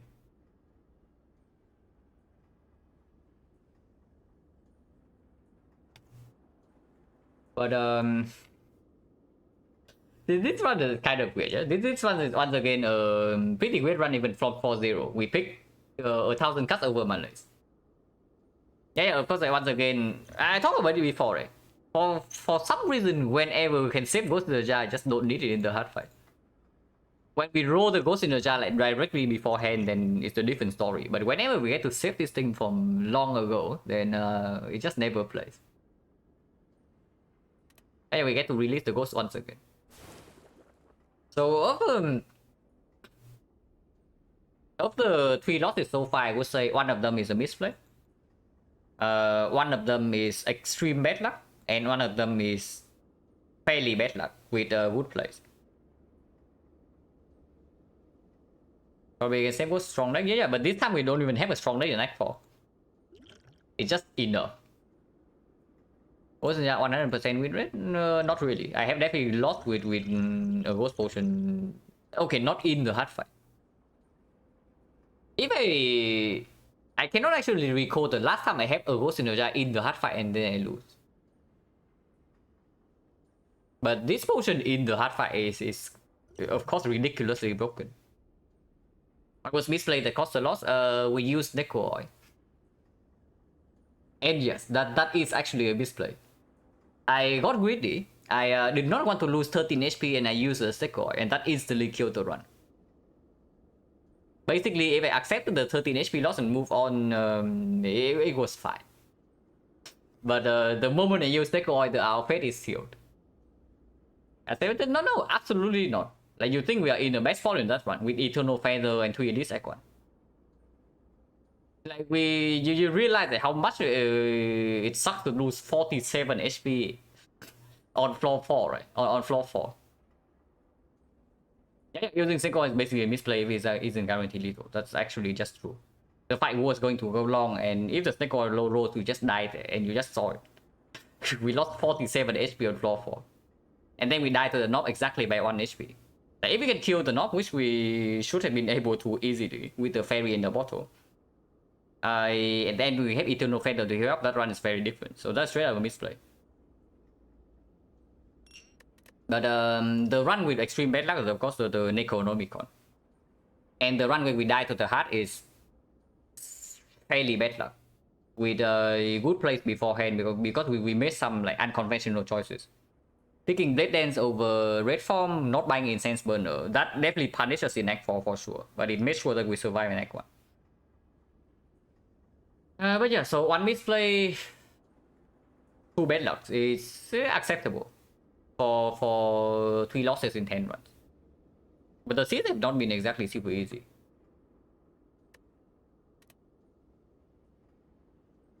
This one's fairly chill until Act 4. But even in Act 4, it ended up being chill, but we knew that Act 4 was more troublesome than the other times. So this one we have like insanely good relics. So even if the deck sucks a little bit, even if it has like basically no damage, it's fine. Because you can always pull out some random damage in the hard fight. This one, this time we have couch shots for 4 cycles. So this couch shot dealt how much damage does it do? 48 per cycle, right? So times 4 is 212. So 212 damage from this, and then 1000 cuts also deliver. So 1000 cuts actually deal a lot of damage in this fight. And yeah, White Beast also gave us like very strong potions. Like, holy crap. Normally early Act on White Beast is still very strong, but it is not this good. But White Beast, this one he performs like crazy. Slaver's Caller made some fights a little bit weird, but overall free energy as expected. And Coffee Dripper free energy. This one could have had a longer relic bar, is what I would say. But our upgrades also are strong, right? You can also see that even at the end of the run, we are still lacking upgrades. So I don't regret keying Shovel here that much. And then... yeah, good rest, good rest.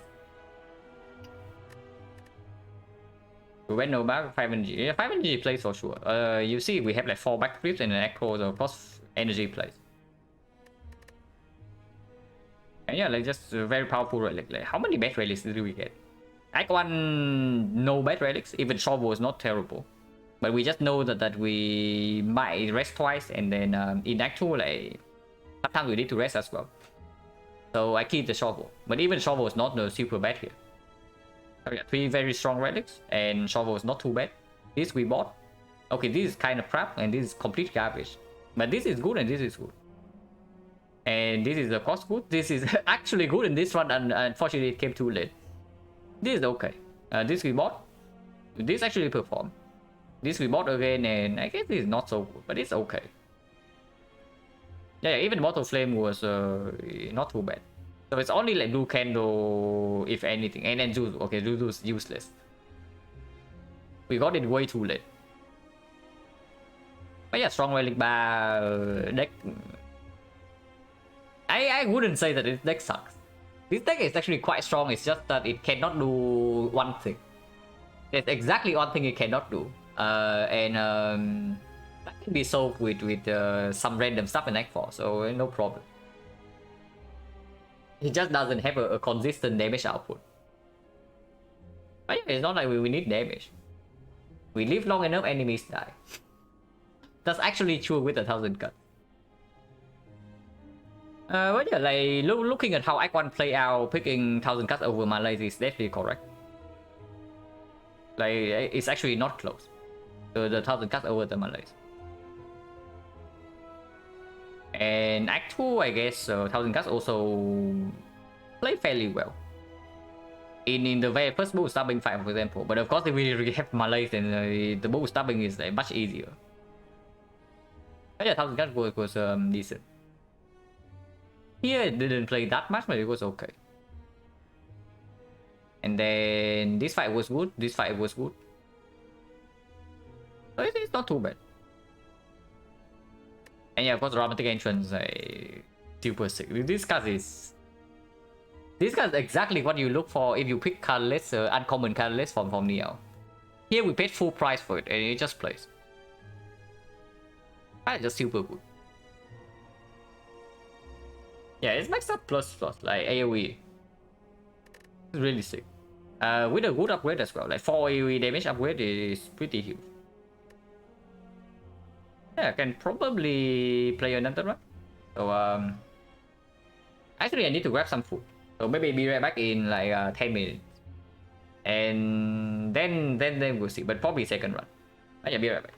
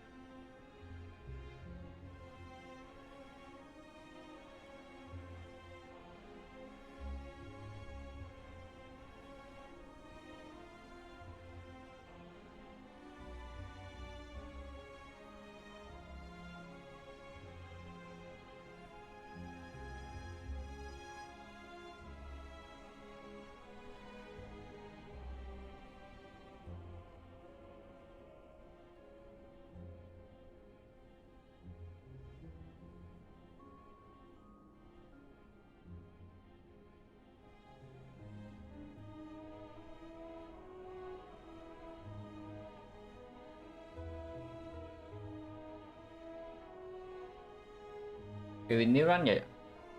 But probably not silent though. Because I have to leave in roughly 3 hours from now.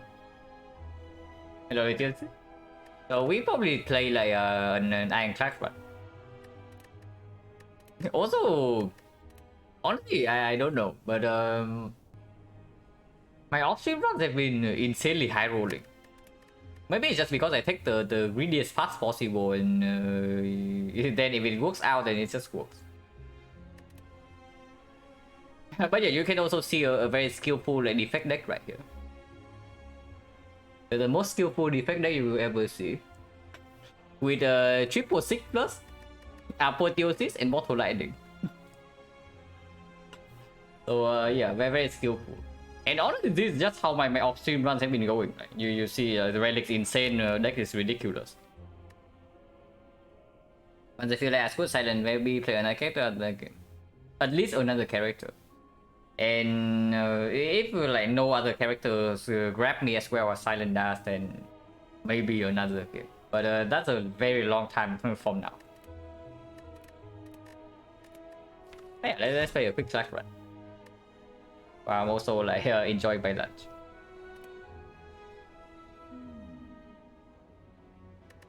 Seems like a very clear common relic.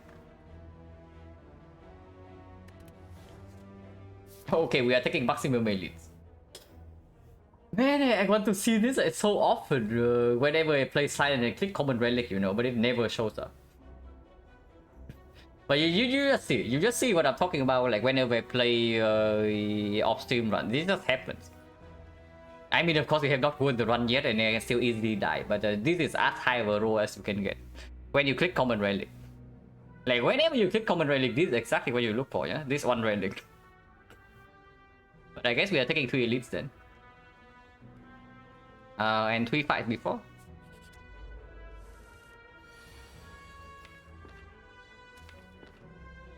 10 block. And then one bash here can kill maybe 2 strike, and then if this guy attack again, we take 5. So either we take 5 this turn or we take 5 next turn.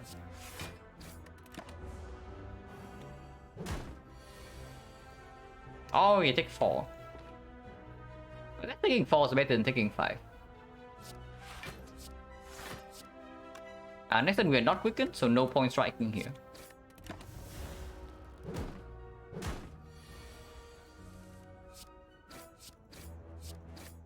Last strike will kill. Good Bronze kind of sucks. Wait, who's the boss? Okay, it's a Guardian, so we can pick this. It's definitely better than Ghostly Armor, yeah? Into Lagavulin, they are roughly equal. Into the Sentries, I guess Ghostly is better. Against the Nob, roughly the same. And this arm is also way better against the Guardian and later on.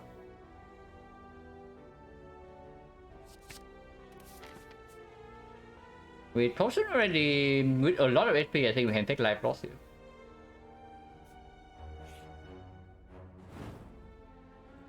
I can still remove strike. Iron Battle probably can remove strike without hurting too much.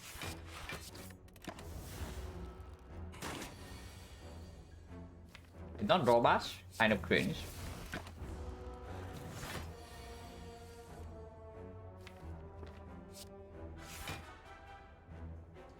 Take 5 more here to give a chance for lethal next turn. Or we block again. And maybe play double block fight next and go to 21. That's fine.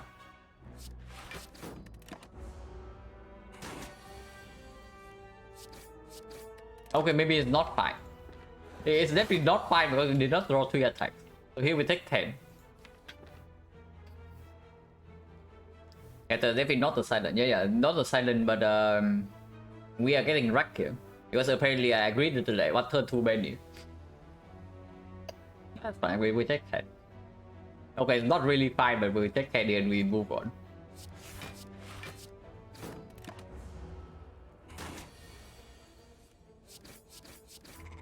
I know that there are definitely fights where I misplay with iron trap fairly often, yeah? Like, especially this fight for one.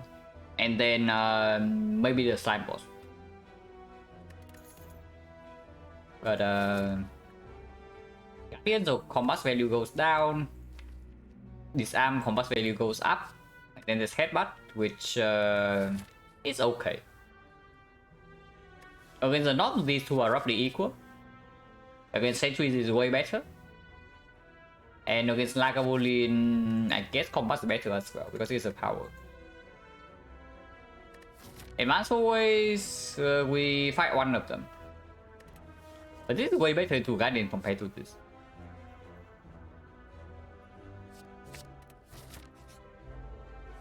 I don't know, my silent brain just says that pick the card that's good against the boss.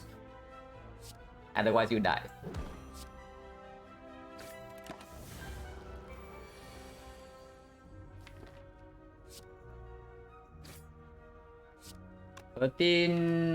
So Bash Strike is guaranteed lethal.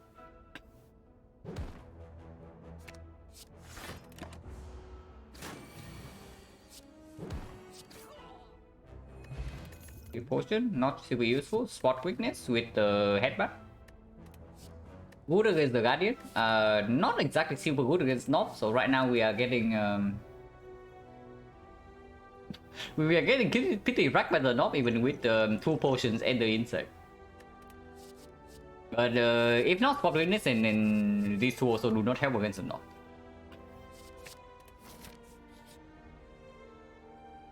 Okay, this can help us against the Knob. But are we greedy? I mean 18 here is a lot, but we also do have freaking preserve insect. I mean we are freaking ironclad, right? So let's be greedy.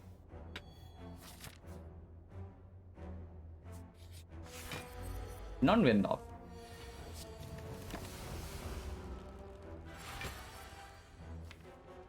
Bash not lining up, and spot witness not lining up like the classic. We can squeeze potion right now though for the Bash, and then we open next turn. Not that bad. Otherwise, Bash gets shuffle out as well.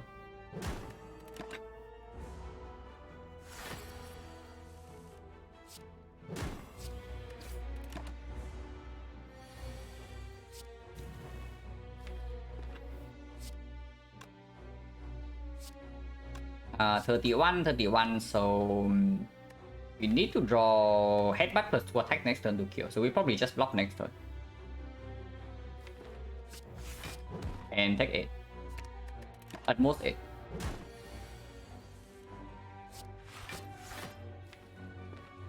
With 3 strength, if we bottom deck the Bash, it's going to be 9, 9, 12. Yeah. And 9, 9, 12 is 30. 30 is a 30. 23 is not quite enough. So if we want to guarantee a kill, we actually have to freaking attack here over defending. Otherwise on our 6 we get kind of wrecked. Let's not get wrecked.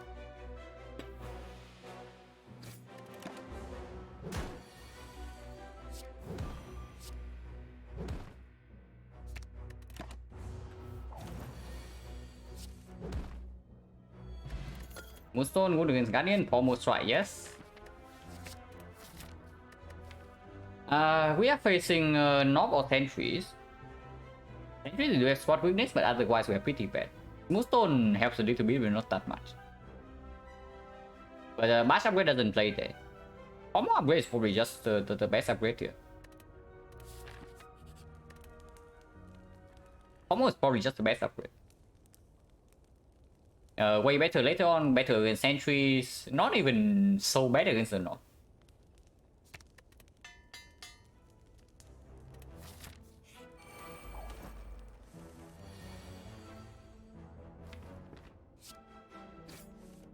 Did not run to spot weakness. We definitely do not double block here. As I will play, yeah, I'm just talking about this fight. Did not draw headbutt, so I guess we take the full 10.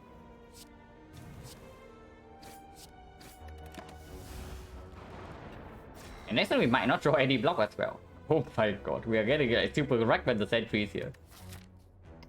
But we can rest here, yeah.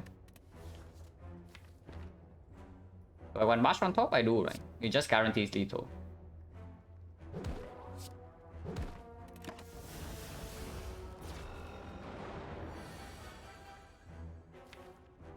But this fight is kind of cringe.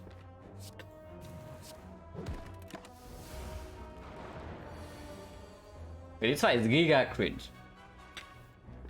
Okay, we are like insanely low rolling here, yeah? Like, I don't even know whether I'm misplaying like super hard or not, but you can also see the draw orders. There is no way we're supposed to lose this much HP here. But we also did not really waste damage. And we killed the first sentry on turn 2. So I guess it's just sentry draw order being like complete garbage as always. Anchor is fine. Uppercut's fine, and with uppercut we might not rest. Also, yeah, having uppercut and shockwave in the card pool also makes the bash upgrade way worse than usual. XecnaR was very good.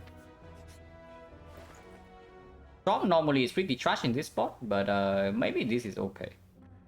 Relics are not great though.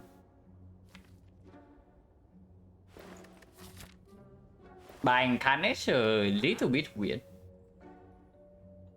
Because we already have like two cost cards. Yeah, we can also pay money for the Prism. It's probably just card remove here and then leave.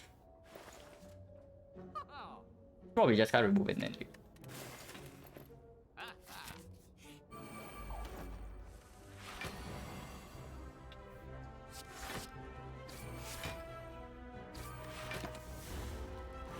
This guy will attack this turn, so we open here, and this guy buff strength, so I want to target him as well.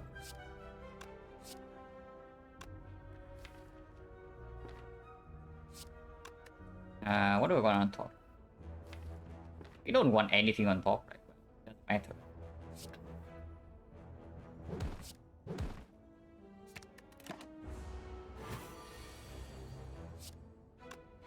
I guess uppercut is okay. If it's in pattern, the percentage is exactly the same, but the red one buff strength and the green one weakened.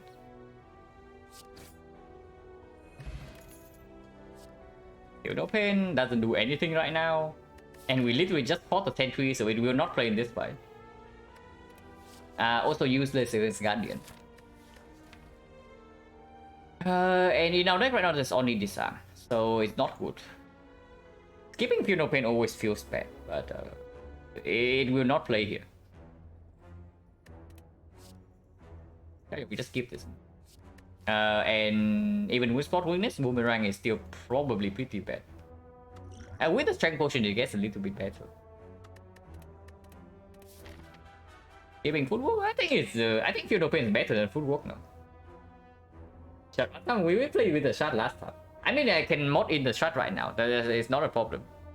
Yeah, let's do that. Relic add. So cheating live on stream here, yeah? Wait.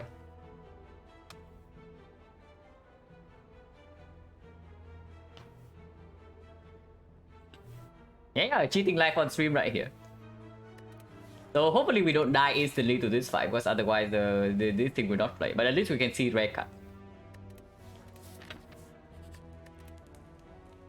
Next one is either Knock or Lagavulin. This upgrade also save HP against Lagavulin and then can rest here. And we want this upgrade to happen either way. Use the respect rich attacker, yeah.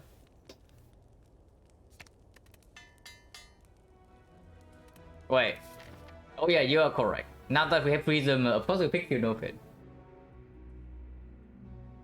Okay, whatever. Let's pretend that we get Prism on this floor.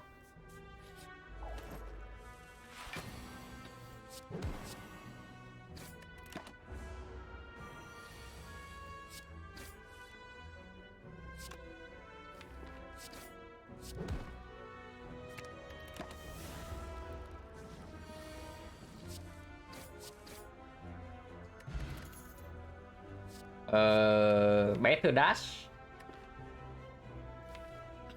or mayhem. Mayhem is pretty strong.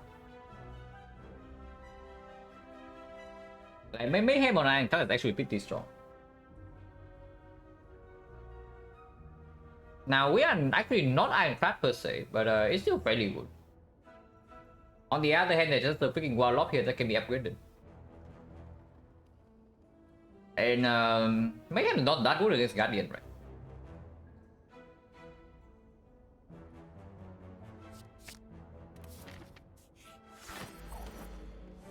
Really, man. Thank you very much for the 400 bits.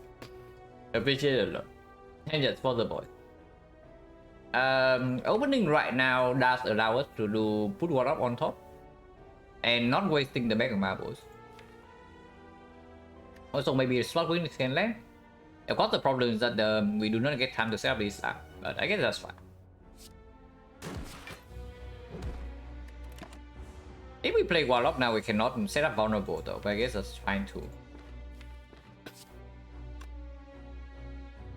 Just defend Warlock here. Should have considered this. Maybe we should have. It's probably not that trivial. Here I don't even know the line is spot weakness uppercut or like just uppercut its arm. Probably just uppercut its arm. I have not done the math, but it feels correct.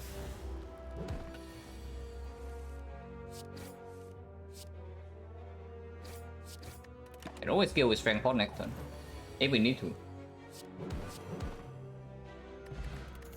Thinking bow with the prism, oh my god.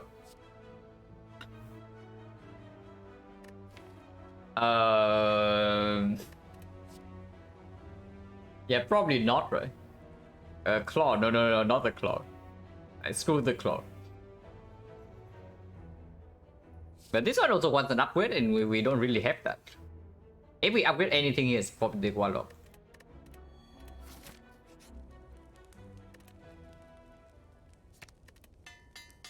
Yeah, I'm going to pop a potion in the Guardian fight. Probably contingency, so not that good. And we also need to force a split this turn.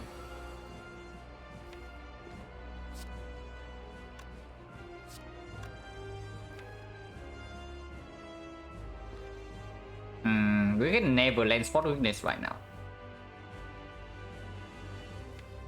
But with 2 strength already, I think I don't mind losing a little bit of damage to have a chance to maybe headbutt or defend.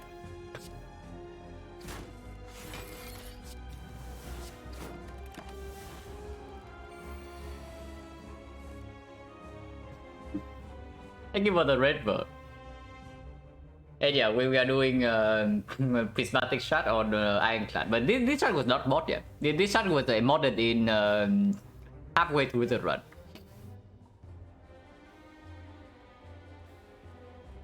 Not the sum upgrade? No, the sum upgrade is not that important.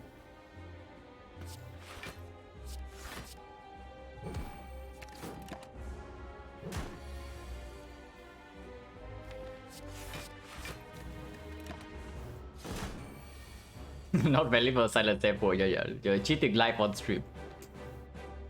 So caught red-handed.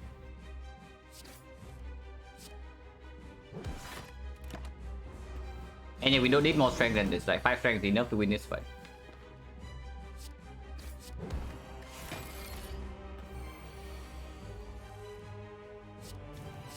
I mean, if we have free strength, then of course we take it.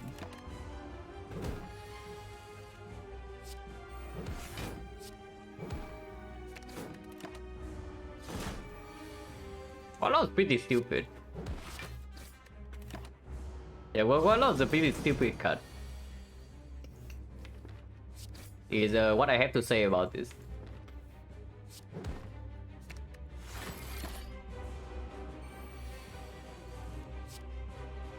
Could have killed this turn, but I just want to play the Warlock. With the spot weakness.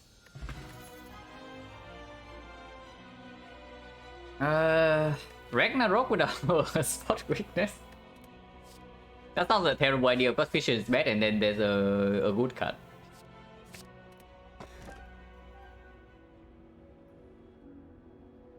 P-Box? P-Box only gives me an Ironclad card, right? So it's not that good. But we do have block with Warlock already. 4 energy is appreciated for sure with freaking combo plus and 2 cost attacks. But unfortunately, the energy is pretty sad. And yeah, speed box over cash, yeah, always. Could get corruption, could get bloodletting. Bloodletting is fine too. Wait, hang on. So I guess our block engine is like Warlock into Entrench. Well, Warlock Entrench Barricade is definitely some kind of a block engine. But yeah, we have actually no block in our deck except the Warlock Plus. So this card is kind of crap right now, but it can play.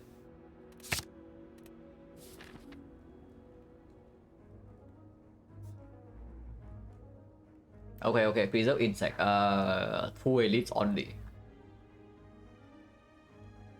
Yeah, 2 elites maximum. So I guess we take burning elite if possible. That means double shopping though, but whatever, right? We will just double shop.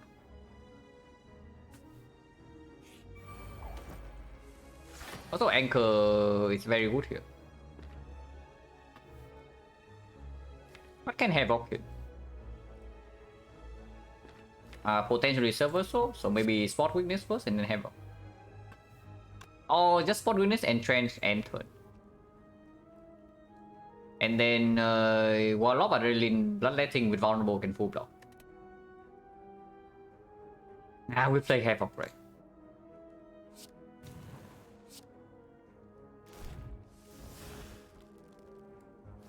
I guess the line is exactly the same. We are still playing Entrench.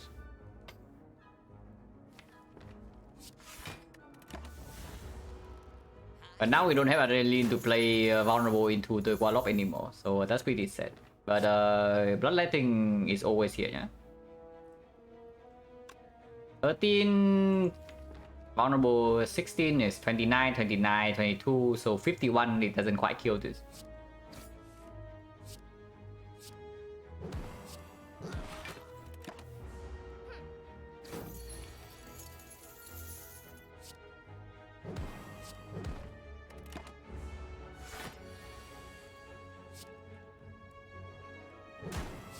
I guess we have to pay another bit of HP to not let this guy get away.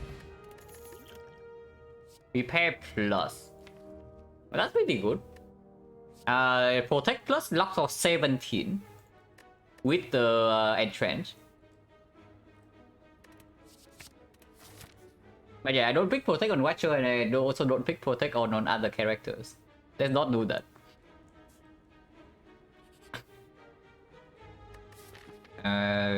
The guess we lose go before the shop. Oh. Okay, we are the Silent now. We have a Mega Prep, Prepare Plus, and Adrenaline. So surely we are just going in. And yeah, like turn 1 deck, turn 1. For sure. Well, we have this potion with this fight. Is it necessary? Probably is. We are like pretty terrible in this fight. Because Warlock blocks for less and we have like no multi-hit to ever down bird. Our deck's freaking expensive.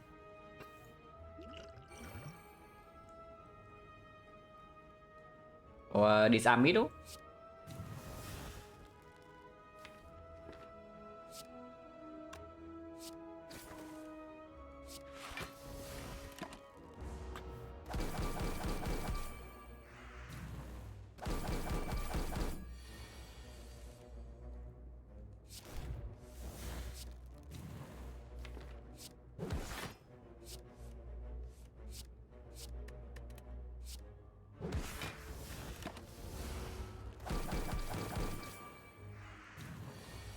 Okay, this is dead and we also kill this immediately.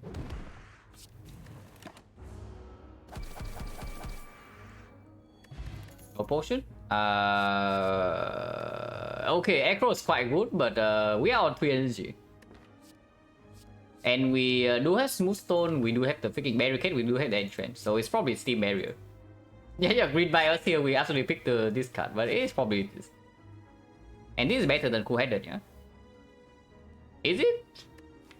Cool-Headed is like 7 block for 1 energy. And also draw cards. Upgrades to draw 2, but we don't have upgrades, right? Upgrade right now goes on like maybe Entrench and maybe True Grit, maybe Havoc, and maybe at some point Barricade, maybe Prosthetic. Question mark into shop. Infinite. But there's also a feed. There's a feed, there's a shrug, there's a disarm, there's another combo strike. It's probably just feed.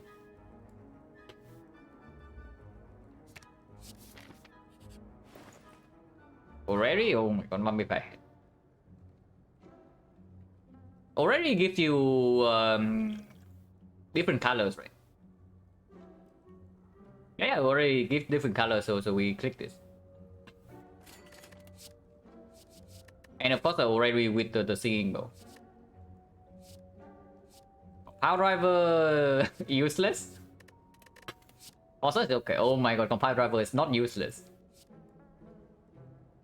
Yeah, risk-weighted compile. Now we will have like capacitor plus, so we can do the off-button key pivot.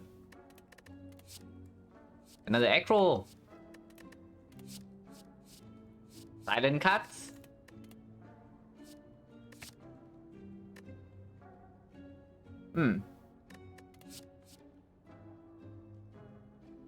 So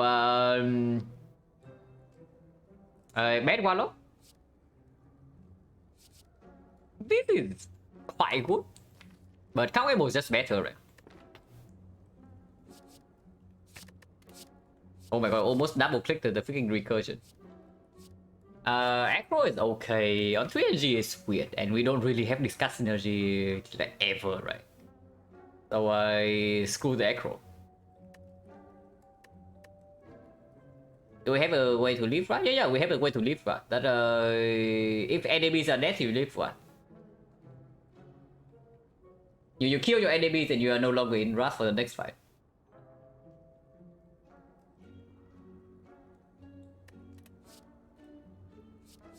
This looks like +2.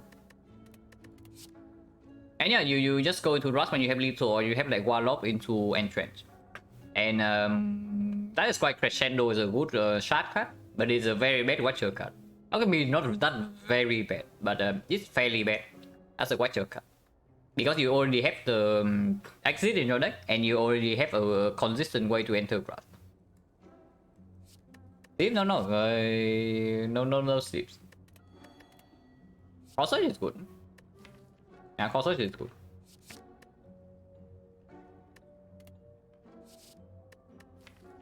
There was also the better backflip. I don't even remember the name because I don't really pick the card on Watcher. But it's the better backflip. But I don't know, is Acro really better than Skip here? Because Acro right now only works with like Prosthetic. Sanctity, yeah, Sanctity. It's probably just +2. Nice goal by the way. Elite fight coming up, so I can see buying a potion. But another shop coming up as well. We want to take Burning Elite, so probably not. And we have the Preserve Insect anyway. Like, what can possibly go wrong? Nothing can go wrong here. So Enchant upgrade is okay. Crescendo upgrade is okay. Probably not Entrance now. Now that we have freaking Wrath in our deck. Let's upgrade the Wrath, right?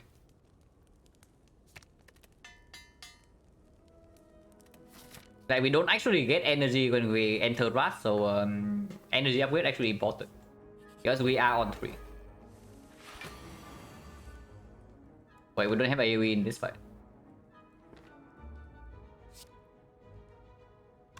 Headbutt Havoc combo?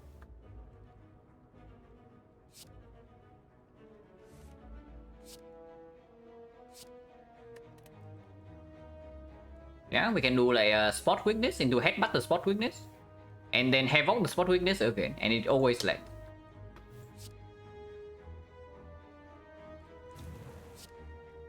Probably still kill the Fat Gremlin. I mean, Weaken doesn't matter too much, right? We have a 6 strength now, and she never attacks next turn. So just say 5 HP here.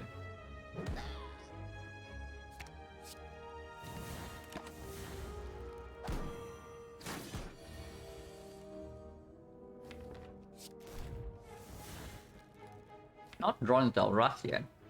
We can fix that right now. It is resummoning though, so it's not that trivial, but we can still enter rush.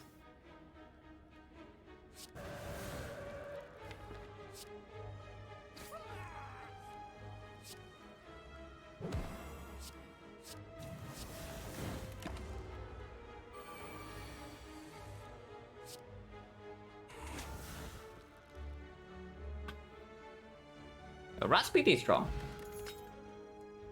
Okay. So, Warlock and Trend is actually not a meme, yeah? Warlock and Trend is like a very real thing.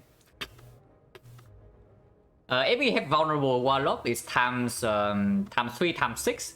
So that is 72 damage before any strength. 72 block, double is 140. So who cares if we take double damage? 0 for 1. Yeah, no. It's not that bad. We can 0 for 1 like bloodletting, prepare. But on the other hand, we can also just pick like maybe shrug. No, it's kind of good. Foresight is a very good. Yeah, Foresight is a very good card that Watcher still also doesn't pick. Such is the fate of Watcher card. But you look at the effect of this card is ridiculously strong. But you still don't pick it. It's unfortunate. Question mark or fights? Question marks are faster. Okay, maybe not that fast.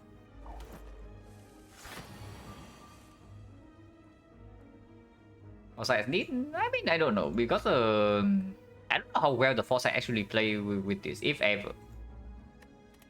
Like we don't really have energy yet.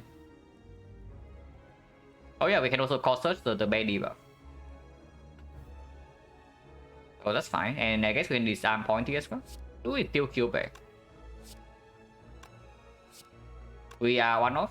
Oh, I guess we don't.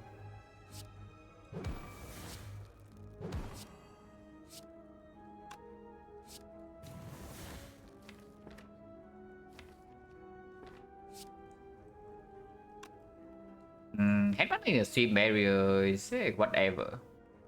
But there's nothing else to headbutt. Maybe I should start with headbutt if I don't want to headbutt anything.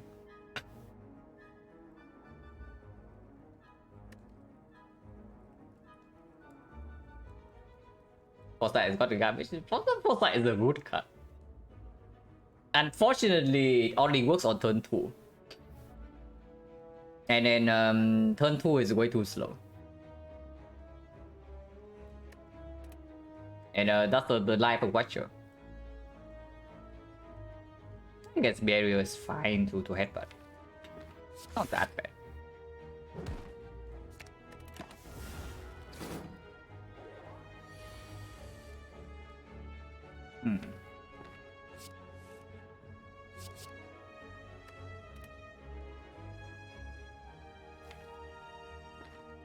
Cannot go crescendo right now, yeah?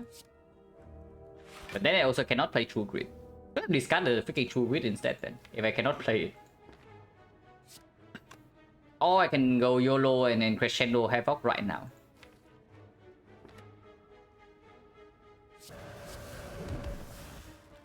That is not a kill. So we will take heavy damage. Oh, that hurts a little bit, yeah? And we cannot leave Rock, so better kill soon.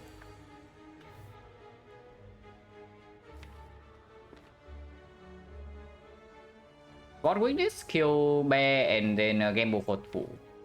Seems fine. Or we can just do maybe uppercut kill bear into count gamble. But then we don't get feed. I want feed.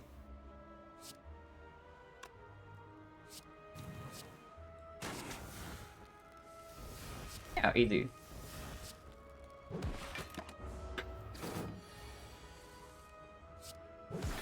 I need to 7. Could be better, could be worse. It's freaking True Grit plus. Or second entrance unacquainted with the barricade. This is terrible, yeah? Like, we don't fall for the bet. But Grid Plus is pretty okay. It's not that good, but it's okay.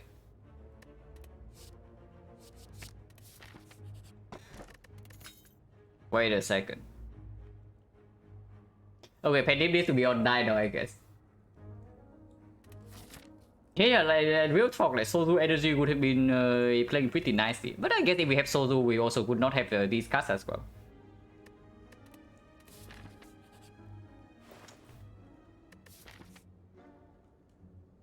Well, he got us again. Do we still run for Burning Elite then? Do we still accept a freaking death fall and run for the Burning Elite? Or do we just accept our loss and go here? Yeah, it's probably Battle Trance. Battle Trance is probably the best thing in here. Even if it's slightly weird with the Colossus sometimes. It's just good. And buy a potion? Not interested, right?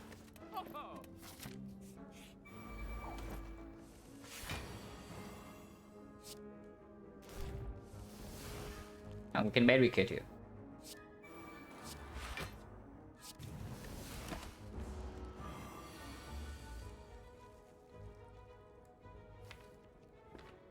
Oh, Crescendo Wallow can be it.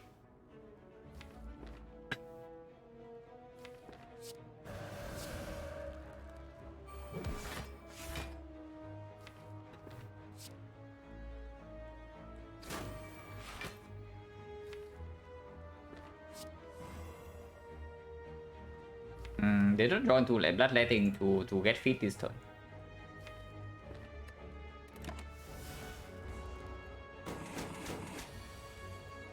This is quite a lot, but headbutt into feet, into shrug, into playing feet. I don't know whether that's lethal or not, but I just assume it did.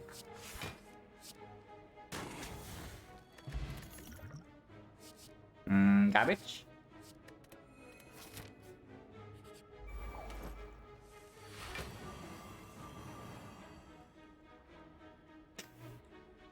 We will really have like everything for turn 1. We actually have like every single thing for turn 1. Like the freaking Anchor, Mega Marbles, Red Master, Akabeko, and Mega Prep. So they only need the Lantern from here. And then everything's complete.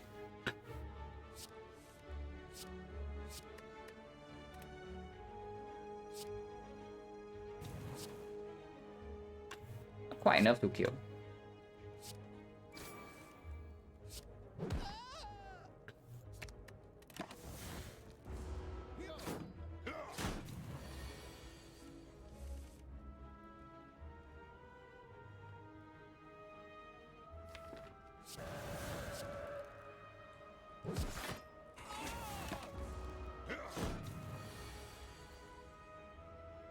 Right, we have no lethal here. When we only take 3. Would have played Cow Game Mode to fish for lethal, but pretty dangerous. Would be nice to set up Pendium at some point though, but if we play Crescendo too early on, that cannot happen. Armament plus. Just lucky, not so good, right? Dagger Spray Akabeko Pendium is a thing. Armament plus with Battle Trance kind of sick. What upgrades do we even have anyway? Like, this upgrade is whatever. This upgrade is good. This upgrade is okay. And then it's pretty bad, right? So maybe Armament plus not even that strong. It's probably it's probably good. It's probably good. We do have like both Hormone Strike and Battle Trance. And the Mega Prep as well.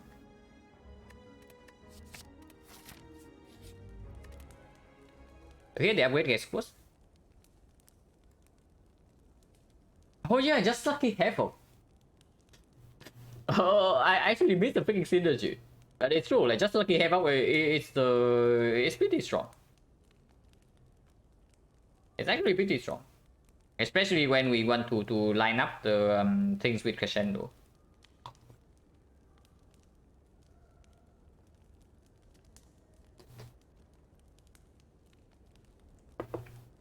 Yeah, what are we upgrading here? Maybe it's entrenched just for turn 1 draw? Or Havoc? Probably entrenched.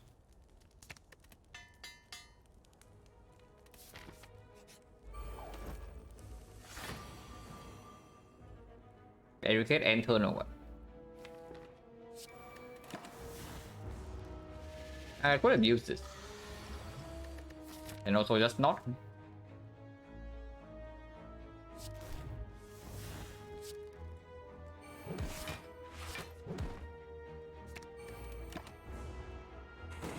And then we get to Penny or Warlock this turn.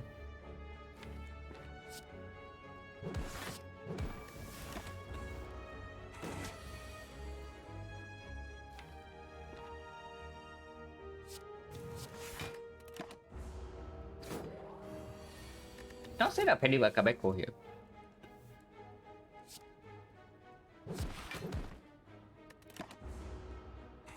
Shadow costing 3 is a little bit weird, but that's fine. This doesn't kill and then we kill with feet.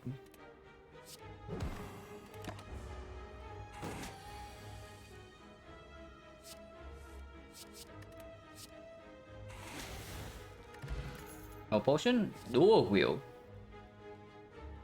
Panic button with Cautious, panic button with Barricade, panic button with Entrance Plus. Yeah, seems kind of sick. Yeah, panic button is insanely good here, right? It doesn't really get better than this. So upgrade can go on maybe Barricade for turn 1. Maybe Havoc. It's probably Barricade. Any card that can that can reoccur can be upgraded with armament. And we're not picking Snecko, yeah. So this upgrade doesn't go to waste.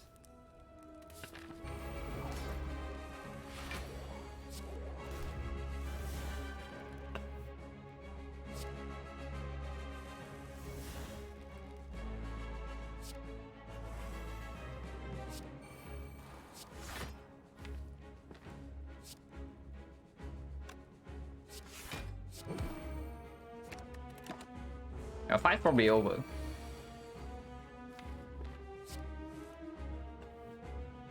Discard Crescendo like this then.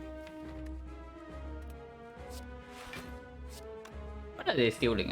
Pombo True Grid. Yeah, whatever. This slime would be good here. But doesn't matter. This guy can never deal damage to us.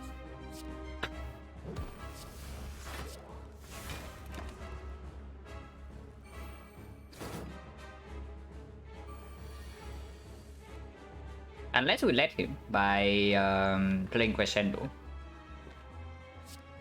Let's burn the Bloodletting, right? Bloodletting is not good enough.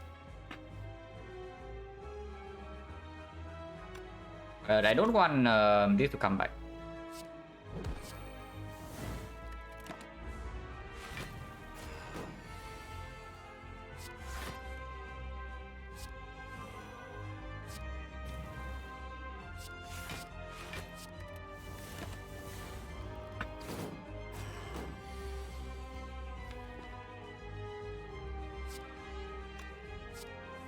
We can enter Wrath now.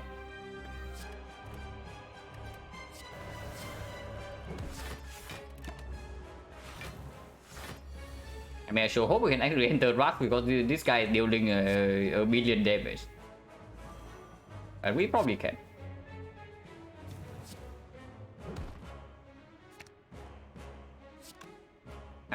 David cannot play Havoc though.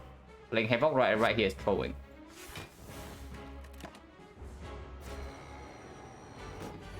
I mean, maybe we can play Havoc.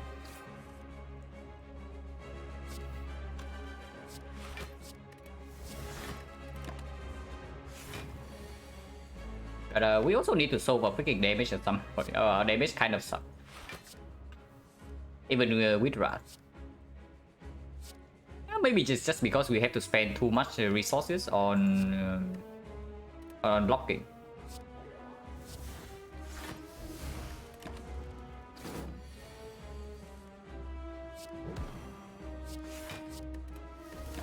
Maybe Blaze pretty good too, but we want to kill with feet.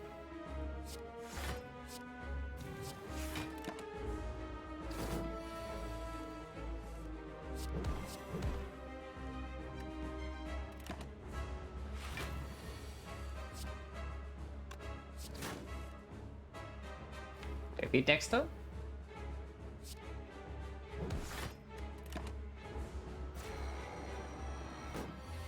Maybe our damage is not that bad. It's just a hyper beam. Wait. Is this the first or second hyper beam turn? Whatever. We have Feed Plus and now we have a Penny Akabeko setup. Yeah, no thanks.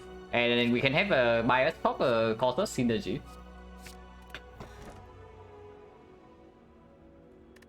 So hammer is clear. Eh?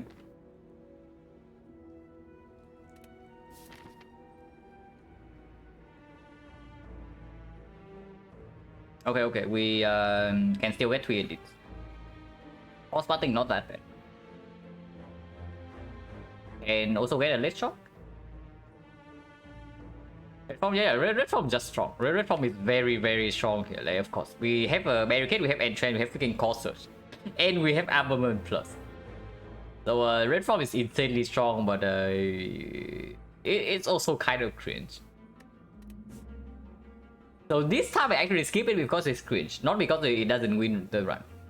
When I play a silent, when I actually play silent and I skip red form, is because I don't think it will win. Compared to the other options. But here I skip red form because it just wins. Oh yeah, question mark with the red mark.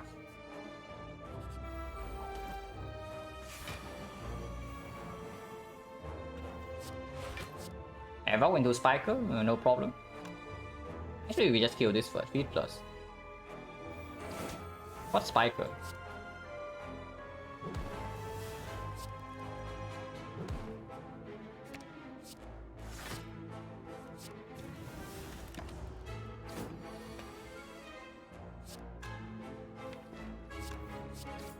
We also have the Cortex Battle Trance combo.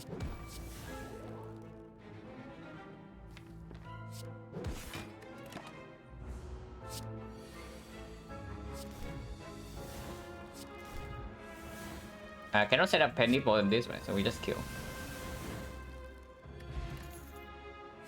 Foreign Influence. Now this card is fun. It's definitely not good here, but it's a fun card.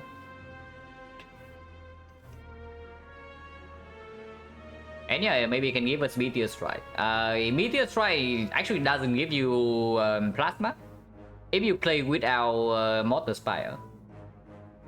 But we do have the base mod, and we do not have the mod that disables the off gain from coming in. Actually, no. With the prismatic shard, you actually get plasma. Without the shard and with foreign influence, if you have no off slot, normally it doesn't give you one. But yeah, they playing Modern Spire gives Watcher one off slot when she has this card, which is not supposed to happen.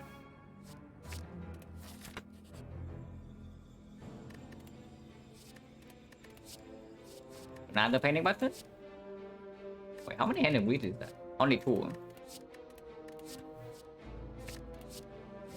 Yeah, another panic button, why not? I don't understand singular gameplay change. Yeah, I don't understand either. But it's just like that. Enough grid directly competing with this, and we always choose speed over that.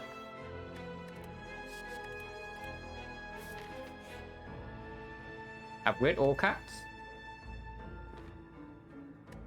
Normality is not ready. Wait. No. Hang on. This fight is a slight problem. This fight is a slight problem for us, yeah. If we crescendo right now, we die next turn.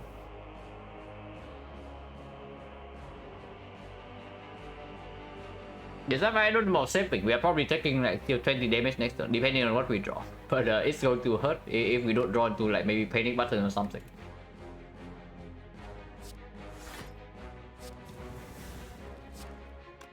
Probably want to save this Akabeko for the Warlock. Doesn't make sense. The next time round will run out. So this is just better.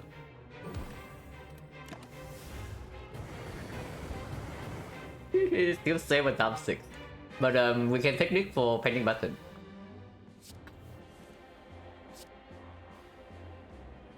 I guess we don't need painting button now. With struck barrier, entrance, and uppercut that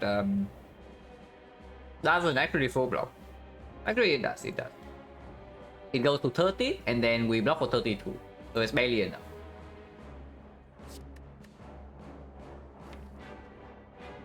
And also just painting button for fucking adrenaline.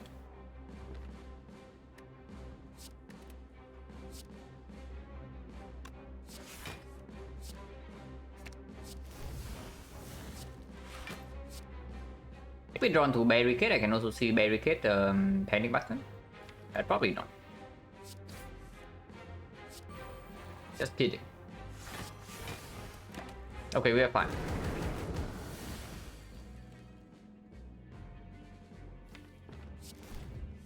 And yeah, like we cannot gain block, but Warlock still gains block.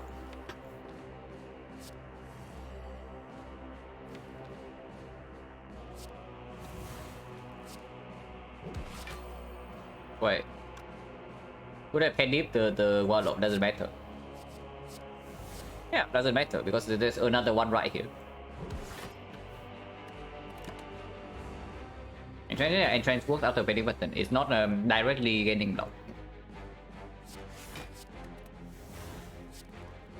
Or later, not quite a kill yet. And feet is not upgraded anyway.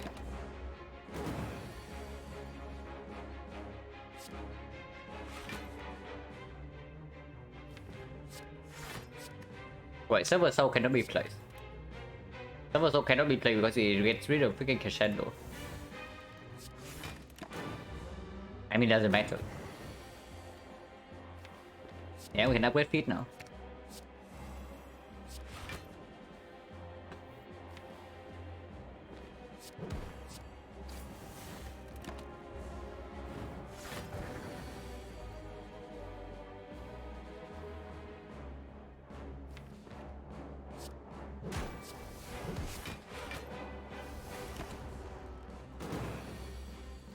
Inferno coming up, but we kill this turn.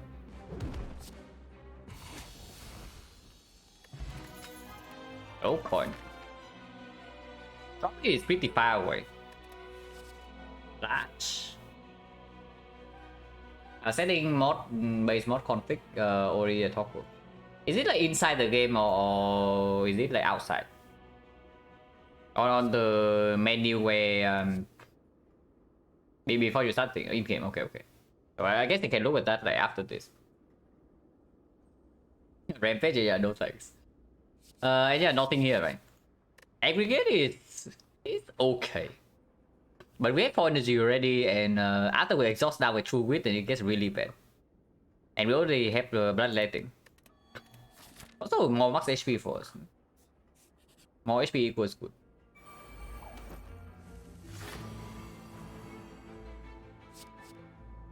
Windmill Strike.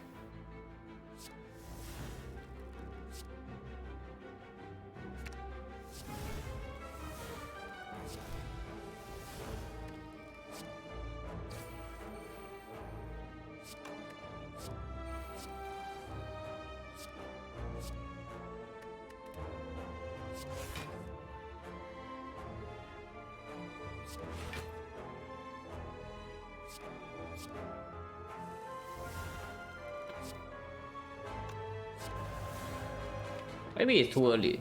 Doing this probably means I cannot fit here, but whatever. Maybe I can fit.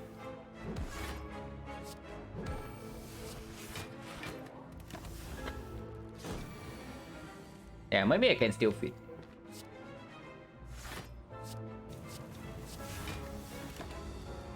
Time to find out how fast this guy actually scales. Probably not fast enough. Oh my god, this kills already. But that's not good.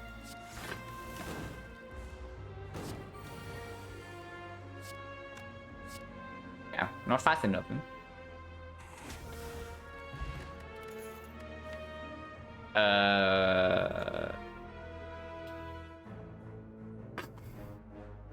I mean, I don't know. It's probably still stupid broken, but do I really want it?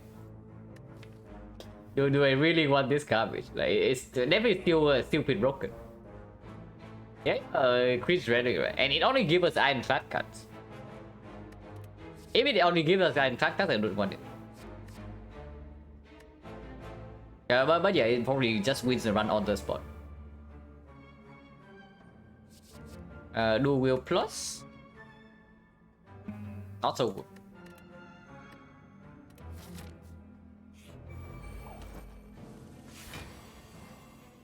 We just fought 2 of you.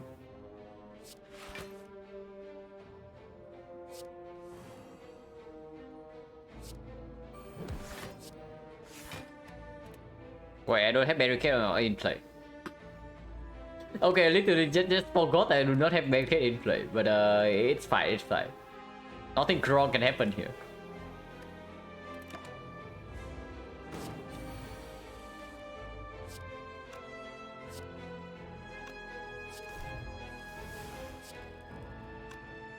Do I use armament before or after foreign influence? Let's use before.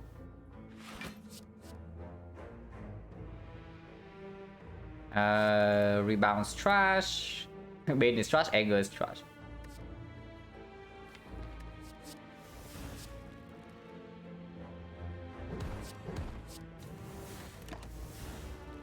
Man, the single walker has already dealt more damage to me than the double one. It is here, cannot get armament in play. I guess that's fine.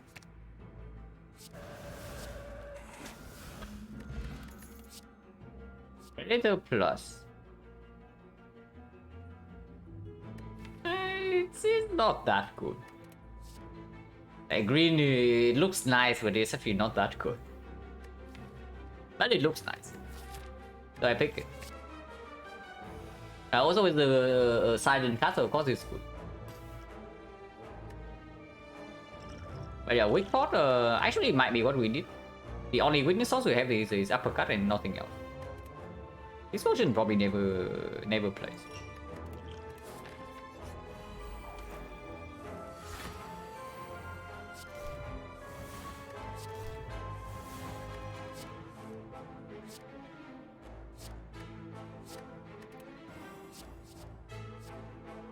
Doom and Gloom doesn't matter. Iron Wave also doesn't matter. Ribbon Tail doesn't matter. We just skip. Oh no. Okay, that's not very good.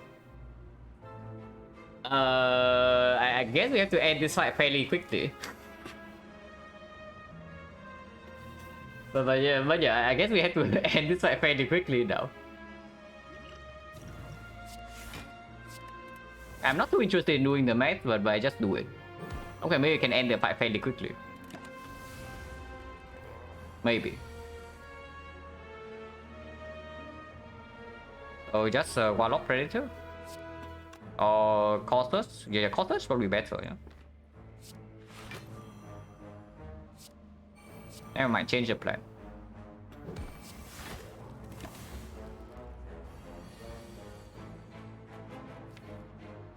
I can get feet.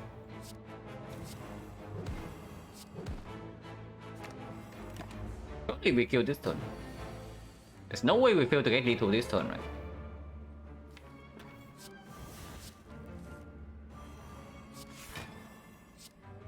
Yeah, it's just lethal.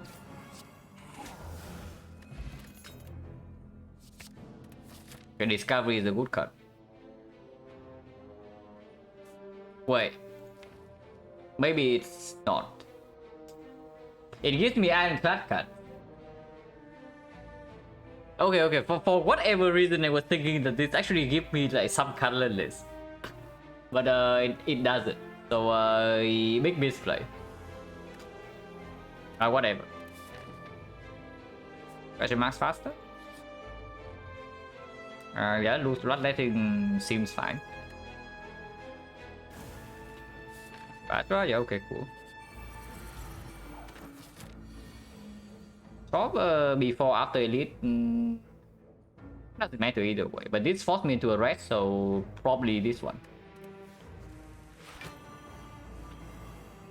Yeah, sama yang trust Kasa. I mean, Heaven's probably better, but Pummel's a lot of damage, and I want to see damage. That's not a good play, but I just do it. That's definitely not a good play.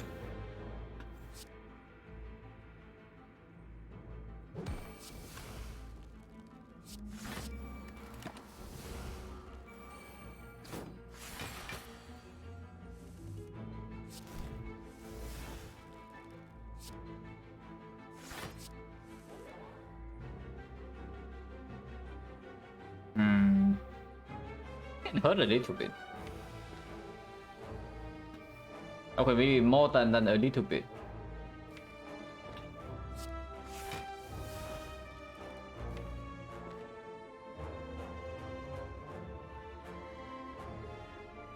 And all the attacks in our hand cost 2, so I actually cannot kill. Bloodletting would be good here. So the bloodletting we just toss away would be pretty good here, I would say.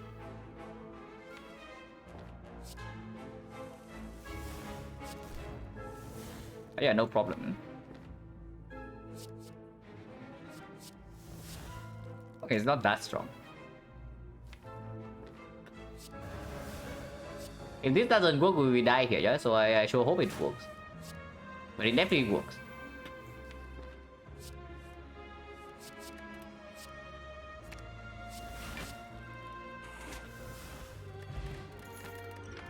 More max HP. Let's plus with our core search. Oh, another barricade. Or just skip. Probably just skip.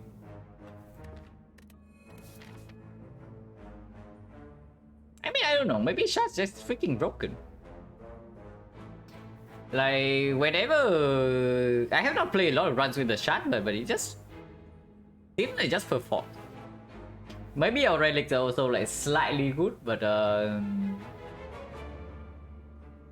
wouldn't say that this shot is negative at all so far. Yeah, 100% shot runs sample. And we can see whether the shot is actually negative or not.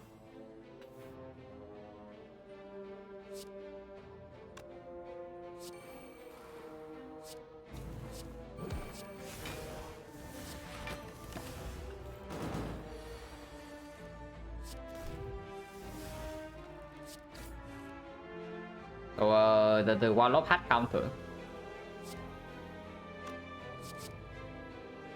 In fire. That's not very good. But I do it anyway. Okay, maybe this can stay.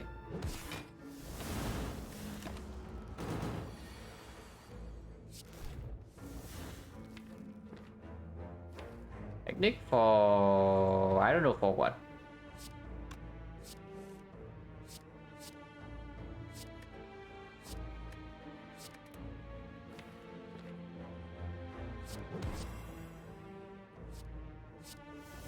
Wait, I have feet. Okay, if I have feet, then this can actually cannot play then.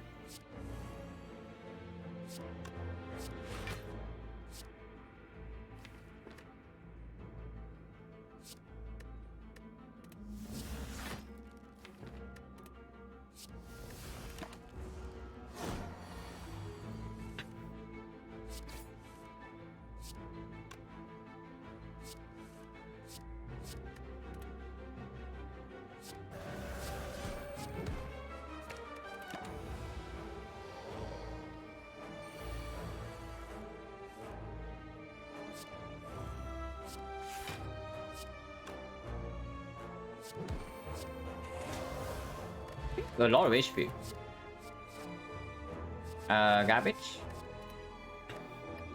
And of course this is not as good as this.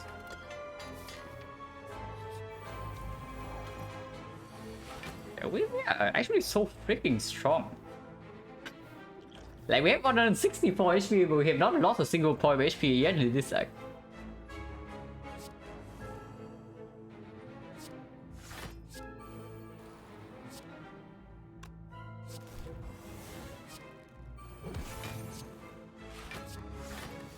Can we feed on this guy? If we want to feed on this guy, we need to draw to crescendo fairly quickly.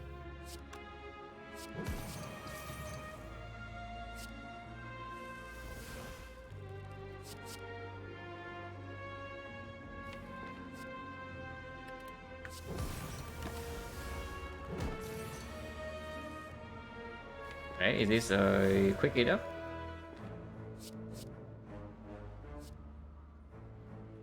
We do have the thing, so this is strength.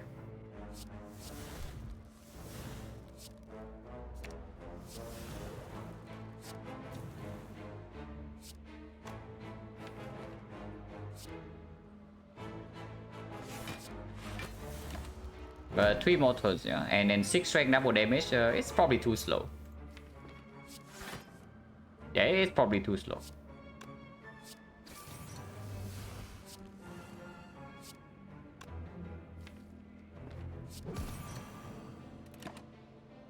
And this guy is overpowered. He cannot be killed.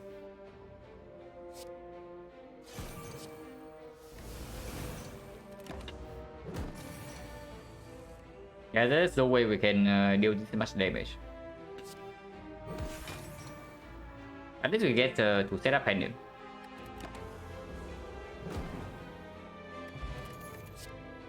In flame not interested. Twin strike no. Swivel no. More.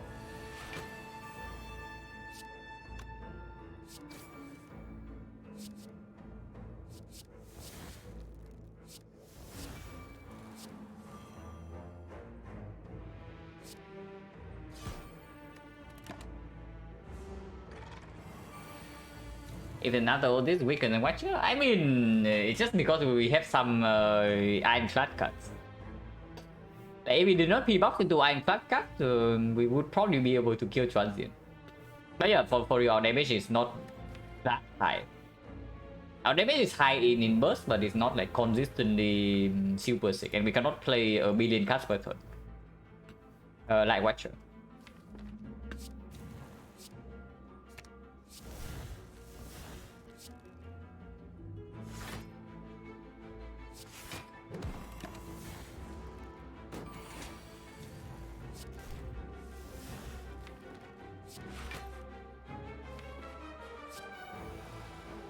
Havoc is how we potentially die in this fight, yeah?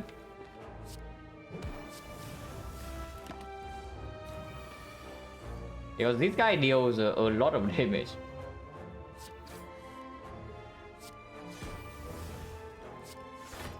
We are actually taking damage here. So the Maw is the first enemy that deals damage to us in Act 3. Confirm the strongest. Ouch.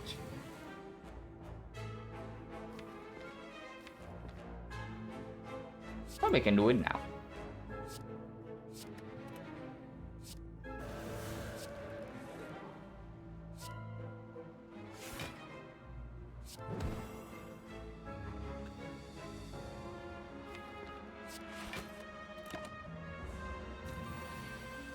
Dark? No. We don't luck here.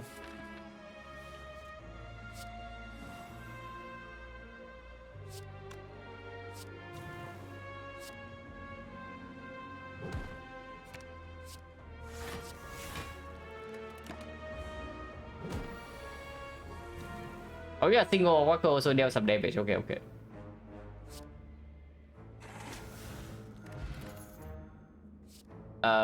When is it too late for algorithm?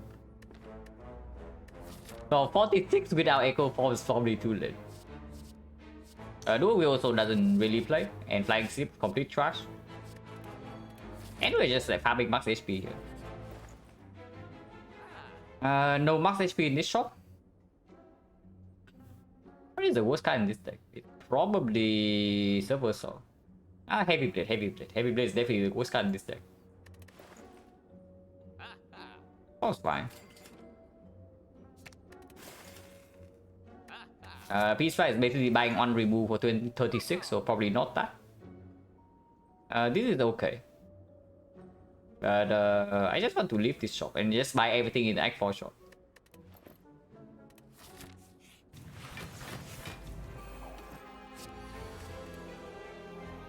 Yeah, all buffing.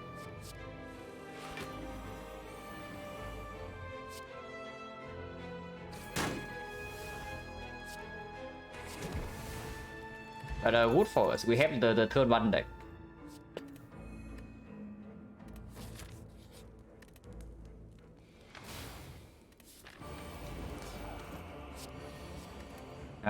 Okay, we can only fit once here, so Penny Button will play. Or when big transmutation for upgrade the Tender Grid. No, we already have upgrade the Tender Grid with the armament.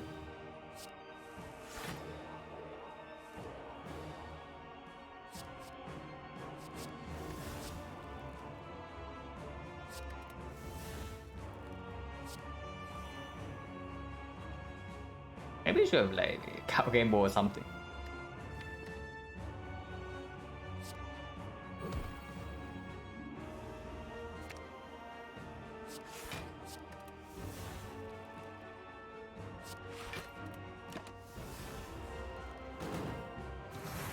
Low get up? I can't gamer. No, we are just playing like prismatic shot here.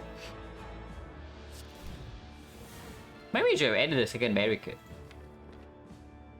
Like whenever barricade is not on turn 1, we feel so much weaker actually.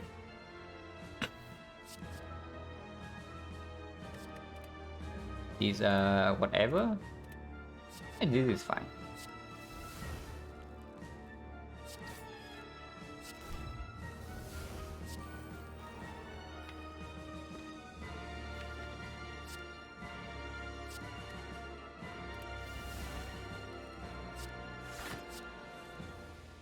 Okay, we can technique for okay, not technique for the core search.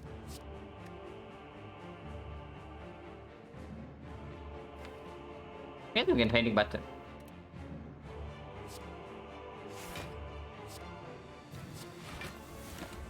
Excellent, we have Warlock to block.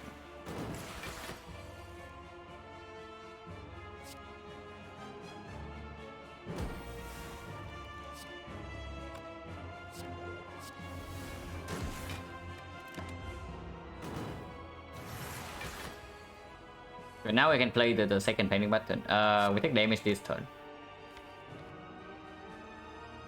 I mean, that's fine.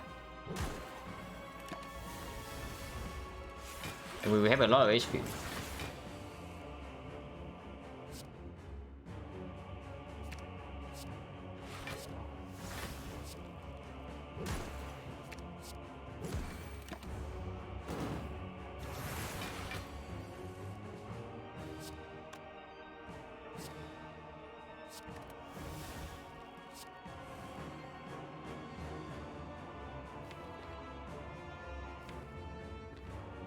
I have the Wrath right now, but that's pretty scary.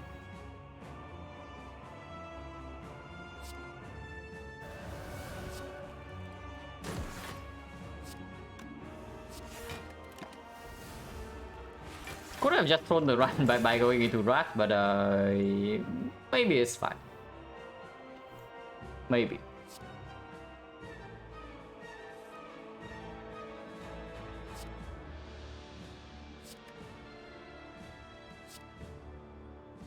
So 1, 2, 3, 4.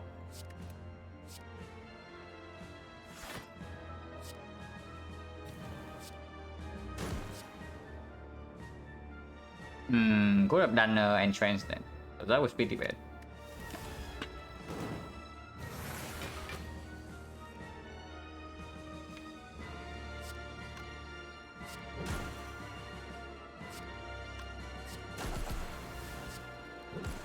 But yeah, if we enter Wrath this early, then there's no time to wait for the Hand of Greed or the field. Just need to get out of here then. And it's probably prepared. Nice armaments.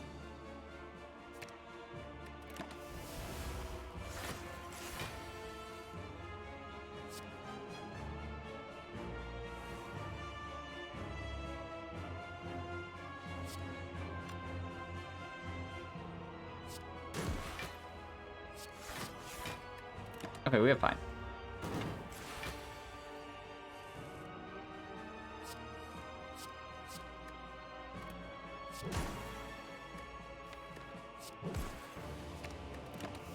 And feed next one.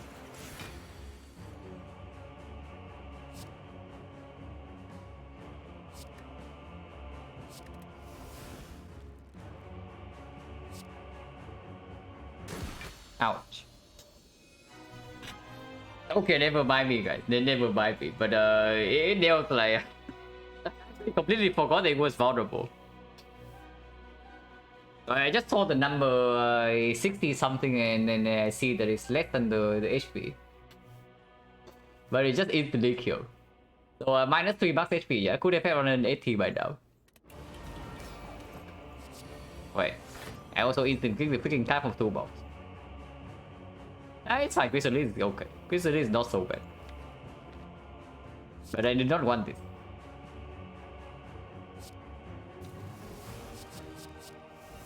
I do with 0 cost. It's okay. Not that bad.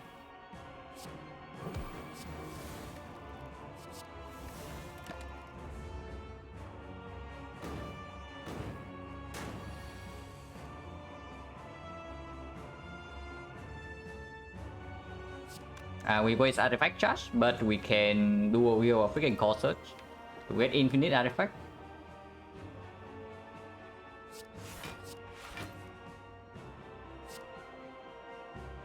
Discovery.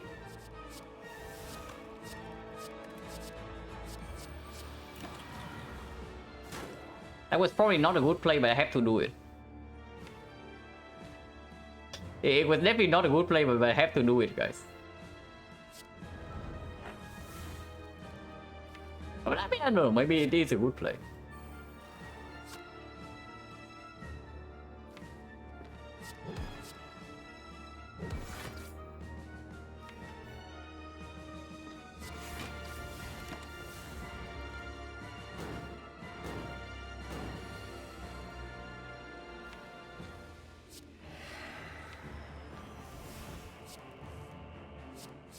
It's fine. We were chilling here.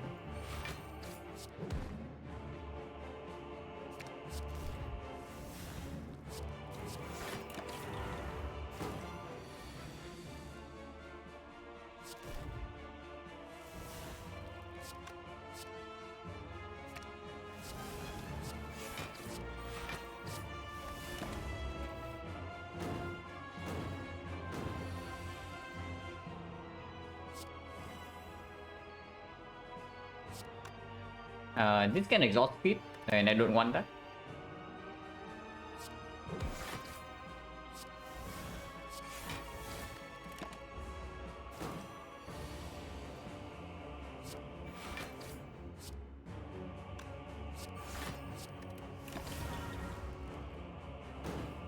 Then one we can probably enter right now and be completely fine. But I got to wait for the feed.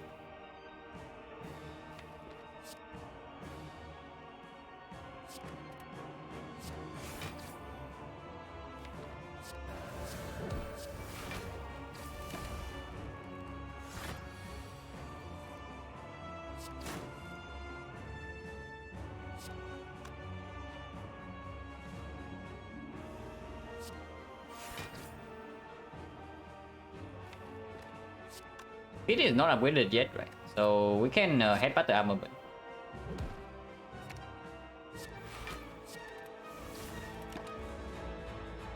Also, our block runs out fairly quickly, yeah. So from here, it should kill a little bit fast. Not that fast, but a little bit. This still lasts us for 2 attacks. At least 2. And we can kill right now. Oh no, we cannot.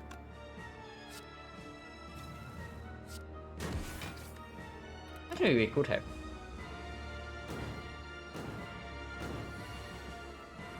Debuff again, not that we care. I'm not also dealing damage. Any block right now will kill this, yeah. So we cannot do it carelessly.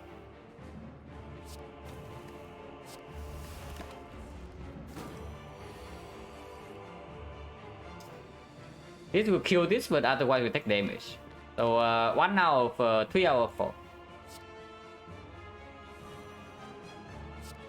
Okay, whatever, we don't need feed plus. 180 is good.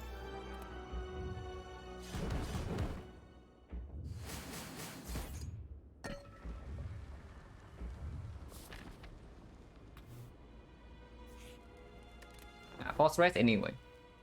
Put up lost HP. Our souvenir for our mega artifact, the evo for what I don't know. Puzzle is also whatever. What does Exhume do? Also not much. Any of these potions can do anything? Not really. What are we doing in this shop? I guess we can like souvenir just because we are rich. Oh yeah, Exhume for double rot is true, it's true. No, we have no exit. Yeah, we have no exit, so it doesn't matter. Exhume just for like maybe adrenaline, panic button, yeah, whatever. Right? Exhume is overpriced. But I think nothing here actually. Okay, one thing is good. That one I can buy. That one I can buy. Oh yeah, like transmutation actually pretty legit with Chemex on Ironclad. Like just the other day I played a run with I picked transmutation from the sensory stone. I upgraded it, and then I have 2 exhumes as my scaling engine, and it just works. Like I upgraded colorless, kind of strong. Yeah, now with my exhume and transmutation, actually like a fairly legit thing. Evo is bad? No, Evo is very good. So if you buy proper things in this shop, it's actually just evolve with maybe the puzzle. And maybe a card remove. But we buy Exhume Transmutation here.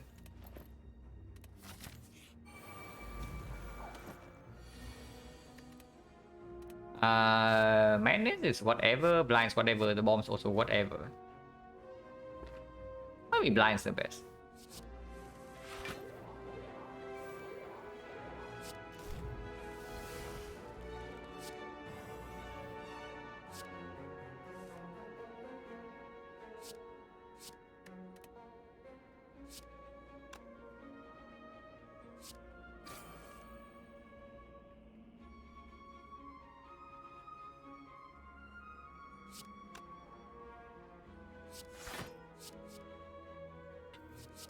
Get some lock.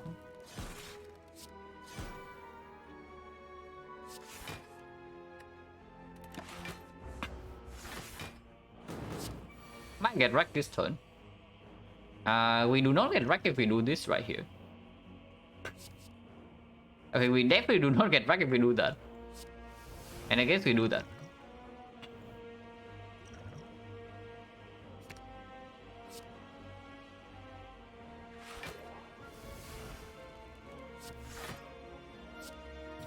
Unfortunately, barricade is not in play yet. But we can turn around right now.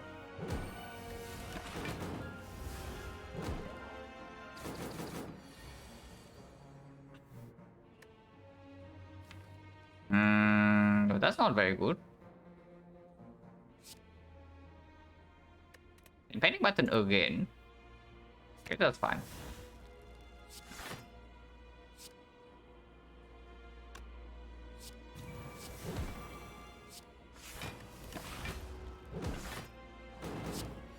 It's not we're not being attacked anyway.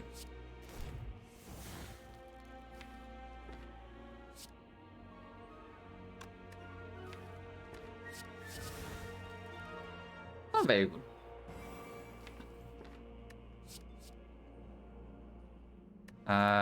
Body slam doesn't really matter. Jack will knock with the force off.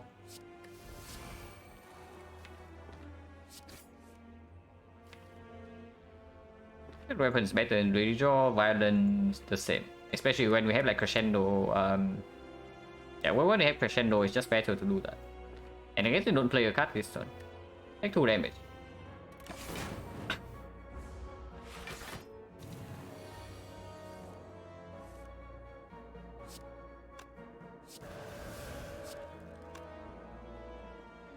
What can we take Nick for? Creep.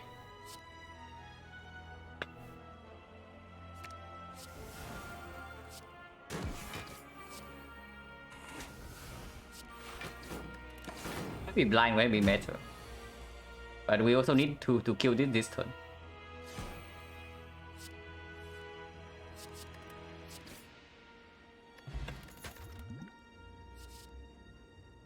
Oh, we don't have weakness, and here's a freaking wave of the hand. But we also have a weak pot. Him actually not that good. Reinforced body also mediocre. Probably just more max HP. Or wave with the hand. Wave of the hand is quite good. Yeah, this is enough with the uppercut. At least I hope so. Good instinct, panic button, secret weapon. 2 panic buttons enough, we don't need 3. This is also not good. Secret weapons probably fine.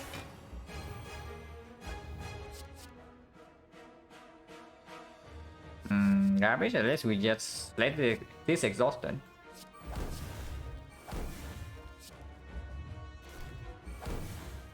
Very good. So double panic button into entrench into whatever.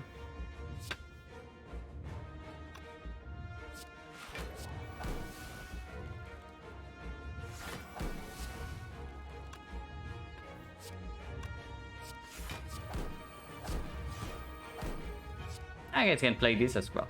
Could have duplicated the freaking entrench, but doesn't matter. It's probably over anyway because we do have weakness coming up, and we can just headbutt the entrench and then duplicate it next time. If we duplicated entrench, the fight is already over. But now it can be a little bit, just a little bit. Can secret weapon something that we don't want to draw next turn, which is the bash. And I guess letting this exhaust is just better. So transmutation is coming, yeah. I mean, transmutation did do some decent work in the last fight, so it's not that bad.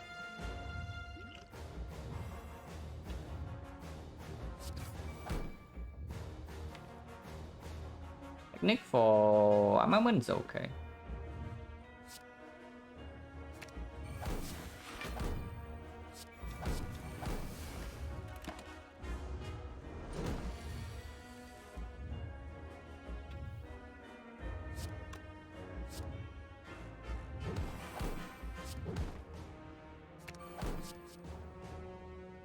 That is good. Not this turn though. Because if we cut into and change right now, we cannot play it. It's still way too early for crescendo because the hard second cycle can definitely kill us even from 200 block if we go into rush right now.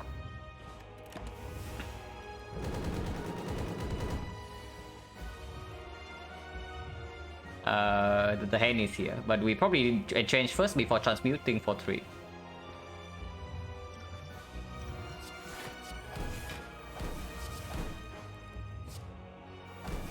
Oh, that's pretty good. Without Chemex, we had to wait with this though.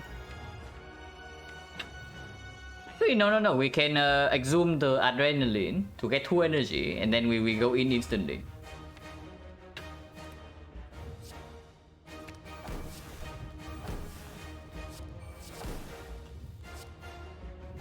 Yeah, okay.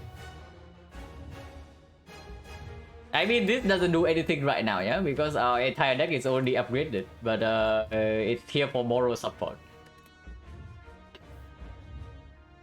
Yeah, moral support is okay, I guess.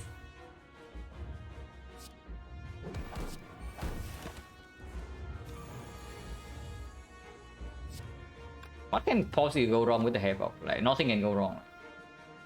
Yeah, Crescendo is already in our hands, so nothing can go wrong here with the Havoc. Okay, maybe it went a little bit wrong.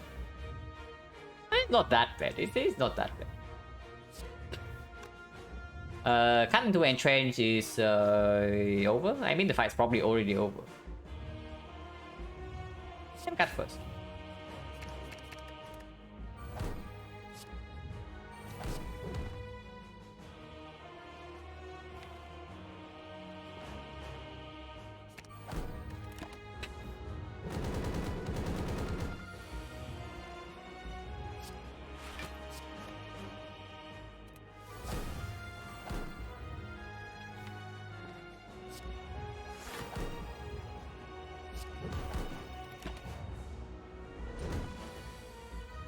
Okay, now we can go into Wrath here.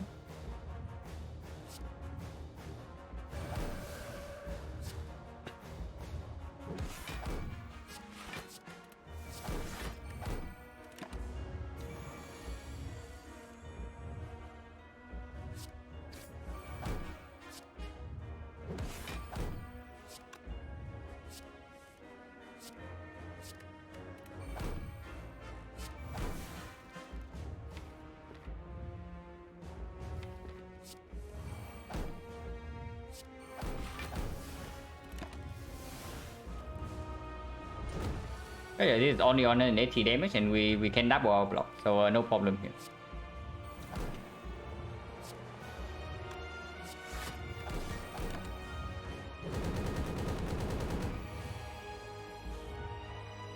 Okay, next turn can be a little bit of a problem, but we also redraw into Entrench.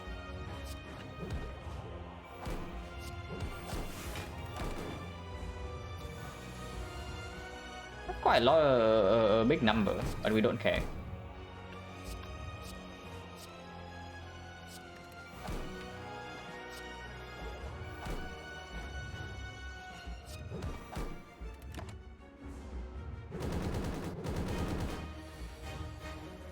Yeah, like we are strong.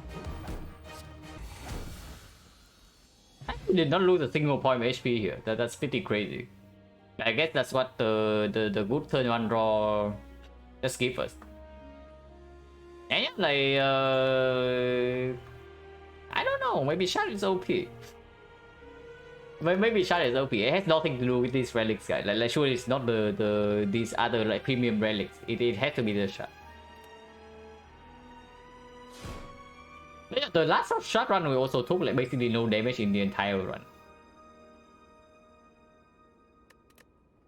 Maybe it's just good. 100% silent shot runs. Yeah. But honestly, at some point, I will actually, I might actually have to do a shot sample at some point. Because right now, I'm not even sure whether it's positive or negative, like the effect.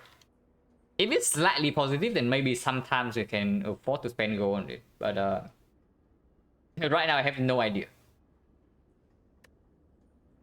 So at some point I will do it, but not on stream. I probably just do it off stream. Results 80 to 85, yeah. But yeah, short runs always fun.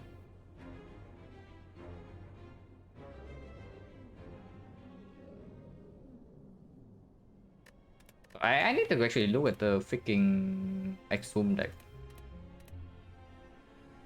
It was... Yeah, no, it was not here. It has Chemex. Yeah, it is this deck, like... Transmutation plus with double Exhum with Chemex. This combo actually is like way stronger than I thought. I actually didn't realize that how strong this thing is, but... This deck is not really a deck. And yet it just wins every single fight of this like Transmutation Exhum. It's ridiculous.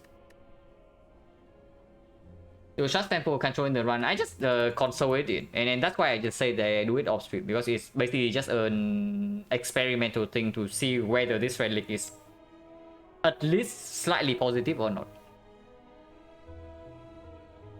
Of course, usually when you get it right at the start of the run, it's stronger than right in the middle. But at least there's some info. Because right now, as of now, I have no idea whether this relic is positive or negative. I just know that that is usually not worth the gold. Unless the power boost is very significant. If the power boost is super significant, then it's actually worth the gold. But right now, I don't even know if it's a benefit or not. Oh yeah, change profile and probably end the stream.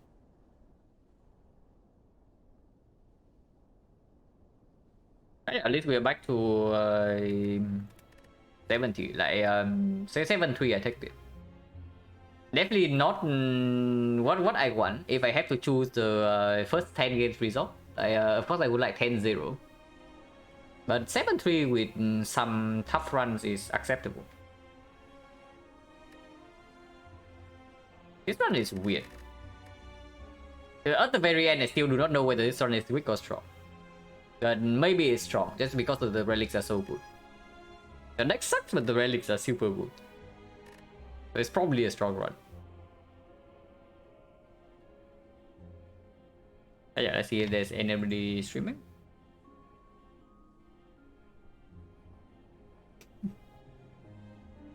Yeah, I said you got to pop.